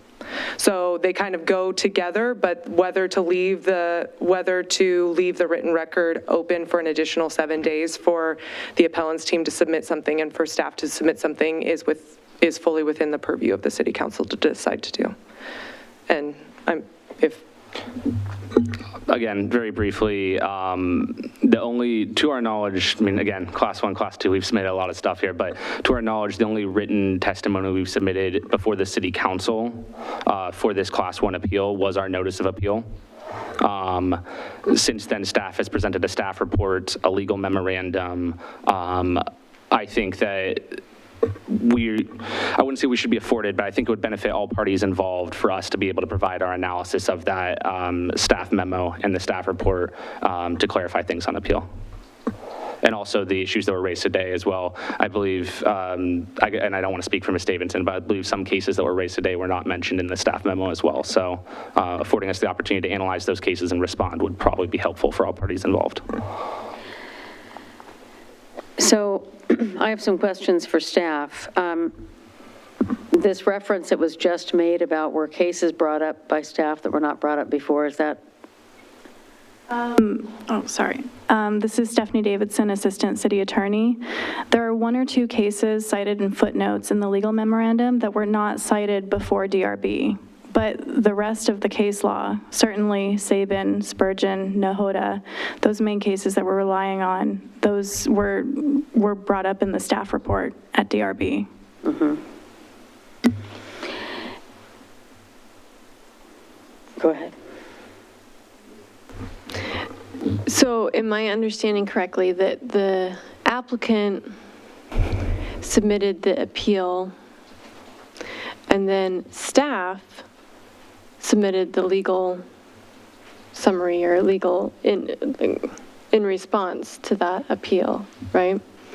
It was intended as a staff report, which the planning team and the legal team collaborated on. The final product ended up being a staff report plus a legal memorandum, but it was intended as a staff report, which is customary for all city council meetings. Right. So I'm just wondering, like, if we just keep bouncing back and forth where we have more information submitted and then more response and more information is submitted and more response, if it goes back and forth, I don't know where that takes us.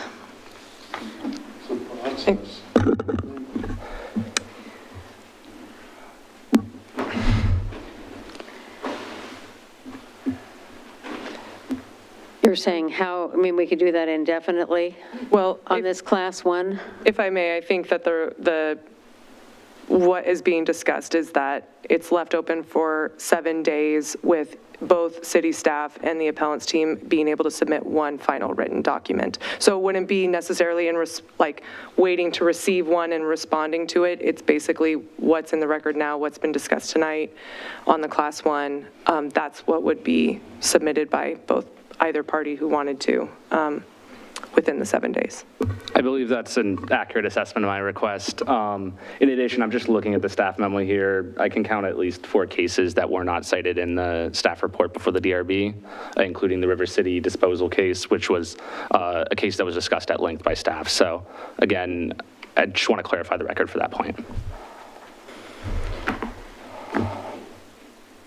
Okay, so back to the 7 days and the 120 days. So if we were to allow the 2 different reports, and that's a 7-day period, does that mean then we have to extend the 120 days? We would need the applicant or the applicant to extend the 120 days, not only to include the 7 days, but to include whatever council meeting where you make your ultimate decision. So if it's the May 6th council meeting, you would need it to be extended through May 6th, 2024, not just the initial 7 days or the additional 7 days. I guess my concern is just like what our council president expressed, like, you know, if we do this, then are we going to have more back and forth? Or is that going to be it? That's your decision. Yeah. Okay. Yeah. I do want to acknowledge the staff there has been a lot of effort to coordinate. There has been many for months on this. So we need to come to a higher level of collaboration in order to have some comfort in knowing that additional 7 days will accomplish something. I think we're willing to commit to that. I think the meeting last Monday between staff and the applicant team was evidence of our attempt to collaborate. I think we had a very productive discussion in terms of this open record period. Ultimately, it's your decision whether you want to extend that further. We do not intend to ask for another request to extend the record, but the keys are effectively in your hands here. If you move to extend the record by 7 days, it's your prerogative whether you continue to extend it or not. Again, we have no reason to ask for another extension at that point. So to your question, Ms. Berry, Councilor Berry, I think that this will be the last back and forth between staff and the applicant team here. Go ahead.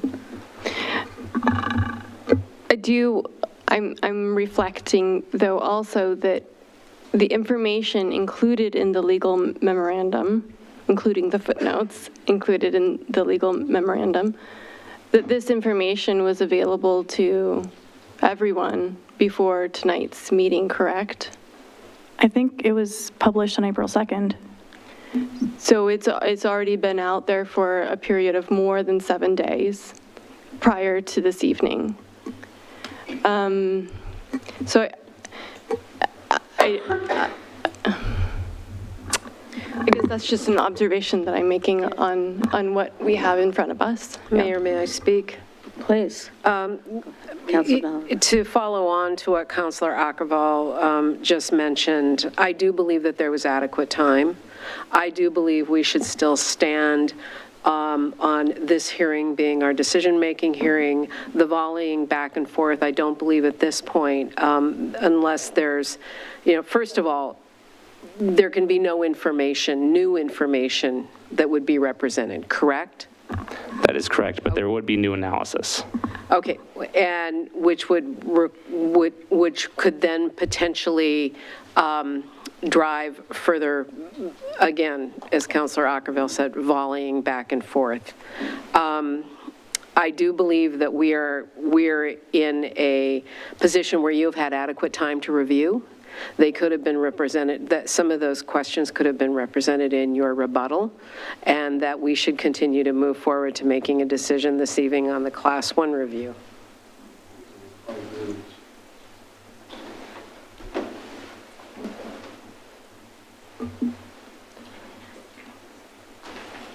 So Mayor, just to make clear, this is still also the time, I know we're kind of focusing on this written record request, but this is also the time if council does have other questions, either for the appellant's team or for city staff, to make sure that you fully understand the issues that you're evaluating, that you get those questions asked and answered. Yes, so we went off into procedure. And when I started out, I said, this is the time, this is different from clarifying questions regarding process. This is the time to ask questions to ensure that all council members have sufficient information to discuss the appeal. So regarding really what it boils down to is the case law that was cited by both the city and the applicant stating, or at least I know it was cited by the applicant. I just, one example was, which was the Nahoda Luba case. The purpose of the local government proceeding to determine the existence of a non-conforming use is to determine what use existed on the date the restrictive regulations were applied. We all agreed that date was June 5th, 2019, correct?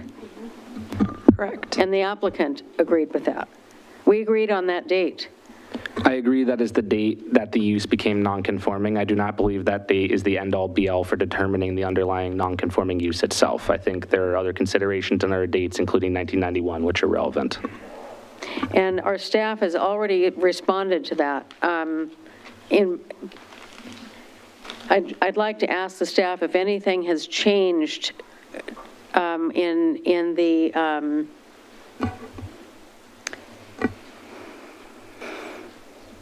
but really no new analysis has, what new analysis has been brought up tonight that you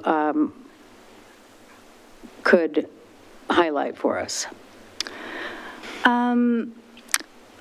Only what I referenced sort of in the city's legal argument the second time I spoke tonight. This is just a disagreement. I checked these cases to make sure they weren't overturned on appeal. This is relevant Oregon case law. We believe it's relevant to this decision. They don't think it is. So there's just a disagreement over these cases. Mm-hmm. And Mayor, if I can also just add some context, because while staff doesn't believe that the codification rule is applicable or within the scope of this review, I do just want to highlight kind of the fact scenario that was going on there. Because I think it's important, is that what the county, and again, it's talking about a county statute, not applicable to the cities, but what is being involved there is this marijuana production facility is requesting to be located on EFU land. And there is a provision that talks about that it can't be within a certain distance of a youth activity center. And over the course of decisions equivalent to our development review board, the county came up with several factors or criteria over the course of these decisions of what would constitute this youth activity center that wasn't in code. And so what the court case is talking about is you can't, through our equivalent of development review board decisions, come up with these criteria for how you're going to, these factors that how you're going to evaluate a type of use. And as we've said here, for us, this is driven by not only for us, for non-conforming uses, the case law is very clear that you look at the existing use at the time. That's what our code also says, is that you look at the existing use. That's under the Class 1 review criteria under 4.030. So it's codified that that's what you look at, and that's what staff looked at when we were evaluating this. And as Stephanie mentioned, there was extensive review done of both the 1991 decision, the case law, and the existing use as of 2019 by city staff. Thank you. Do council members have any other questions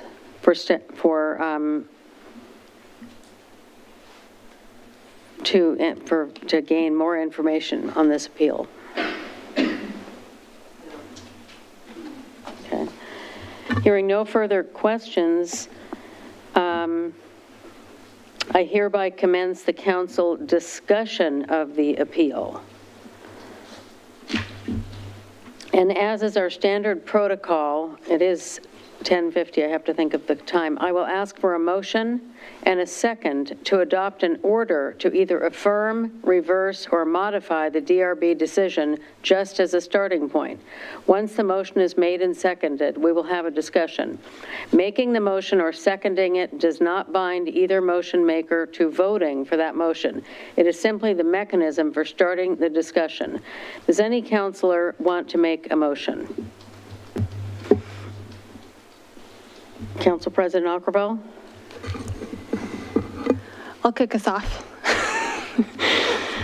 Here at 10:51, I wonder, do we need to continue again before we make that motion?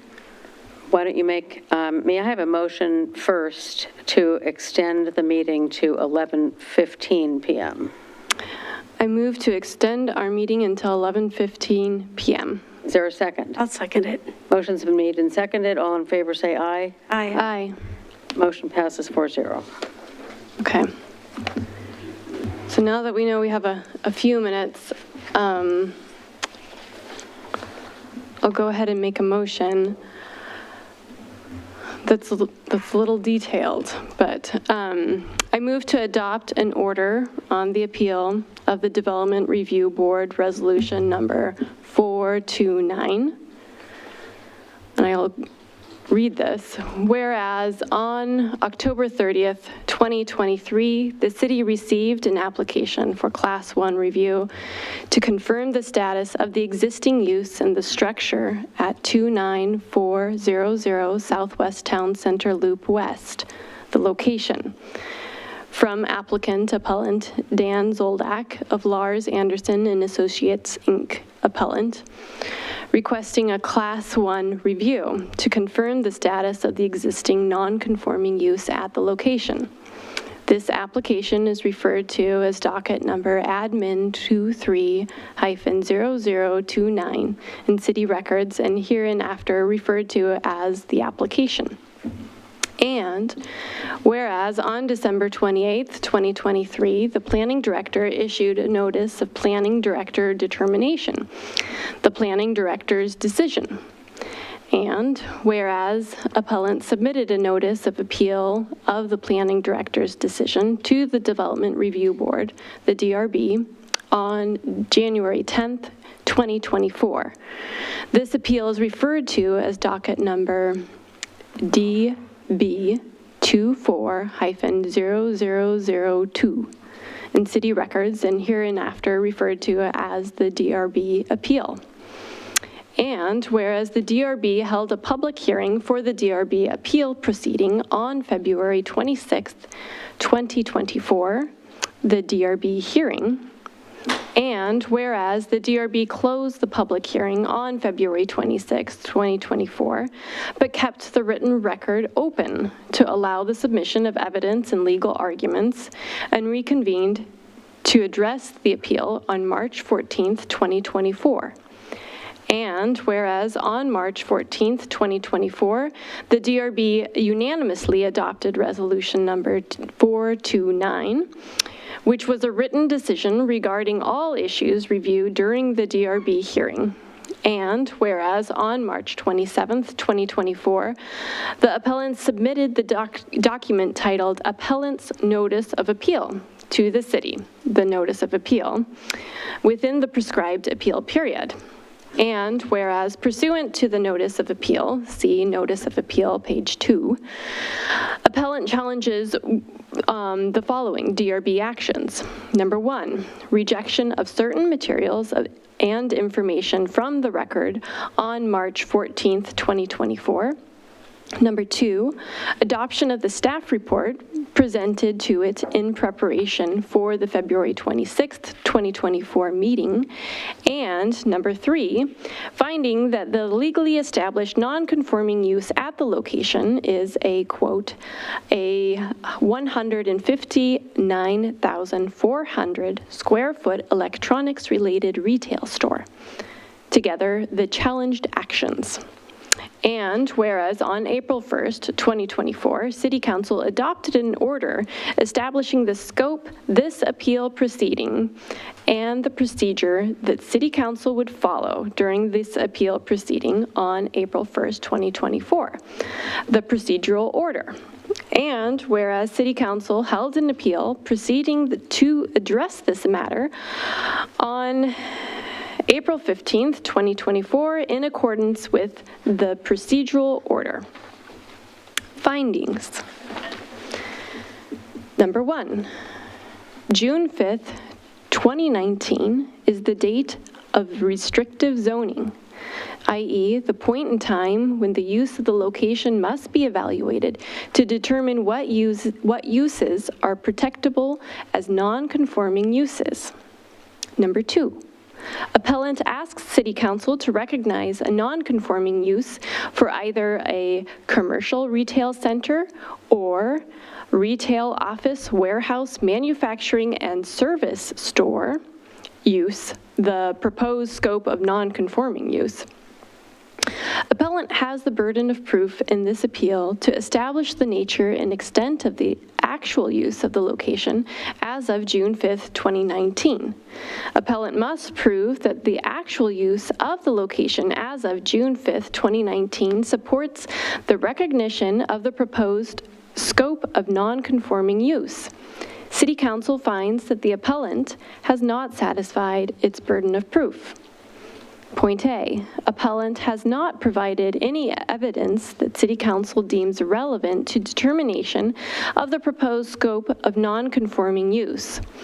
Furthermore, appellant requested recognition of different types of uses throughout this Class 1 review process, initially from retail, office, warehouse, manufacturing, and service store in its application to commercial retail center in its DRB appeal. Point B, City Council deems the 1991 decision irrelevant to this decision. Appellant's position that the 1991 decision is the controlling authority is not supported by any legal authority, and it is contrary to extensive legal authority presented by city staff. Point C, City Council deems the zoning regulations in place in 1991 irrelevant to this decision. This includes, but is not limited to, what uses were allowable in the planned development commercial zone. Point D, City Council deems evidence, information, and testimony regarding Home Depot or any proposed or future occupant of the location irrelevant to this decision. This includes, but is not limited to, the letter dated March 4th, 2024 from Lars Anderson and Associates, Inc. regarding Home Depot, Wilsonville, Oregon, continues, and the memorandum dated March 4th, 2024 from Amy Wasserman and Chris Forrester, PE of Transportation Engineering Northwest. Point E, City Council deems any argument regarding an alleged taking irrelevant to this decision. Finding number 3, DRB followed correct procedures, and in particular, the DRB did not err when it adopted the staff report dated February 15th, 2024, and rejected certain materials and evidence from the record. But for clarity, the record for any appeal of this order to the Land Use Board of Appeals shall be the unredacted record reviewed by City Council. Findings number 4, the City Council finds relevant appellant's admissions that a Fry's Electronics operated at the location from 1991 to 2021. See attachment 3 in the City Council record, page 84. The City Council further finds relevant certain descriptions of electronics retail uses occurring at the location, as consistent with an electronics-related retail store, also found on page 84. Findings number 5, assuming for the sake of argument only that consideration of the 1991 decision is determined to be relevant by future reviewing body or bodies, the City Council finds that the facts described in point 4 above are consistent with the 1991 decision's adopted staff report, which describes on the first page that the approved development is, quote, a 159,400 square foot electronics-related retail store. This is attachment 3, the City Council records, page 98. It is therefore ordered by the City of Wilsonville City Council at its regular meeting on this 15th day of April 2024 that the Development Review Board decision in resolution number 429 determining the scope of the legally established non-conforming use at the location is a, quote, 159,400 square foot electronics-related retail store, is affirmed, and further, that this was correct and appropriate decision made based on applicable laws, policies, and standards. The appeal is therefore respectfully denied.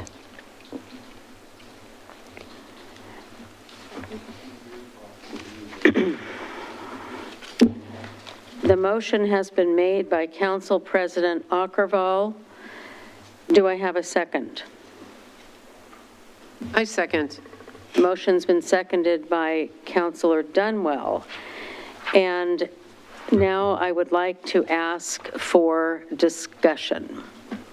And please, press your button there so I can call on you.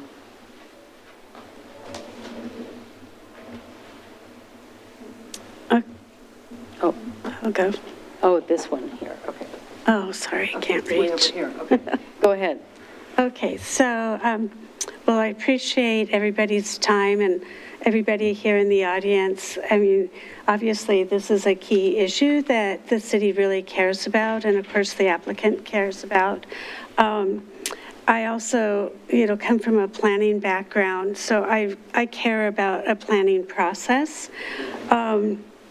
And so I think that what you just read into the record about all the steps of how we had to use the 1991 that was an electronics retail store, and that that was a use when the new town center plan and zoning code was adopted, which had a lot of input from many different participants and city citizens to determine what they want for our vision as the city.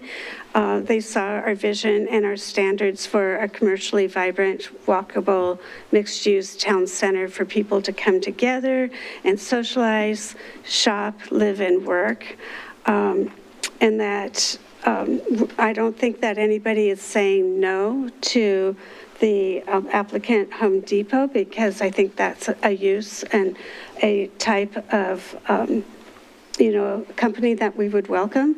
It's just that we've worked really, really hard for our plan, and it was adopted in 2029, then the store was vacant, or 2019, and the store has been vacant since 2020. 2021, that for me to vote to continue a non-conforming use, just, it doesn't feel right. And so I can't vote for that, I'm sorry.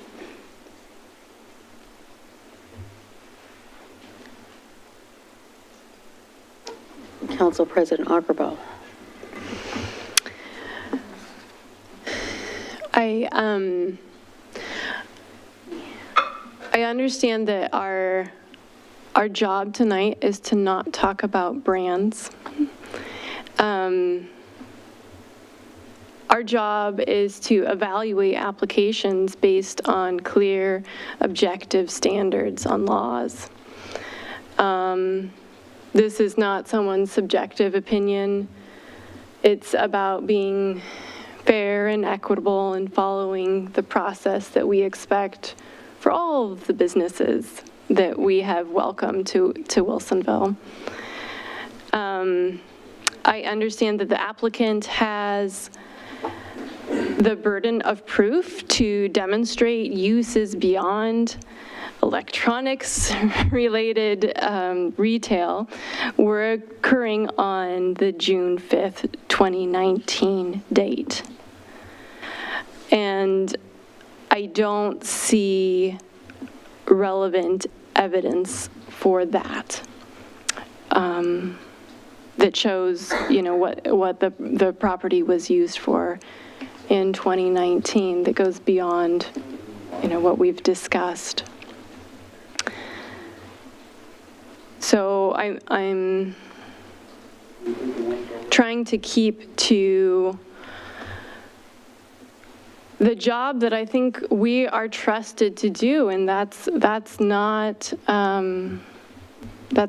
to use our subjective wishes, but to evaluate applications based on clear and objective standards.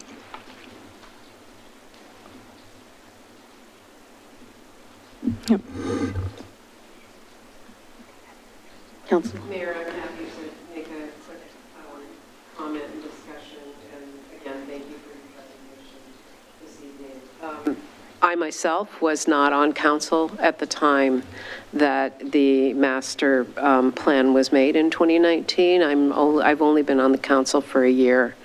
And I do believe most of the councilor members were not here at the same time. All that being said, all of the individuals that put together the master plan at that time did it thoughtfully, did it thoroughly, and with and also supported by the expertise of a city planner that has, I think 15, 20 years of experience. This was not done singularly and alone. And by bringing in the brand, as much as I understand with a background in marketing how that can create a lot of emotion, that is not the issue at hand this evening. So I went to Home Depot last night. I mean, I am a shopper. I am a customer, and I heard the comments of many of the residents that were very passionate, as I know you well did, which I appreciate. Because it is important that everybody's voice be heard. But we do have a master plan that we need to adhere to, and that this is a purely a Class 1 review. And it is not about Home Depot. It is not about a brand. It is about the classification as an electronics-related retail store. And I continue to stand by that. So thank you.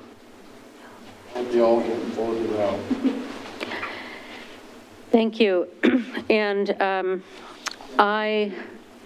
excuse me? This is a public meeting, and so you don't have to stare at me. Well, you've been talking the whole time, sir, and it just makes it hard for the council to do their business. If I wanted to say something to you, I would have. But please, just show some decorum. I am. I'm being courteous. You don't need to sit there and stare at me.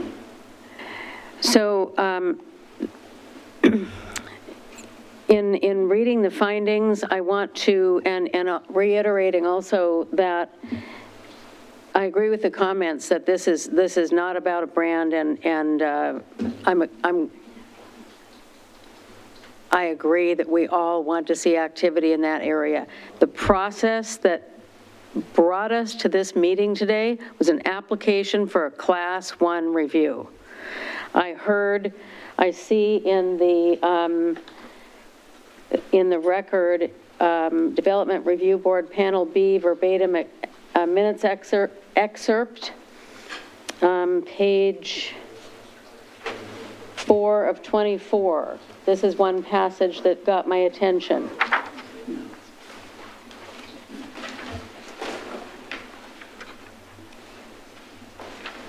A waiver to the standards for the existing structure has not been applied for, nor has a waiver been granted. The planning director's decision addressed the non-conforming structure inquiry as, basically I'm talking about the waiver was not granted. I heard the comments about how a development process could be another way to approach this. That is true. It's just that this is a Class 1 procedure. And in line with that, and find the findings that I agree with, that June 5th, 2019 is the date of the restrictive zoning, and I'm going to read again the case law that we've talked about before, that I believe the right thing to do to be consistent and expect this applicant to be held to the same standards as other applicants, that we have to be consistent, and that the legal standard outlined in the staff report says, or the Nahoda Luba case, I'm going to read it again. The purpose of the local government proceeding to determine the existence of a non-conforming use is to determine what use existed on the date of the restrictive regulations were applied, and that was June 5th, 2019, and that is an electronics retail store. So, given all of that, for our meeting tonight, I am in support of the motion. Mayor, I would like to take this to a vote. Called for the vote. All in favor. Let's see. No, let me do this a different way. We've concluded our discussion, and I will now ask the city recorder for a roll call vote. And when your name is called, answer either aye, nay, or abstain. And so I am supporting this. Yes. Counselor Berry? Aye. Council President Aukerville? Aye. Counselor Dunwell? Aye. Mayor Fitzgerald? Aye. Motion carries 4-0. Pardon me? And yes, one more statement I want to read is, if you desire to appeal this decision to the Oregon Land Use Board of Appeals, you must make application stating the grounds of the appeal in the form and within the time prescribed by state law. Thank you. I have a question for the city attorney. Do we need to address any of the other evidence? Okay. No, Mayor. All right. So I think that concludes our meeting. Thank you, everyone, for your time, and we have more to go on this. Meeting adjourned at 11:13. Thank you very much.